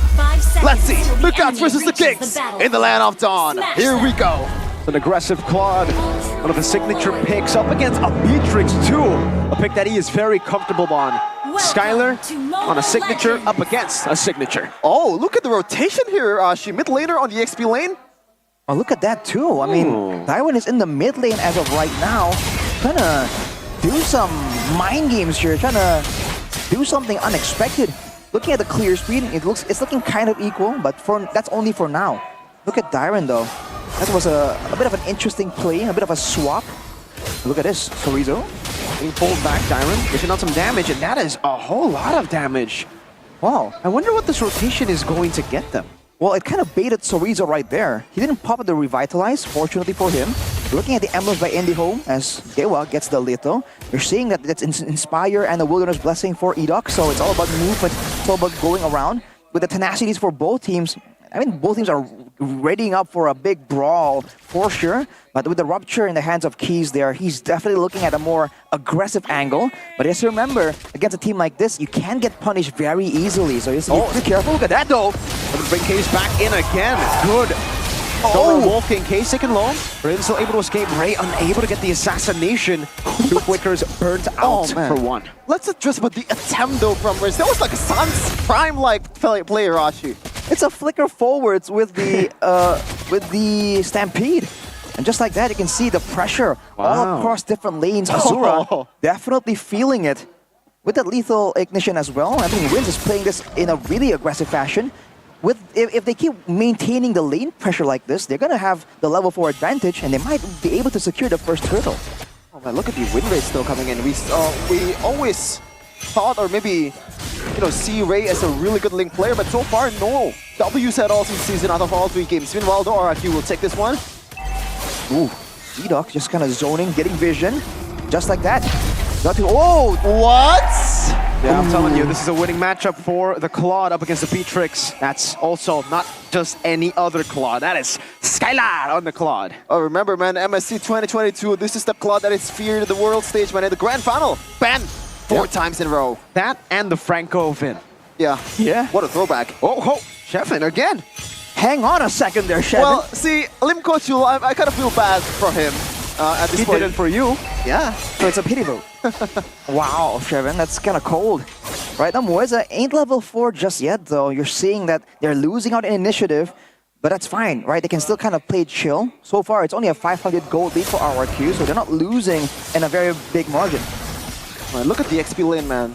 Every time Sorizo he has to catch up with the Khalid's clear speed all the time, especially with the concussive blast. It becomes a whole different game for RRQ. So Rizzo is probably in a team fight. He has to somehow give up 2 or 3 lanes to be able to catch up to some of the team fights that RRQ is gonna force. We were talking about this, right? Arashi backstage. The Khalid being a good, I would say, replacement, for the Terizla that got nerfed. Same idea, good sustain, even though it's not technically from the skills, from the spell. Oh, Skylar getting tagged by that Bandit's Rage though. Oh, Edog gonna be caught. Maybe Passion coming down. Oh, Edog able to escape. Jumps in again with the Circling Eagle. Rins pulling Mueza back. Skylar having the damage over the Blazing Duet from Skylar. So Jin enhanced chain are gonna dive Azura with the help of the Netherrealm. Azura very low. Rins flickers forward to smack Azura in the face. It's not just Skylar-centric anymore, man. Everyone, you can point out every member of RRQ in the top lane, and they were absolutely dominating. And look at Dyron, able to delay the purple buff take and still able to get back. That's the movement speed passive coming in for the Khalid. And we gotta talk about Rins having no Purify, man, no respect. He's using this flicker very aggressively because it comes at a cost. He needs to get benefit from going with this option, but with not ultimates available now for the Turtle, can they contest? They should be able to because of the guiding wind. Dyron brought back to the team with the Circle Eagle. Muesa gonna be melted down. Rins doing so much damage by the Rage, unable to get it. Rain falls down to the blooms, and Skylar again goes into the Blazing Duet. Azura forced back and dismantled. Gunned down in the streets of the gold lane. Levels to this game, and RRQ, what are you on? Classic RRQ, man. Pressure all across the map. Insane decision-making in the neutral objectives. This is why they've been so terrifying. Look at the efficiency of the rotations as well. Immediately when Dyron is far from the lane, Sutsujin is there to just immediately force someone to make a response. And even in the 1v1, we talked about how the Ling, in theory, would have options to try and play around. But look at Dewa. Oh my God. At 5 minutes, they're forced to corral around each other. They have no idea when RRQ are gonna come barreling through from the jungle. Well, it seems like the audience have an idea though who's gonna win or dominate this game. 95% on the audience prediction. But look at that, Skylar, first item. Skylar's first item is a corrosion sight still. Gonna be a bit useful. Oh, Mueza doesn't get Rins. Look at this though. Unfortunately not. Dyron terrified, but he's all good. Gets stunned up as well. The mobility doing a lot of damage. Jin gets the purple buff, steals it away from Ray, and look at Skylar already zoning Ray. Oh, can't do anything about it, man. Oh my God, Claude is invading the jungles of Dewa United. Where have we seen that before? What happened to weak early game defensive play Claude? In the hands of Skylar, it's a whole different deal. DHS at 6 minutes. Yikes. Man is making moves all across the board, dude. 2 levels ahead of Azura as well. And about 2k gold lead too against Azura. This is a 5k gold lead at 6 minutes, guys. What is going on? Dewa completely overwhelmed right here. And look at Mueza. Despite any intention of being more aggressive, more pressure, the fact that Dyron is just so annoyingly in the front line, just denying everyone away, it's allowing RRQ to just move in relative safety. Dewa tried to steal away the Beatrix, and they gave away a pick that does good against the Beatrix. That's the Claude, and now you can see the Claude absolutely snowball because of the help of that Faramis, man. The last 2 picks have really had a ridiculous impact on the game. Edog just zoning Mueza away. Dyron doing the same thing, not jumping up to Mueza, then taking the guiding win. Free turtle, no retreat needed even. They're just allergic to RRQ players, man. Look at this, even Dyron, a single Edog was just zoning out every member of Dewa United. It's a Matilda, dude. Look at the response from Ray. He's trying to make it kind of equal, trying to get something. Can't even have time to push the waves out though. Settles for the orange, but we all know that the purple is where the real juicy value is at, and Dyron is on the case. Oh man, Dyron's zoning them away. I don't think Ray will be able to even contest for this. Mueza, the spacing is perfect from RRQ. The Eagle and the Raging Sandstorm! Oh, they hate Azura! Oh, now Dyron gets the flicker on him! Slashes him down, Sutsujin! Trying to go up against the horse, and the horse will just be shredded down! Chorizo running, Rins! Almost getting the Ghost Bursters. Meanwhile, Ray blazing to it from Skylar! Mueza low Rins with the backup in the Ghost Bursters! Mueza's burning down slowly but surely! But he survives. Ray, no purple buff! Getting ran down by the Sand Rider in Khalid. I mean, Ray was even surprised at himself, man. Look at the emotes. He's absolutely baffled with how RQ is dominating right now. 7k gold lead in 8 minutes. Oh my god, Blaze getting basic attack. From the Blaze, trying to run away. Oh my goodness. Even getting out is a task. That is an enhanced basic attack. Just getting Ling on the wall. It's just so much damage. And while that's going on, Skylar doing Skylar things, pushing solo, having Idok nearby just in case. Every single possible weakness covered. Moetza has no space at all to find some of these plays, and an immediate rush on the blade armor by Dyron. Just defending from that basic attacks gonna be difficult to be bursted down. RRQ, man, having all the tempo, and you can see they're still playing it disciplined. They know that they can go for crazy dives with the help of Netherrealm, but for the most part, they want to make sure that they take everything that they want need to succeed. Oh man. Kylo walking up, the purple buff gone again. And this is very different to the game we witnessed earlier, game 2, when GeekFam stole away the purple buff from Hayabusa. This is a Ling. He actually needs it. Oh my goodness gracious. I think you're right about the Terizla replacement Mirko. Dyron so far, not even a single dagger. It's a full-on tank build for a Khalid. Which is why it's so difficult.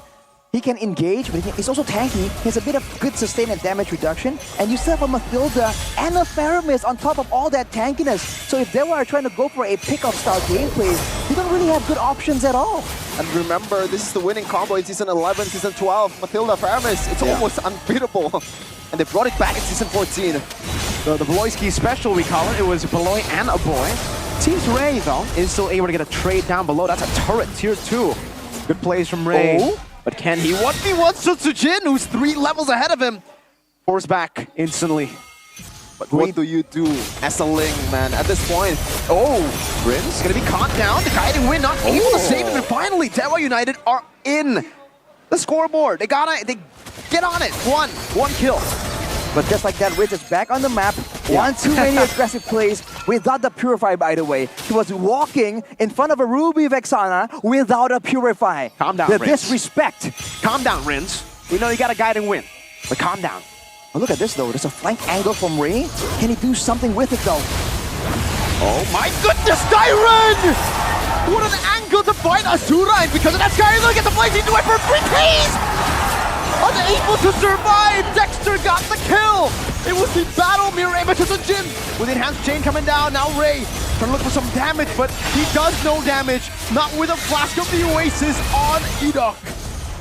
Oh my goodness, it's just pushing the pedal over and over again, man. RRQ, they still have a way. Do they want to actually end it right now? Oh my god. Look at Dyron. He's trying to get the angle. Azura has the Renner. I don't think you want the Renner in the situation. Sorizus is going to be gunned down and get melted from existence. Azura, no damage. And Dyron again dives into the back, finding a kill. The combo together with the Eternal Guard. Skylar's able to get away, but Ray finally takes him out. Now with Siren against the world, up against 3 members, this tanky boy who's going to be able to actually take them on. 2 base turrets. Rins respawning. RQ finally say we've had enough, we're gonna chill. That was crazy. In match number 1, we saw that 3 members were sacrificed for 1 base turret. RRQ, they took 2 with no casualties, and then they said, we're feeling kind of lucky. Let's try and make a play and possibly give a few kills. It doesn't even matter, bro. They almost took all of the base turrets out with the First Lord. Absolute insanity coming in from RRQ, and now they're forced to regroup just a bit though. Meanwhile, Ray is looking to steal the red buff. Skylar spots him. Oh my god, this 1v1 is scary. Oh my lord! He has the battle mirror image. Ray, can he escape? Oh no! That's the big question. Now chased down by the soldiers of the King. Ray gets shot down by the turrets, and Skylar gets the shutdown.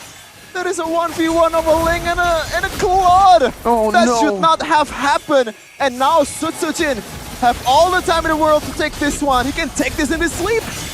And Skylar right now already has the 3-item power spike and the Wind of Nature too. It's looking from bad to worse. Now even if he gets caught out, he has the Wind of Nature, and that's the majority of the burst damage coming in from Dewa, aside from Case. So Case is kind of forced to exclusively save his magic damage for Skylar almost. Breaking Sandstorm this time without the flicker. Chorizo gonna be knocked up. Circling Eagle just to zone them away. A Lord still coming in to the mid lane, marching down. Suzuki with the hands chain, unable to connect onto anyone. Mueza jumping in again with a donor Wonkin, but gets melted down. He's able to, the pull of Rins! All the way to the back, the enhanced chain and knock 2 up, and now it's Skylar with the blazing duet and the Netherrealm. In the back, it is Rins again with the dive. K forced to flicker back, only he and Ray is left to defend, and it is not enough. RRQ with a statement of a game. They're not just letting Dewa get that easy spot outside of the red zone. The King guards its fortress in game number 1. What was that, dude? Flicker Faramis. Full tank lead. One-shotting the backline. What can Dewa do? Every single thing they had going for them systematically got picked apart. The macro game, the crowd control, the team fight, the AoE. Nothing was going right for Dewa right there. All they did was sit there in relative safety, only for RRQ to completely jump on them. Yikes. What is that? A whole lot of things to change for Dewa United. The draft, the execution, whatever that is, because this team is something special, man. That was brutal. Yeah. It's a 13-minute game. Should have been probably 11 if RRQ executed just a bit better in the late game, but doesn't matter. They still get the W. Look at this pull coming in from the rookie, man. Oh, man. My goodness. He is just insane this game. Again, no Purify, and that's how he's playing. I guess he believes that the backup from the team is still there, but dude, he's known to do this on like some control mages, but on the Faramis, where we thought he was going to be playing utility, he was engaging. He was flickering forwards to set up kills all the way from level 3. Oh, man. The heck? Skylar knows, man. Even Skylar, I believe, told Luminaire that, hey, I got a new Suns coming. You got a what? New Suns. Did he say that? Yeah, you have to say that. A new Suns. Suns. I don't think we got a new Suns. I think we got a new Rins. That's what it is. Rins and a repeat? We just got Rins. Oh. There's no new Suns. It's just Rins. It's a clean game for RQ. They definitely rinsed it. Well, they rinsed and repeat, like Arashi said, continuously in the game. It's kind of crazy, right? That even though there are moments there where there's a big gold swing, I believe the gold difference was at like 8K, and then they gave away 3 kills in that base fight, and it doesn't even matter. Because they got 2 base turrets on top of it. Immediately just got back at it. I don't know what to say. I want to quote Gideon on this, right? Usually, well, he quoted this for a different team in MSC, but I want to quote him on this. RRQ, usually we see him, take the game a little bit more calm and collected, and they're very calculative. This is a pure Hawk kind of game, it's just brutality. Oh, brother. Oh my goodness. Oh. Right? Did they just disrespect it? Just went in. Look at this. Diving, that is... Tell me, if that's not Hawk 2, what is that? That's a solo dive against a Vexana that was notorious for being unable to be, like, dove on. And no Purify. He man's went sprint. He just goes in. But the player of the game is the guy that was surfing the whole time, having a good time. Presented by the official tournament smartphone, Samsung Galaxy S24 series. It's your boy Dyron on the Khalid. Man. What pressure, dude. I mean, in a way, the way Dyron plays it, it's almost better than the Terizla. Because you have burst healing from the second skill, and then you can also do a lot more damage, and you can rotate so much faster compared to Terizla. Even here, there's moments like that where Skylar just tanks up the Bennett's Rage, no issue. And look at Rins, dude. Come on. Skylar took the Bennett's Rage here before, by the way. Like, there were mistakes before this, but it made it look like, what mistakes? It was all planned. The Netherrealm, perfectly timed. Sutsujin tanking the shot. Perfect. Yeah, every step that they take is pretty much calculated, especially on the top lane. Meanwhile, here, look at that. Tyron, man. I told you, it can't be stopped. And there's with the flicker as well. This is the combo we're talking about, the synergy between the EXP lane and the roamer. Because we talked about Edok and Rins and how they coordinate so well. Look at that! The Mathilda circling Eagle into the Raging Sandstorm. Wow. It's just on-point synergy, and that is just so difficult to deal with when you're trying to predict and counter the engage. They just can't do anything, man. Azura here as well. Just shut down, dude. Get out of here, Dyron says. Dyron, man. Oh my goodness. What a player, right? What a player. This guy is phenomenal, man. This is what we've been waiting for. I'll keep saying it, Mirko. We've been waiting for Dyron to grace us with his presence in the Land of Dawn for a long, long time. And he's doing an amazing job at just fulfilling our expectations. Hey, don't worry, I know, because I feel like Mirko is the biggest Tyrant Glazer of a non-RQ fan. Hey, I'm a Dyron and Skylar Glazer. Even when they weren't doing well, I've always been saying, these two guys, you should not replace them. So do you want Skylar or Iman? Ooh. Iman's the best goal leader in the world. I'm sorry. I'm sorry. Interesting take there, Mirko. Fair point. You know, everyone's entitled to their own opinion. It's subjective. Looking at the stats here, nothing subjective about this, dude. RRQ just brute forcing away all of these purple buffs, and no neutral objectives were given. Even moments there where it seems like Dewa United were gonna try and contest, make it competitive, RRQ Hoshi, it's like they just knew how the fight was gonna play out, and they just went through with it. And they were the ones, the team that is wanting to go for those team fights, for that big Eternal Guard combo, the I'm Offended, the Bandit's Rages. In the first few neutral objective fights, they were just completely dominated, dude. There's no two ways about it. They could do nothing to stop RRQ from going for the neutral objective and still beat them in the fight. Also, you know, Vixana, the keys, actually goes for a Winter Crown in the third item. You can see he's kind of like experiencing that rinse pressure, right? That's why he built it very early in Tyrant. Also, the combination of these heroes, man, it's just too much to deal with. This is the Yehezkiel build, by the way, on Vexana. The Blood Wings first, and then the Winter Crown early. That's what Yehezkiel always does. Survivability over utility. And it's important. You can't do damage if you're dead. Even if you lower your damage potential, if you can stay in the fight, by all means, Vexana, with the utility, with the application of the passive, you're doing so much more, even though you build defensively. But in this game, it doesn't even matter. It doesn't look like he has the security from those two defensive items because of the aggression. Yeah. The rich guy and the carry, almost 900 gold per minute. It's gonna be Skylar. The best wingman still, Edok. Man, look at the damage taken difference, dude. 100,000. I feel bad for Cerezo, man. He just took a beating this game. He took all of the beating. I mean, what can he do? Yeah, I mean, he's on the Hylos, right? It's just, I really feel bad because the Hylos doesn't really have like playmaking potential, so it's just go in and then, okay. Just roll out the carpet and try and do something. And you have to keep in mind, these days, the Hylos plays for the early game because the late game got nerfed. Yeah. And in the early game, he's trying to match Daiwin that's just sliding around the place. You can see him just, you know, trotting along on four legs going like, bro, please, please wait. I mean, he's flying, right? Literally on like sand or something, or a magic carpet, I think. Something like that. I think it's sand. Show you the world. Yeah, he definitely showed Dewa a new world. More than the world. A world of absolute brutality. I don't think I want to live in that world, man. They show them hell. That was Tyrant made a deal with the devil. That's what Tony said, season 12, remember? When he made a play against 5 members of Geek Fam? Oh, right. Absolutely thematic, man. This guy in the Land of Dawn, he has this friendliness outside the game. He's always all smiles, laughing. Once he's in the Land of Dawn, forget about it, bro. Yeah, he's got that none of that. ego. There's none of that. He's nice outside, in game. He's a devil. Ice cold. Killer. He's cold killer. Stone cold. That is it, man. Game 1 of RRQ versus Dewa United ended up in an absolute beatdown for RRQ, and it furthered the chances of RRQ going on towards the upper bracket. That is something that a lot of RRQ fans are looking forward to over the past 1, 2, 3, how many seasons was it? Just way too many seasons. Season 12, they made it to upper brackets. Oh, okay. They were top 2 with Onyx. Well, I think the status for RRQ is a bit different from other teams. Yeah. But season 12, they got knocked down. They pulled a Bigatron. If you know what I mean.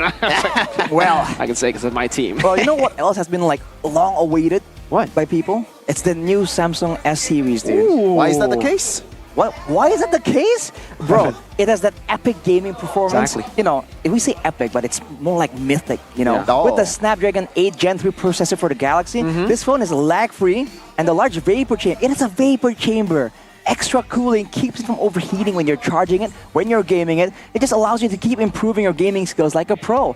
But that's not even the main focus. Right now, we showed you the Samsung Galaxy A series, you know, circles to search. Yeah. But now there's a new feature from Galaxy AI called Sketch to Image, which makes your photos look even cooler and more aesthetic.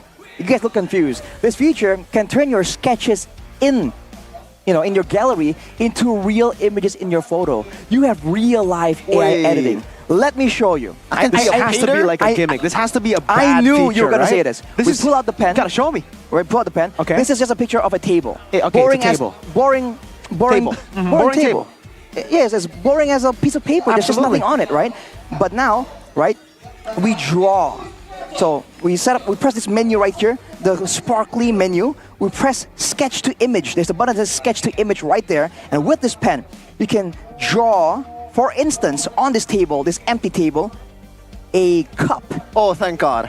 What? Oh, I thought you were gonna throw some anime girls or something, Rashi. No, I'm not that I good. mean, but I have I bad wouldn't drawing mind. skills, so you can see this looks like a 5-year-old sketch.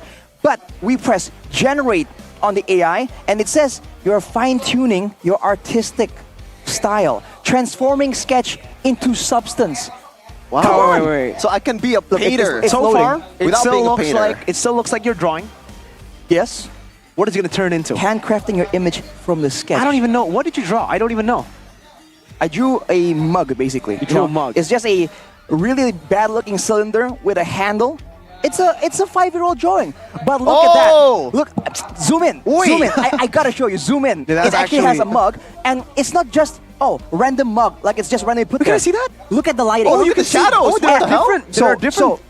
Variants. Look at the shading, right? It even matches your lighting and all that. And if you think like, hey, this mug looks kind of whack though. Wow. If you are given, this is the original sketch. If you can zoom in on it, Yeah, it's a horrible you can't sketch. see anything. But And then, boom, that's a coffee mug. Wow. Oh, I don't like the coffee mug. I want a different mug. You are given like 4 or 5 options. You can just swipe. Look at that, a whole different mug. I wish I can get closer to show you. But that's insane, You're dude. telling me, Arashi, even if I'm a bad drawer, I can do that? Yeah, and you can draw whatever you want. You can submit that to an art school. I am so sorry to everybody who took art and graphic design because But Samsung's don't got get you beat. rejected though. Don't get rejected. What? Yeah, the last thing we want is for someone to get rejected from art school, you know, because, you know, No, art is no, such no, a... stop. Yeah, I'm just saying, it's a very passionate type of study, so we wish the best for you. Yeah. But yeah, that's one of the many features that is powered by Galaxy AI. You buy it now, you get a cashback promo for up to 2 million rupiah, and you get a shopping voucher worth up to 500k. Oh. Google Play vouchers also worth 200k, and a free permanent MLBB skin. Oh. It is what it is, bro. What are you waiting for? goodness. Enter the voucher code Galaxy S24XMPL on Samsung.com/ID or scan the barcode below that was there just earlier. Rewind. And you can also click the link in the pin chat right here Go ahead. on the stream. Check it out. And just like that, it can be epic just like that with the Samsung Galaxy Wait, you said S24 Mythic. series. Huh? You said Mythic Epic earlier. in real life, Mythic in-game. Glory, MPL level in game. Oh. That's crazy though. I mean, dude. I mean, I have to be honest with you. I literally told Arashi, and I think you too, Sheffin, that the competitor just released a very garbage phone.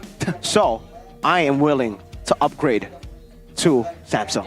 Watch out, dude. So you can go It's way better. ban for ban with the competitors. I don't need to. There's no way any other competitor could go ban for ban with this. Oh. By the way, that means, Shevin, we gotta be careful because Mirko's gonna take a picture of us and just start drawing anything, and it's gonna look real. Yeah. Like I told you. Blackmail somebody with this? Probably no, not. no. Probably not. But I'm saying it looks really real. The lighting, the angles, it just looks like it's really there.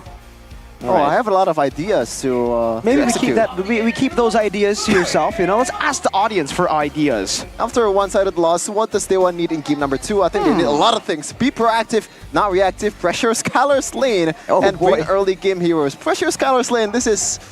Easier said than done. Yeah. Hey man, especially for Azura, he's on a losing matchup already, right? And the thing is, it wasn't really a 1v1, wasn't it? I mean, it was Rins together with Sutsujin and Edok, who's flying by, man. I mean, Tyron has a chance to be there before. That's true. Like That's 20 true. seconds before Sorizo is there. That's the mobility diff when you have Mathilda. That's why you're just so active when you have a Mathilda. This is why it's first pick prio, man. And I think it's just a bit ironic because you can see that in the jacket of Dewa United there is the words Veni Vidi Vici. What does that mean, Rashi? I came, I saw, I conquered. That's the idea. That's the vision. That's Yes, the vision. that's the right? That's the vision. vision. We can't blame I'm them for just having saying. that vision. Unfortunately, have to the see. Kings have the same vision. Exactly. Well, let's see, man. Dewa has a chance here to adapt to try and find a winning solution. The mobility, though, for sure is a problem. Yeah. I mean, you can see that immediately earlier. That first pick was immediately the Mathilda. So I think from there, right, you can kind of see Kescute's thought process and his emphasis on mobility. The fact that Rins was not running the Purify, in favor of the flicker, you know, it's just more mobility. So maybe something that can match that mobility or stop that mobility could be something that might be considered by Dewa. And what's that? I have no idea. I'm theorizing here. Ban Mathilda. It's interesting that I think if Team Liquid ID were up against RRQ, I can see them banning Mathilda, I can see them banning Khalid, because they're... Wait, no, I mixed that up. The one that bans a lot of heroes that the opponent has, you know, mastered enough is usually Cascade, right? Not TLID. Okay, I mixed that up, my bad. That's why they banned Fanny and the Hayabusa last game, left open the Ling. Maybe probably saw the win rate of the Ling for Ray. 0-4 now, by the way. Which is strange because he's a good Ling. Well, he can be a good Ling, but you can't just be a single player doing everything, dude. You need that backup. Chip banned, forced to the blue side. Cascade. Unreal. I think he was trying to counter it with the Mathilda or trying to trade it with the Mathilda, but now I guess for RQ they either ban the Mathilda or leave it for Dewa to first pick. But again, even then, Mueza hasn't really found a lot of success on the Mathilda, but it is still too prio. It'll be banned out. Fanny up for grabs. Do Dewa want to pick it up against RQ? Oh, bold move if they want to go for that. Oh, turns out they got the catch-up very early on, and it was respected in the first phase by RRQ. The response, though, from the side of RRQ, what's it gonna be, dude? Edith? Could be. Very good flex potential. Ruby as well, technically, if they want to go with that route, that confusing route. But I can just go for the Khalid again. That Khalid most definitely was a big factor.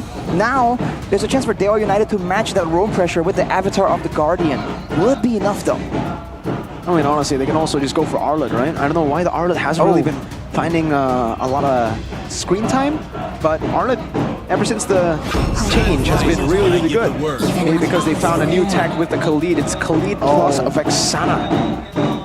Wow. What's your a whole lot of control, but against those control, they opted to go for a Fanny here for the Ray, and also complemented with a Yeef against the diving potential of Tyron. Interesting. Okay, when it comes down to it, both mages can kind of go for the clear, but if we're looking at a potential dive-in aggressive stuff from RRQ, now with the Gatot and the Yeeve kind of slowing things down, kind of being annoying, and opening up the bushes, might be a bit more pesky to do unless RRQ gets something a bit more reliable when it comes to going for those pickoffs, when it comes to especially shutting down the mobility of this Fanny. Because cute, the last pick of the first phase, they thought about this actually quite long for... in the first game, I believe they picked it very, very fast. Yeah. Yeah. That's fast for both teams. Oh man. What? It's an early Bane pick, but I get it. I mean, again, if we take a look at Game 3, or Game 2 rather, sorry, Geek Fan versus Team Liquid, Bane, faster clear against these assassins, and you can invade very early on.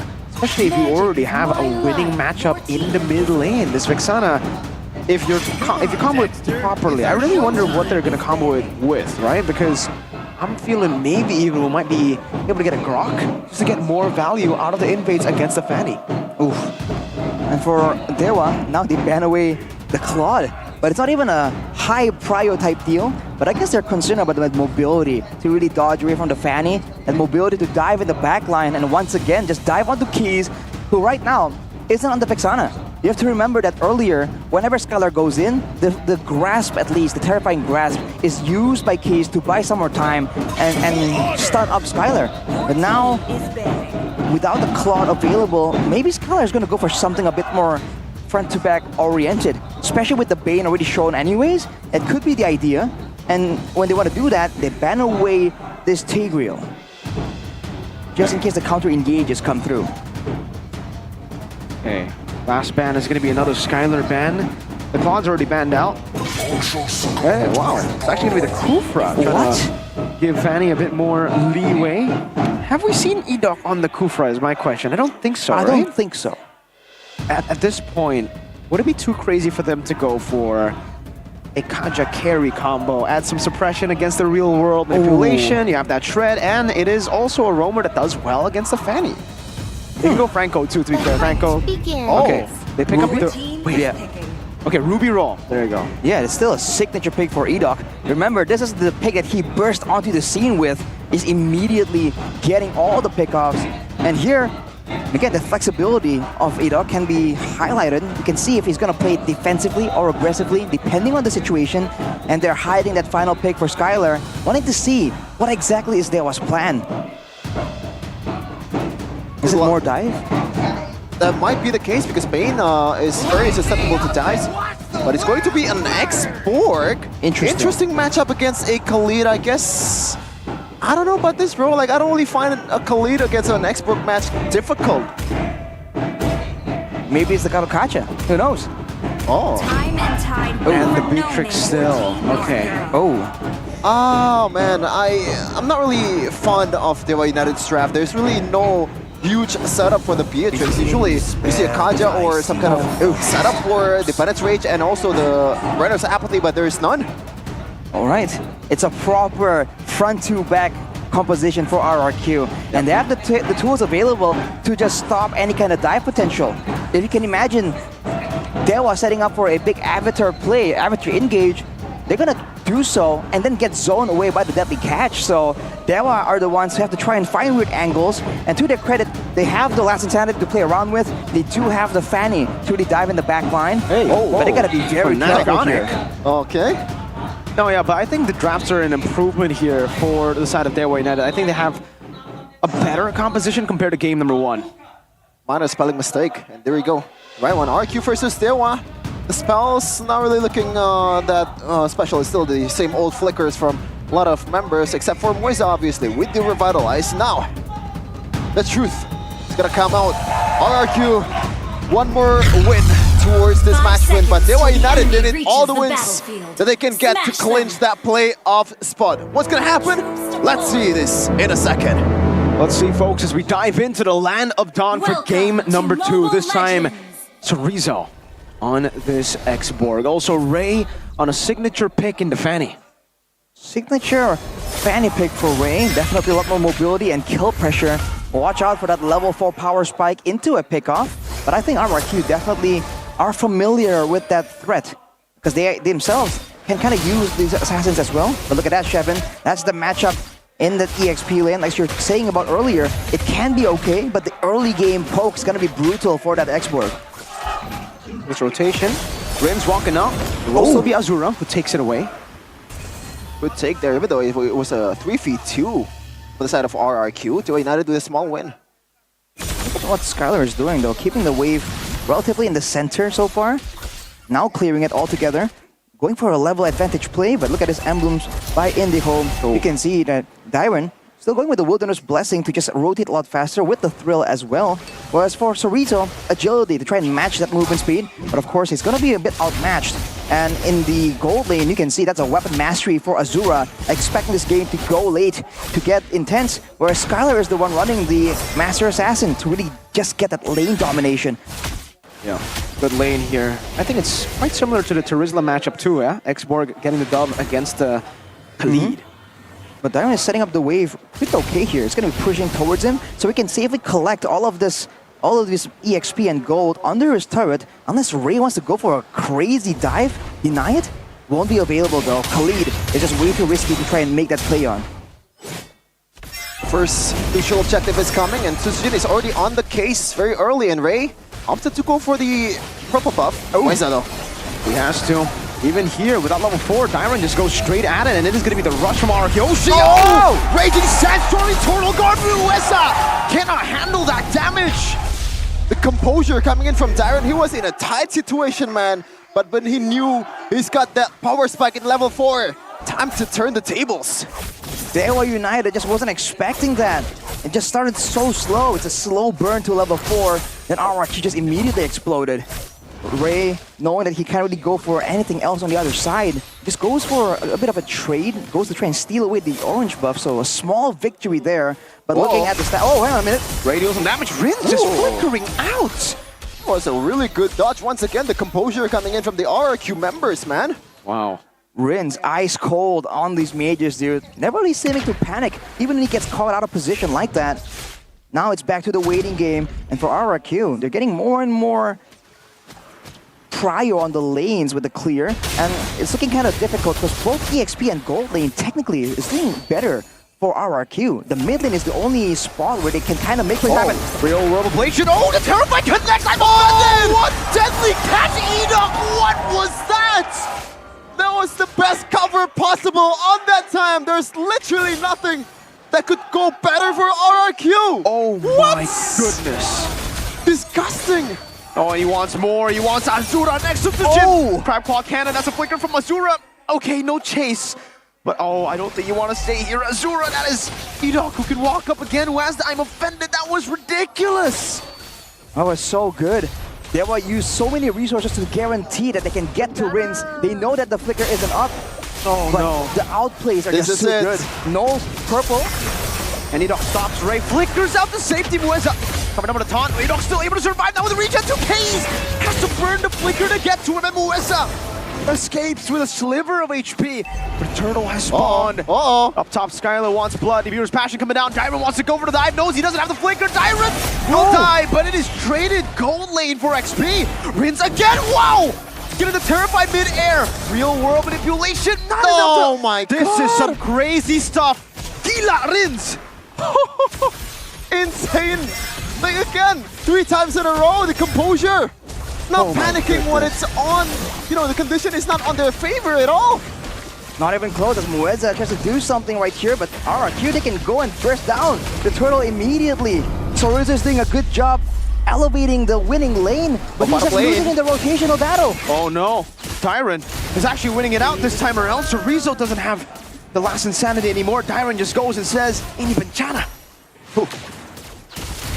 There's a code for our new application Go Play as well. Right on the screen, take advantage of that.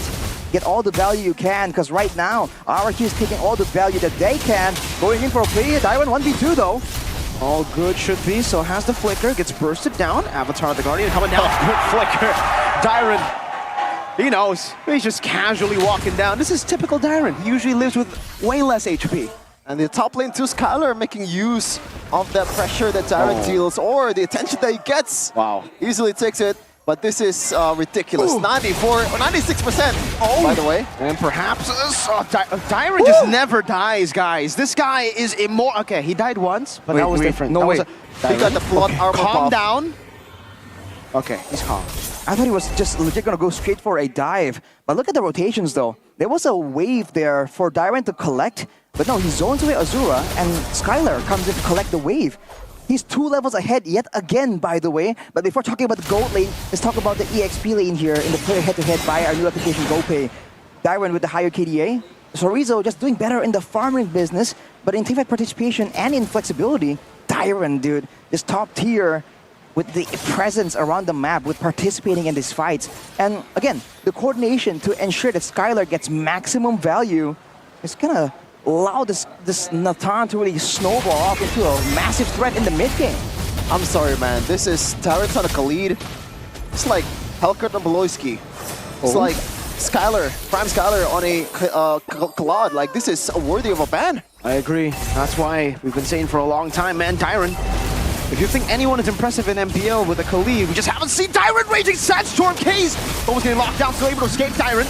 Revitalize doesn't even matter. Skylar just obliterates him. Diamond Fennec coming down as the last insanity. Will be able to deal with Enoch, but no, he flickers out. Oh, it's a flicker forward to Skylar, still able to survive, but gets burnt down by Sorizo. Oh man, finally, kind of an equal trade from Dewa United, even though they're gonna concede on towards the neutral objective here. Dyron still scouting the situation. Oh, Ray. Oh. Let's see what's gonna happen.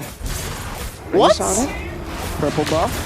Contested to Jin, took the turtle without the retry, and he will be able to retry this time around. Dyron gonna get gunned down, taunted up as well. Dyron, can you escape, Flicker? Avatar the Guardian dodges away from it, gets gunned down. Oh, goes into Raging Sandstorm to try to get a trade. Finally, we see him punished. By the way, there was a pickoff towards Rins by Azura in the mid lane. That's overstaying. It's a bit too much. Look at this, RRQ immediately sending off members to stop the push. And just like that, they can get a couple of kills. They're able to actually equalize on the gold deficit, so good on them. But the main problem is that in the late game, they didn't exactly outscale RRQ either, and now Sorizo. Faraga armor completely gone. Eternal Guard luckily not connecting. Sorizo with immortality. Oh man, but look at the gold lead though, Rashi. It's definitely very doable here for Dewa United. A whole different story from game number 1. They actually equalized on the kill count as well. So it's not looking that bad for Dewa United at this point. There is a lot of hope left for the Gons. It's Sorizo just diving in and being a bit of a problem here. The fact that he goes with the last insanity to the whole backline, you can't really stop him from doing so either. So you're just forced to tank up some of the damage.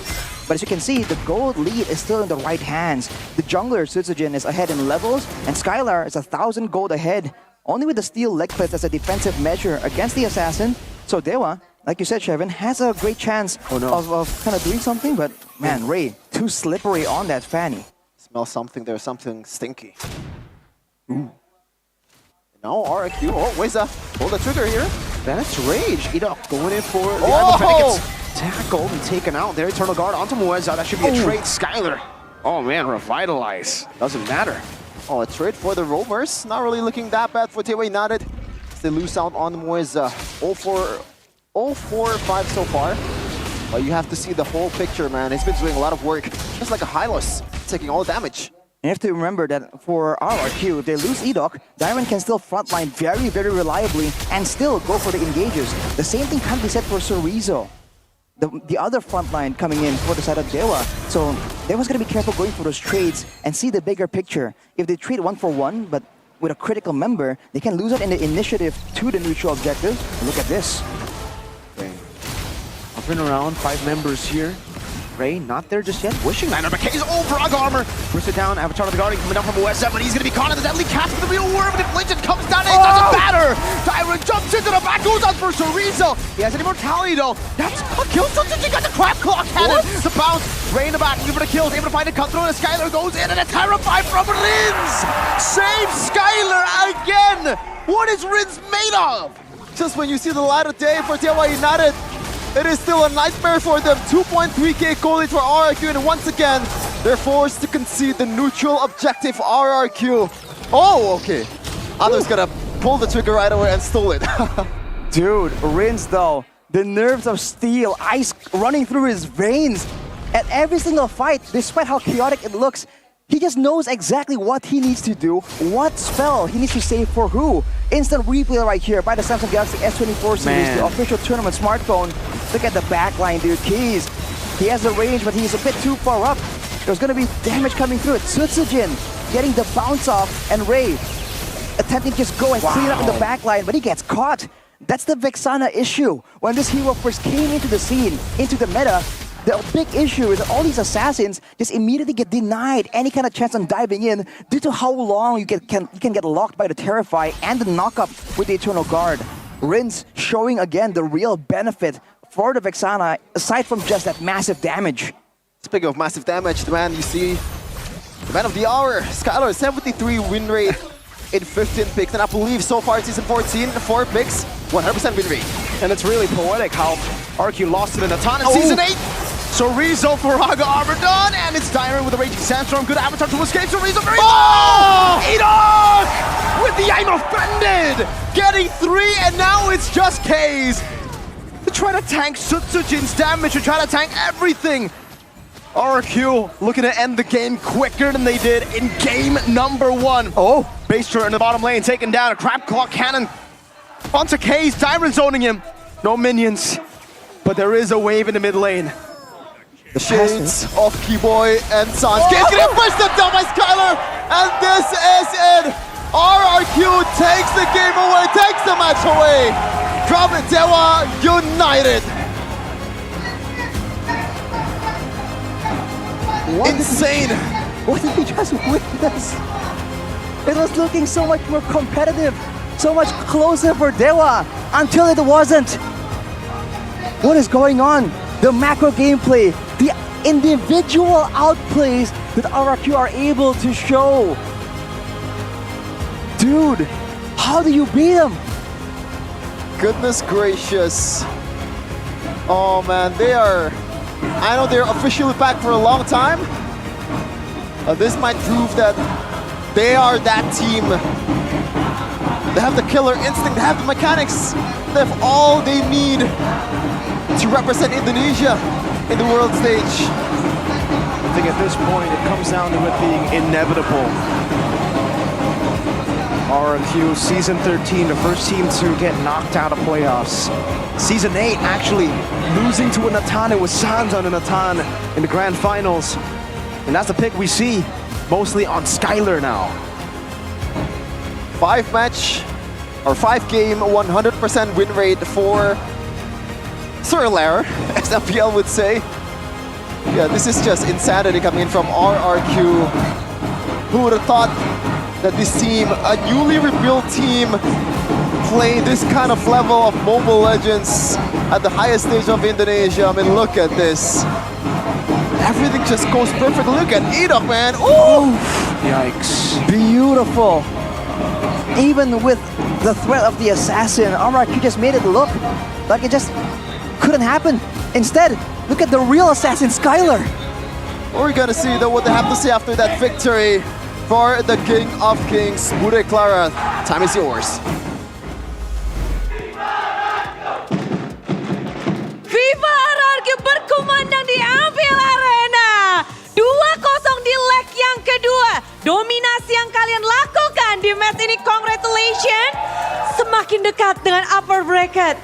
Setsujin, apa gameplay apa yang kalian berikan supaya Dewa United tak berkutik melawan kalian di leg kedua kali ini?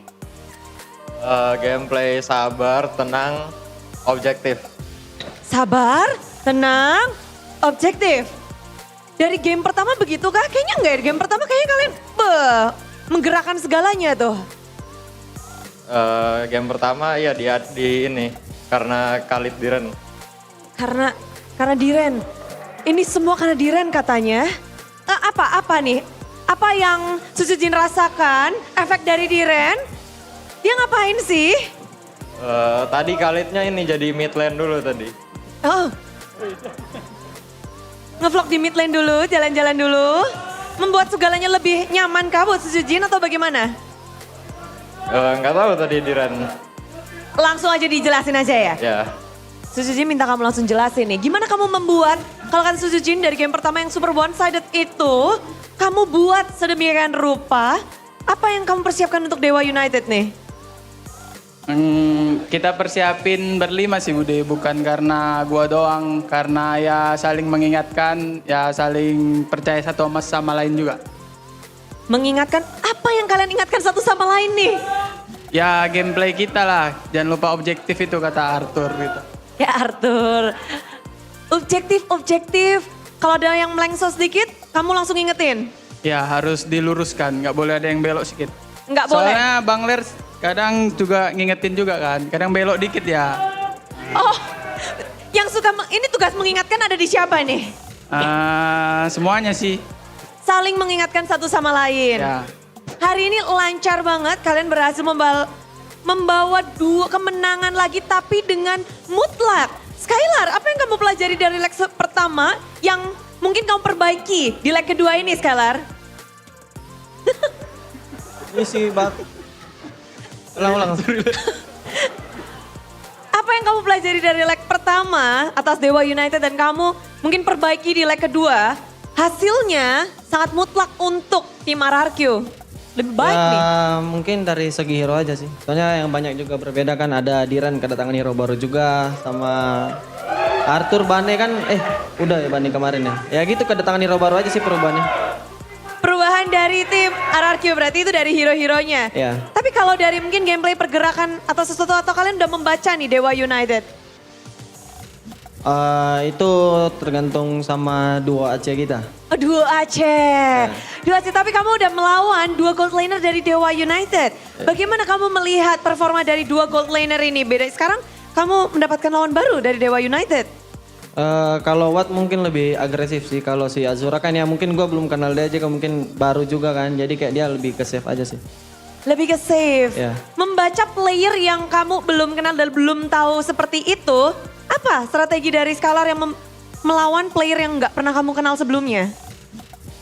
Ya mungkin gue lihat history terakhirnya juga kan lawan AE juga kan, dia yang pas update patch juga gue ngeliatin dia cara mainnya kayak gimana. Setelah itu? Menang. Belajar dikit aja dari sebelum matchnya dan pada akhirnya Skylar bisa mempelajari dan mendapatkan kemenangan ini. 1 langkah lagi nih untuk upper, duo Aceh. 1 langkah lagi. lagi. Jika besok kalian menang, udah dipastikan kalian upper bracket. Melawan dua tim yang sedang benar-benar mereka butuh playoff, tapi kalian juga butuh upper bracket. Bagaimana sih ngelawan tim-tim yang lagi, untuk ke playoff juga, kalian juga lagi ngotot ke upper bracket. Seperti apa sih? Nggak ada sih Budi, tetap respect aja sih. Karena sama-sama ngejar. Sama-sama ngejar. Ya. Tapi dari RRQ sendiri, dari dua AC sendiri, minggu ke-8, apa yang kalian persiapkan sih? Ada sesuatu yang spesial kah? Nggak ada sih, sama aja. Sama aja, Ya. tapi rapi banget loh tadi permainan kalian. Apakah ini RRQ yang semakin kuat? Enggak sih, kami bayar kesalahan kami waktu leg 1 aja. Ada blunder soalnya lawan Dewa. Ada blunder dan kalian perbaiki di leg kedua ini. Ya. Oke, tapi ada yang spesial juga. Karena akan ada yang muncul. Mari kita saksikan bersama-sama. Dan apa nih? Deng. Oh, dari Zetsuna. Tentang chance Onyx upper bracket tertutup sudah dengan kemenangan tim Liquid tadi. Dan menyebabkan mereka harus berjuang kalau masuk ke playoff itu dari bawah. Dan dia bilang kita masih mengejar upper bracket, udah chance yang kecil udah gak bisa. Kalau playoff kita yakin masuk playoff, walaupun dari lower bracket gak apa. RRQ yang bantai upper bracket, Fnatic Onyx bantai lower bracket. Waduh, quotes keramat nih sudah disebutkan oleh Zetsuna minggu lalu. Bagaimana tanggapan kalian atas Zetsuna?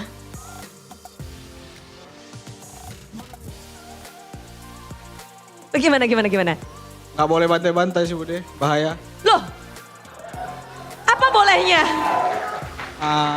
Ngalahin boleh. Ngalahin. Kalau tadi kalian itu nggak ngebantai berarti? Nggak, bukan bantai-bantai. Oh, belum bantai-bantai?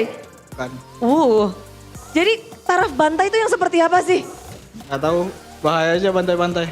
Bahaya aja, yang aman-aman aja. Ya. Oke, tapi kalau dari Skylar sendiri membaca ini seperti kayak dejavu nggak sih ucapan-ucapan ini Skylar? Ini buat tim apa? Buat ucapan ini dari Zetsuna? Ya mungkin kan kita tahu juga lah 4 season terakhir ini Onyx tuh di playoff ya lumayan ngeri lah. Kalau dilihat dari gameplaynya juga kan. Ya semoga kita ya di playoff kita sesuai hasil scrim dan kita ngelakuin hal yang terbaik ya biar menang. Bisa menyapu upper bracket gitu ya? Iya, dan kita ngelihat juga bahwa harapan Onyx sudah tertutup.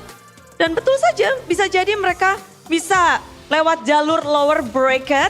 Dan kita belum dengar dari Rins nih. Rins, kemenangan 2-0 hari ini. Akankah kalian lanjutkan lagi untuk besok? Besok kalian minggu ini akan ada alter ego di hadapan kalian. Bagaimana nih melawan alter ego yang sedang cari poin untuk masuk ke babak playoff? Biasanya orang kepepet tuh bahaya loh. Mungkin lebih ke arah semoga aja sih kita bisa memberi yang terbaik kayak hari ini gitu. Untuk melawan alter ego, apa yang harus kita nantikan nih dari Rins? Gak ada sih, gak ada. Gak ada. Rins mau random hero atau apa enggak kan? Ingin memunculkan sesuatu? Angela dia. Nanti keluar Angela. Wes, Ya. Angelanya Rins. Semoga aja dikasih. Bang Kes Cute. Tapi kemenangan hari ini selesai. Kalian satu langkah lagi bisa mengamankan upper bracket. Sementara tim yang akan kalian lawan adalah tim-tim yang sedang berjuang untuk menuju babak playoff. Kemenangan hari ini ada yang ingin kalian sampaikan mungkin spesial? Ada RKK juga ya? Ini nih Arthur orang Surabaya. Spesial, area Surabaya. Ada Bibi juga ya di Surabaya ya? Ya buat yang di Surabaya sama yang di sini terima kasih udah dukung hari ini. Ya jangan lupa dukung kita besok lagi. Bahasa Jawa. Ojo lali mangan. Ojo lali mangan. Akankah mereka memakan alter ego besok? Kita akan saksikan untuk match kedua dari RRQ. Di minggu ini RRQ belum usai. Perjalanan upper bracket masih akan berlangsung. Inilah dia, sambutlah RRQ Husi.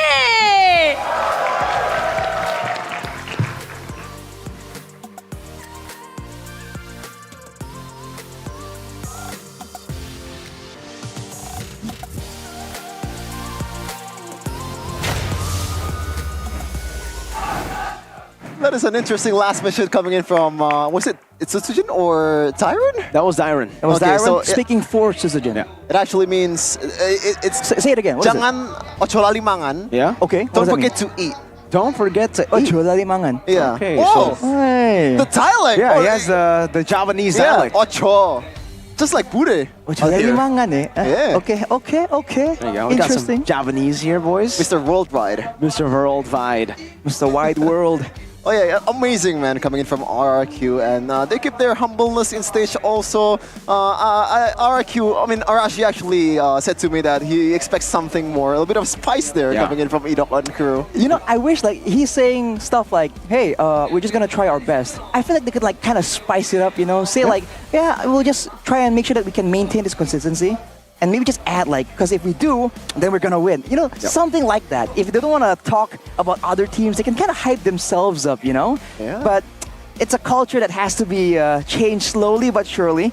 But looking at the highlights right here, who could it be? Who could be the player of the game, dude? Player of the match even. That was able to kind of turn the tides in favor of RRQ as Skylar takes a bite. Could it be him? Is it Idok? Is it Tyron? No, it's a bird. It's Rince, I believe. Yeah, it is Rince, right? Yeah. Are you doubting yourself? It has to be Rins with a performance like that, man. Getting the Fanny, there's already a Ruby to stop the Fanny, right? And then once you deal with the Ruby, it's like, oh, I can finally just cable around and kill everyone. Nope, we gotta terrify. On point. Look at the difference, dude. Wishing Lantern. Wishing Lantern. Wind building no Winter Crown, yo.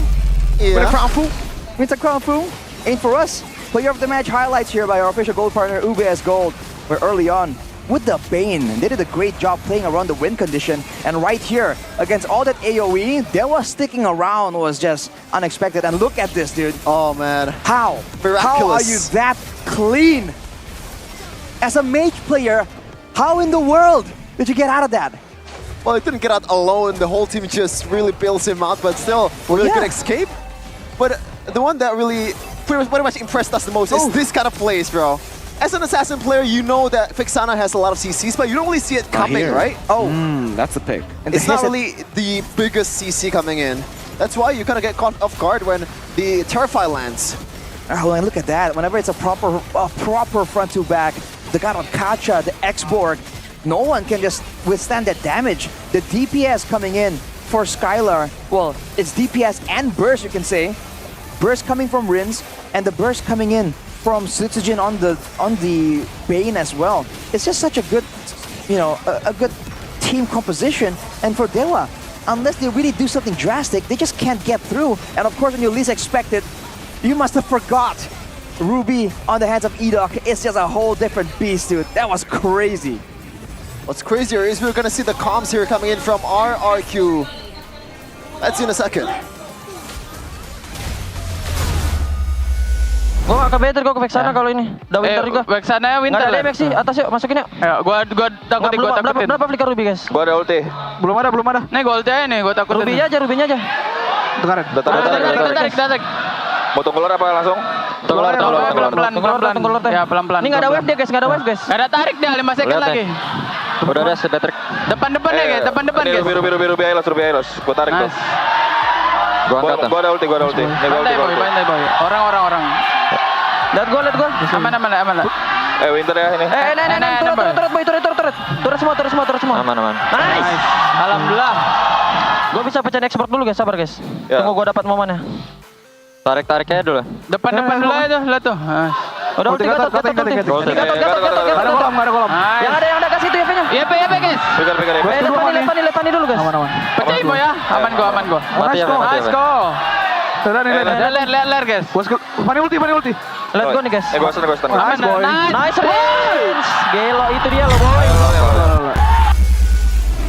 Hey, voice cracks are alright, man. It happens to the best of us, especially me. I Okay. can feel you, Tyron. I mean, especially in the middle of the heated moments, if you can see his emotions. He got that. He got that immortality. He broke the immortality, and he also kind of had that thing. It's like a reference. But yeah, at the end, he was yelling at the players of Dewa, man. Right. Some emotions there.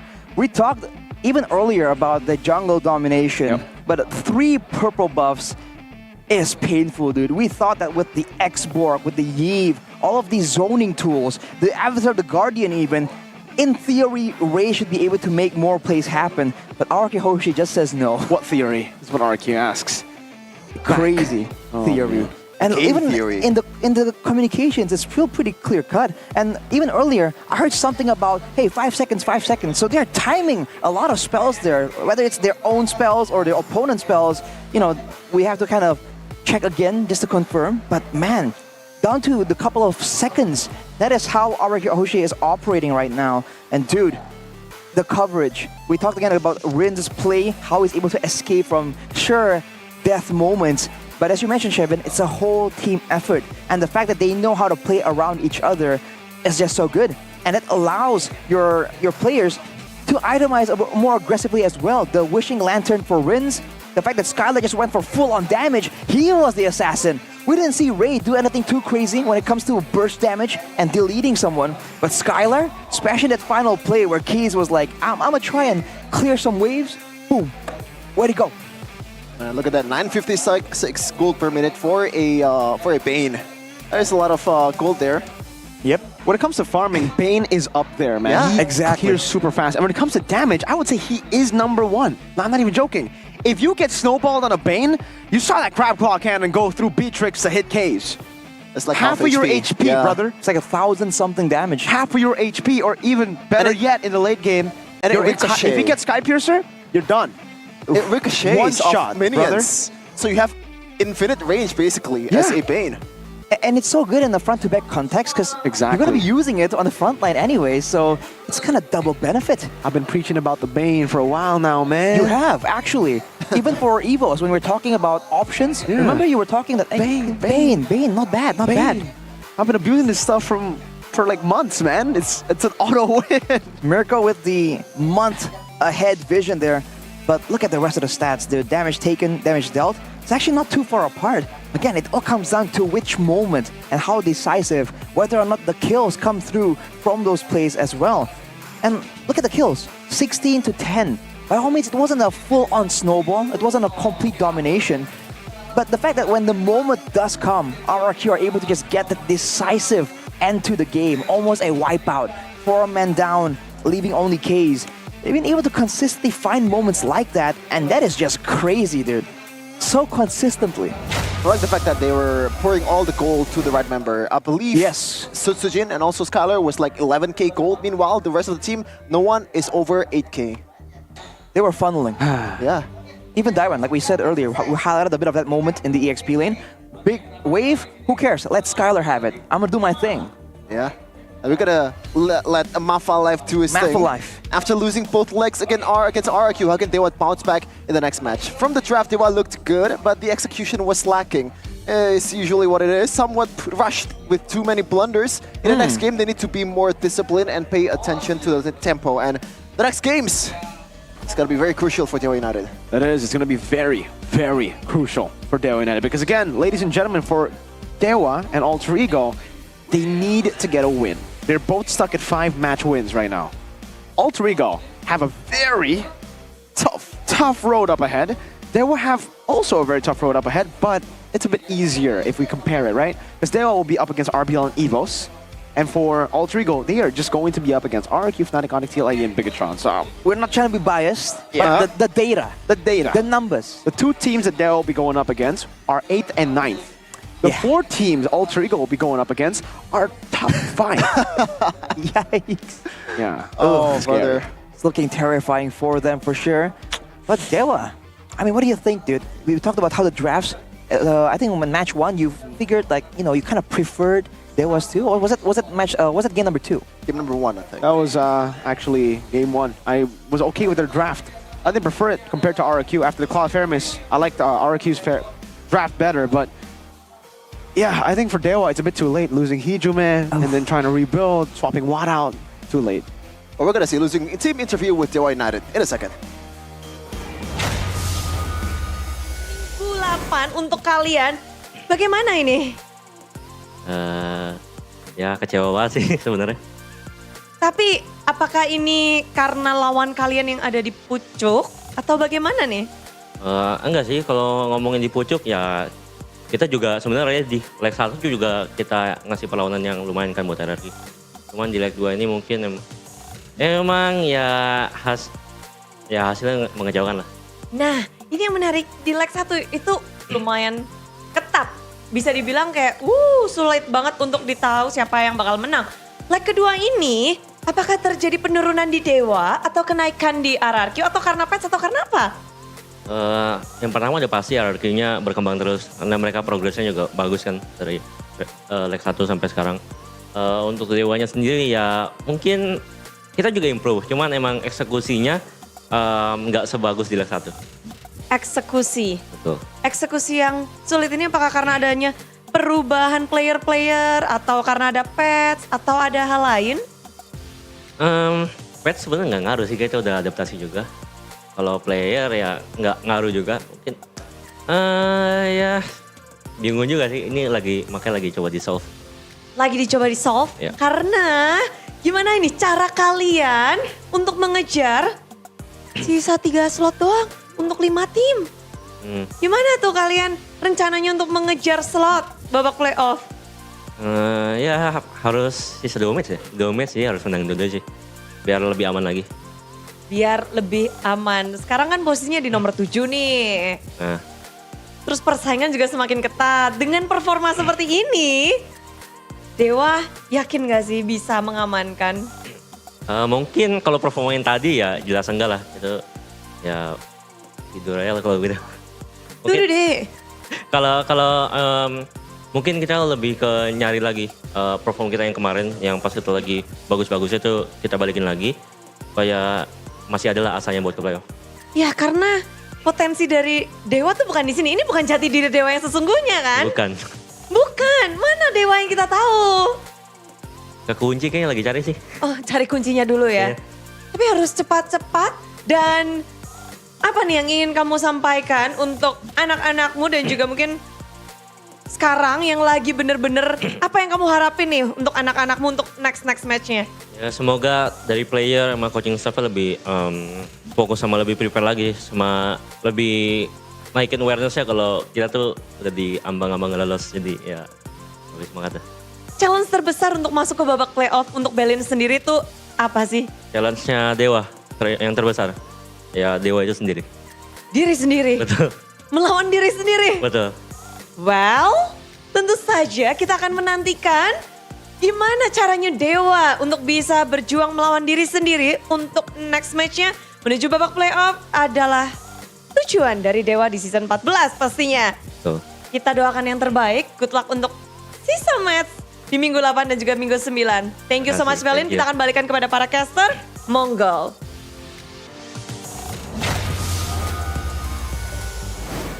I mean, to be honest, if you're a Dewa fan, even if you are Dewa coach or Dewa players, you kind of expect this result against RRQ. Yeah. So, like, it's You not never the know. end Not you. of the world. Not you. Never know. You predicted 2-0 Dewa, remember? Oh yeah, actually. I just feel bad for Now you Kocho. feel bad. No, like, seriously, Earlier- I said it in the broadcast That's true, earlier that's on true, the that's match. true. You're saying you felt like Lim was gonna be lonely. Pity. Yeah. Pity. Yeah. But now It you're like, needs some touch, man. hi. Yeah, okay, Okay, well, moving on from that. It's unfortunate for Dewa, but Like they said, their true identity, they want to find it. Coach Bellin at least doesn't feel like this is their full potential. They have so much to improve on, and he believes they can do it, but they're running so low on time. they've had time, but then whenever they had time, they kept on changing the roster, right? And then now that they don't have time, they've stuck with the roster. So it's unfortunate timing for the team. Losing Hijume definitely hit them quite bad. This is the play of the day by Kitty, yeah? It's easy for Fabian. It's always easy. As a theory, as Fabian would say. I gotta expose him real quick here, because he said like, yeah, I gotta kill the solo kill because he was walking up. And we see right here, he was escorted by 2 members. Yeah. It just doesn't matter when Fabian is in the picture, dude. Fabian. Well, he's technically walking up in the map. Yeah. Yeah. Right? What? It's walking up. You see him walking up. It's up, right? That's true. Yeah. Yeah, that's true, right? But he was at company. I guess. It doesn't matter. It's just Fabian for you, man. But Dewa United still a lot of journey to be taken ahead because it's not the end of the world, as I said earlier, because the matches they're gonna play is against. We're not underestimating the teams, and once again, it's all about data, man. Yep. It's EVOS versus Rebellion, so the chance to actually secure the playoff spot is very much open. Now the question is for me, are they gonna be a competitive team in the playoffs? You want the honest answer or do you want sugarcoat? Nah, sugarcoat, I guess. Okay, yeah. Every team is going to be will have an equal chance in the playoffs. Exactly, bro. I mean, you know, we're all about making sure that everyone has an equal chance, right? We're trying to iron out all the differences and make sure that everyone does the exact same. But EVOS Glory doesn't have that equal chance right now. I thought you said you wanted the sugarcoat answer, Shevin. Immediately yeah, man. just dashing the hopes of Why is it when it's EVOS you don't want sugarcoat, man? Well, that's kind of personal, buddy. I don't know. You're a Geek fan. It's not like you hate look at EVOS. Fnatic Onyx, net game win -2. That's also not sugarcoating, right? Yeah, I mean, Yeah. okay, I guess we have that. Oh my goodness. Oh, my goodness. Let's I am go. excited. Can we skip to tomorrow real quick? It's a pack your bags matchup in EVOS versus Rebellion. Blue Derby. Blue Derby, yes. Yeah, Blue Derby. Pack your bags matchup. I like that. Alter Ego versus RRQ. No sugarcoating. The rematch of the Season 6 Grand Final. You can see, I can still hear OG saying, Alter Ego akan mengukir Alter sejarah. Ego will rewrite history. And then Vin pops in heavy spin. Yeah. Or back then it was actually called Hurricane Dance. Yeah. So you can see the match number 3 though, Rashi. Match of the day, BTR versus Fnatic Onyx. Now, Gani. this is... Oh, Gani's going to be there. Get ready, Gani. Yeah, if we're talking It's about time. previous season, it's always, it's going to be Fnatic Last Onyx season, easily. BTR 2-0'd Fnatic Onyx. Regular season. Yes. Yeah. This I is guess- regular season. I guess. Yeah, Fnatic Onyx not really in the best of position. It's actually very mind-boggling that they are at -2 net game win. That is Against the regular season kings. Woo! What color is your regular season? they show up when it doesn't It's matter. orange.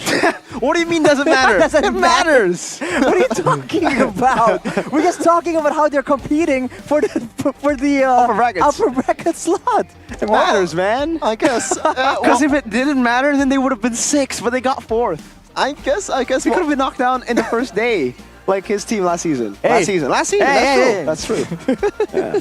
Our injured team also knocked in, not really in the first day. Exactly. But Not it's first worse. day. It's worse. That's why regular season it's worse. makes a difference. Okay, I guess. You know how else you can make a difference? With Click in the Mark. Exactly. You Why can leave your feel house, dude? The ultimate skill of Why free touch grass? delivery from Click in the Mark. Just click it, and it. you get a free grocery. Not really free grocery in terms of like you're not paying, but the Free delivery free on your delivery groceries, service. yeah. You know. In as little as 1 hour, you can An get your hour? delivery. And I think, some of us have actually tested it, and it actually didn't come in an hour. So, hey, Click into Mart, you're lying, because it comes faster. Oh.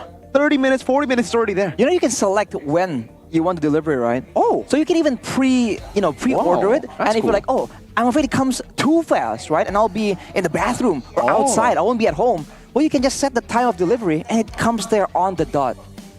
That's so cool. So you can get that wherever you go? Just like Erigo. Erigo wherever you go? I'm still waiting for my merch here, man. What? Yeah, he asked for it to be resized because it's not his size. I will also get it resized because I want the XL for that varsity. And you guys can see it. That's the varsity right there. The one you see second from the right. So Sounds like a shirt, though. I actually wore the jersey. It's actually really, really comfy. Yes. I think it's a good workout jersey. It's a good workout jersey. It's a good jersey they can wear in style anywhere you go as well. There's for an sure. MPL logo. But my favorite is actually the one on the right, the shirt, the tee with the barong design of MPL Indonesia. That's fire. You have the Erico now. What's next? Like, what's gonna be the complete Mirko here? Oh, we need glasses, right? When you already have it, we need glasses. And not just any glasses, not Friday's glasses, not Sunday's glasses. You gotta get Saturdays. Saturdays, exactly. I was expecting you to say Monday and for me to say no. Did you read his mind? But Saturdays, that's true. Winning looks for winning gamers. Are you a winning gamer?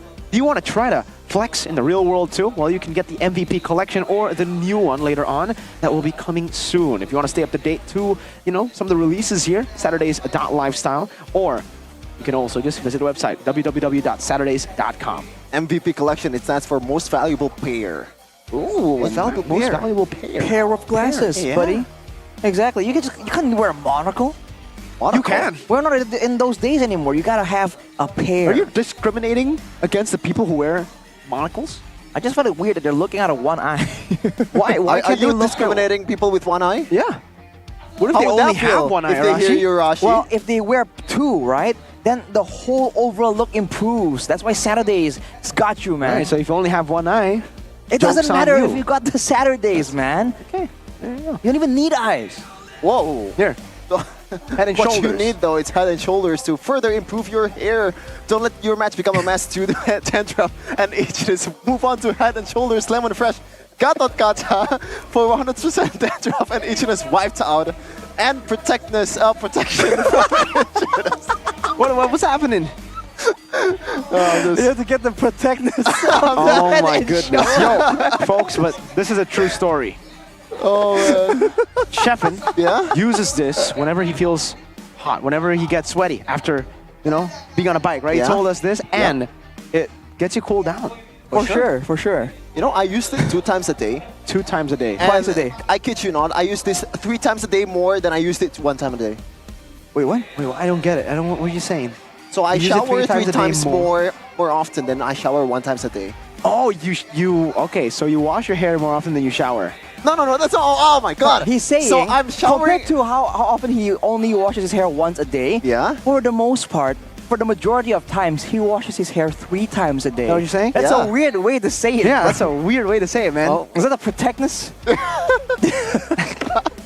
With the triple protectness, make sure that your hair stays clean, dude. Because come on, when you get dandruff in 2024, What are you know doing? the solution, so people can call you out on it. It's almost like you guys don't know the solution to even taunting your opponents in-game, because did you not watch the matches earlier? You saw those recalls, even from Dewa United there, which, and by the way, Dewa United's one is just cool. I wouldn't say it's like a taunting or anything, it just has really cool effects. But if you do want to taunt, Evo's one, Geek Fam one, even the Rebellion one, and It's the spam ability, dude. exactly. Evo's one and the Geek Fam one have the best spam ability, right? Yeah, it's just the horn, the horns. But me personally, that horse from PH, looking real good. I think that's the most eye-catchy one, like in the Land of Dawn. Yeah. Because the others are kind of subtle. The Geek Fam ones have a couple of dancing dudes, but it's kind of small. Whereas, that one is just one big horse. And then if you continue to recall, he does this and he does this, so he double flexes on you. The biceps and the triceps. No, these are both biceps. Okay. Yeah. I'm Like used you to both- working out. I thought it was like bottom and... Expose him. Hey, Expose. I'm not the most Well, active, Sheffin. but what's more active here is That's why you know Mobile exactly Legends. about this, right? Yeah. Our nominations. Oh, man. Support MLB at the Mobile Gaming Awards by voting for MLBB in the following categories, bro. Mobile Game of the Year, Mobile Strategy Wow. Game of the Year, Mobile Competitive Game of the Year, Developer of the Year, in winter, and also Live Event of the Year. Woo. The Mobile Gaming Awards. Go ahead, guys. Help Mobile Legends achieve this with mobileawards.com/vote. You guys can start voting. I've already, secured my vote in. I may have used a couple of accounts, but we won't talk about that. Yeah. Hey, if it's Is that allowed? if it's We not gotta give it illegal, over. we're good. Yeah, we got to give it over to the Mobies here. Thank you so much for nominating, and hopefully we'll win some here at MLBB to get that Mobile Legends Bang Bang We're supremacy. gonna win. Come on, let's be real here. Whoa. We're gonna win. Arashi, don't curse it just yet, you know. Oh, wait a Last minute. time you said win, then talk. They won, and then they spoke. So, Point if you want to taken. calm down, Point man. taken. Winning when you're already... talking Point when you're taken. already winning is not that fun. You have to talk before you actually walk. Okay, then. Maybe you want to try it again this time, and maybe we'll have different outcomes. Is the second time the charm? That's the real question. I think I'm If pretty it isn't, confident. then there's always a third time, Arashi. True. I mean, I'm pretty confident because, Lord has been taken, and now it's full cup with We Drink, dude, with the grape drink. Yep, there you go. I gotta say, I'll keep talking about it, but I think it's a really nice drink. It's a good balance because it's not even that sweet. Like, it's not too sweet. Oh. Some drinks are obnoxiously sweet. Yeah. You can tell it's just not good for you. Yeah. But the grape drink, it just kind of balances out really well. And if you don't want to drink and you want ice cream, see, this is why there's a distinction. Yeah, you don't Eat drink it. ice cream. You eat ice cream and you drink the drink. You can get the ice cream right there. You can see that one. I believe that is the matcha flavored ice cream right there from We Drink. Oh, a partner in esports. It looks good, bro. It looks really It good. is good. I really hope that we get a We Drink ice cream machine in the back as well. So we dude, add that is on to the sick. Campino one. Oh. We have that too. You can get a combo. Yeah. Oh my goodness. Oh, look at this. Syracuse's next few matches. Oh. They need one more win to secure upper brackets, folks. Alter Ego? One more. Yeah, it's not really that hard for RRQ, to be honest. This one I'm really looking forward to, man. RRQ versus TLID, the top two teams right now. Even if you're a Nonic fan, you're a Pikachu fan, you gotta watch this. Even if you're a PH fan or a MY fan, you have to tune in to watch TLID versus RRQ. Because you have to remember how close it was in the first leg, remember? It's a bit of a... TLID. Exactly. Coin It's a, flip. Develop. huh? Bit of a coin flip. Yeah. Exactly, and for a while there's some kind of like comeback story There you go. in that match. And for this other side, for Dewa, Rebellion and Fnatic Onyx. Man. But they'll have Rebellion first, and this is the one they need to win. Because if they don't win this, then is it possible we get a tiebreaker, folks? Oh. That might be possible if all of them continue to lose their matches. If Rebellion win their match, I think we might have a three-way tiebreaker for playoffs. So even though we already have one team out, we might still have that battle Interesting. to the last day.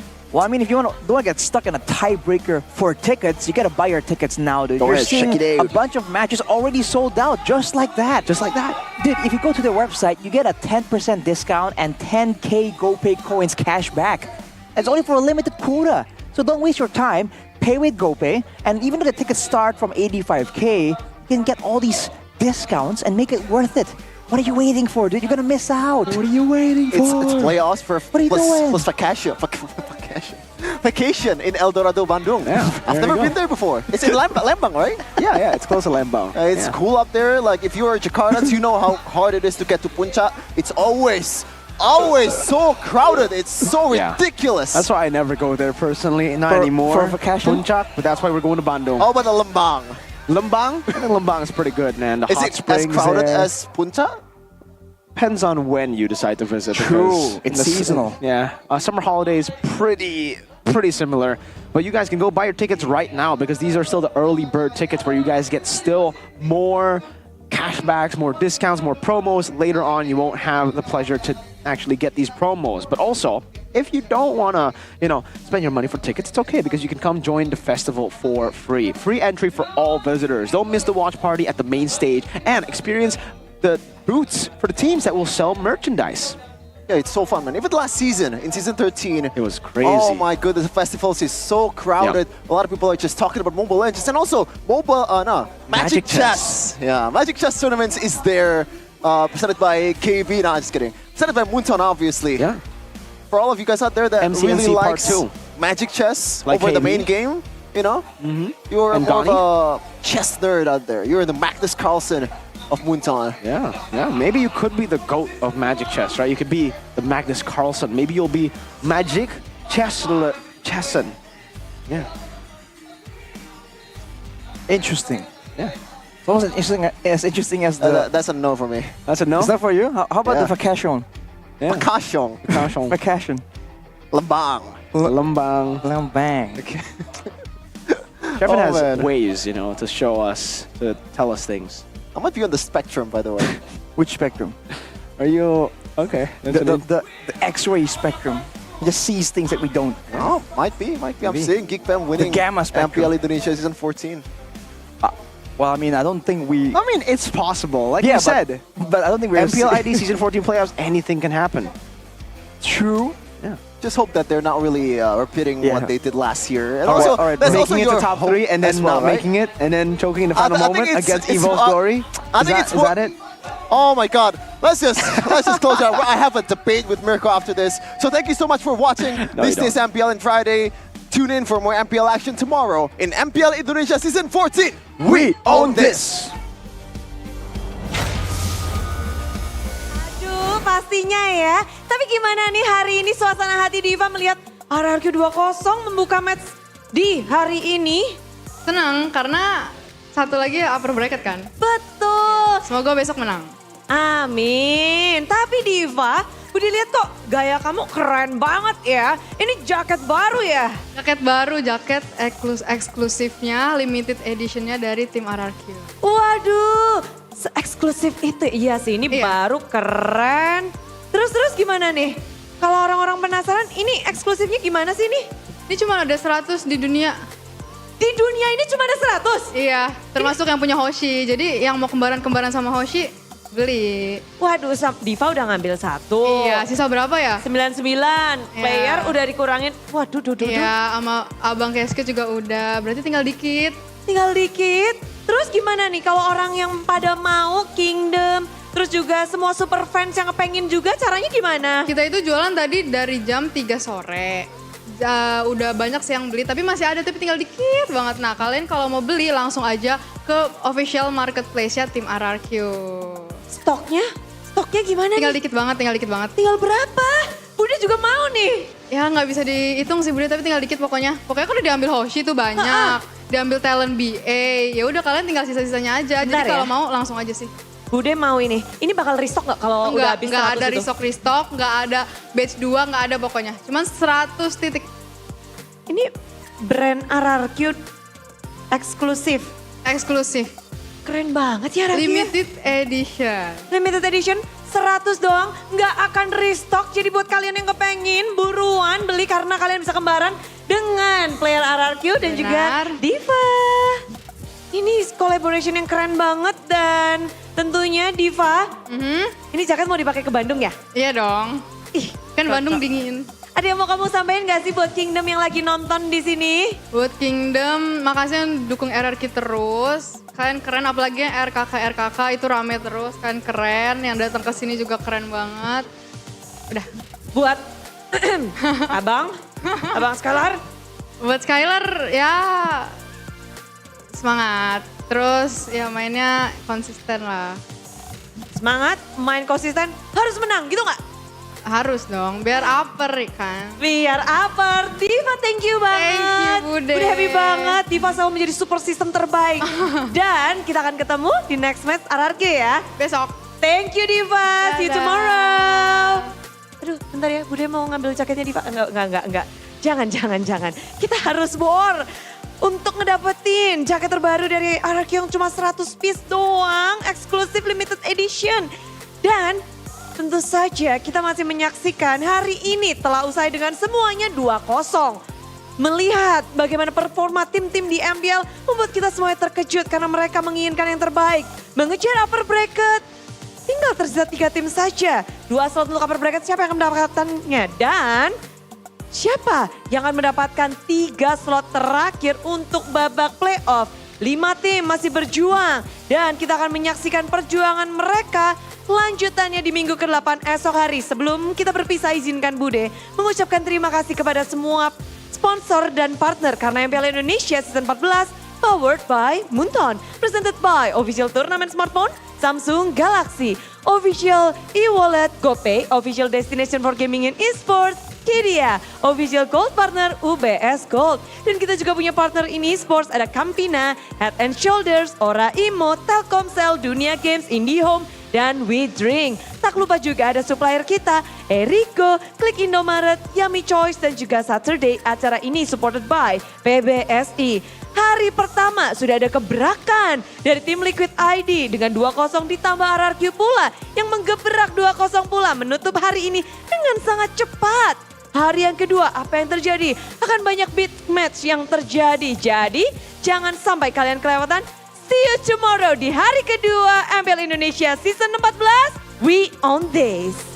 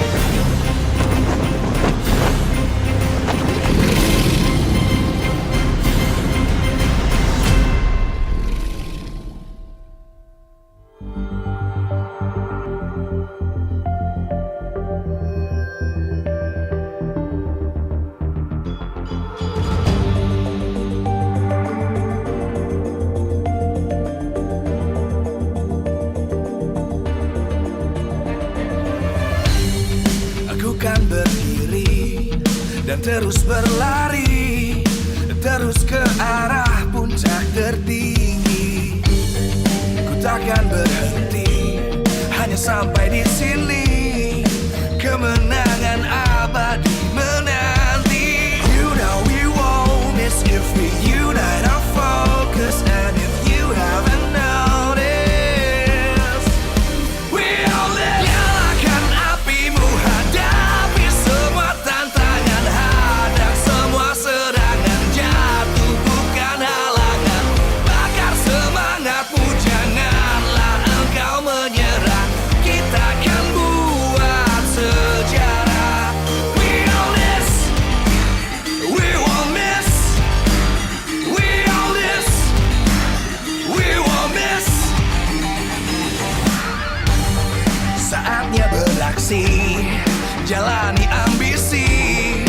Aku kan menyawakan hati.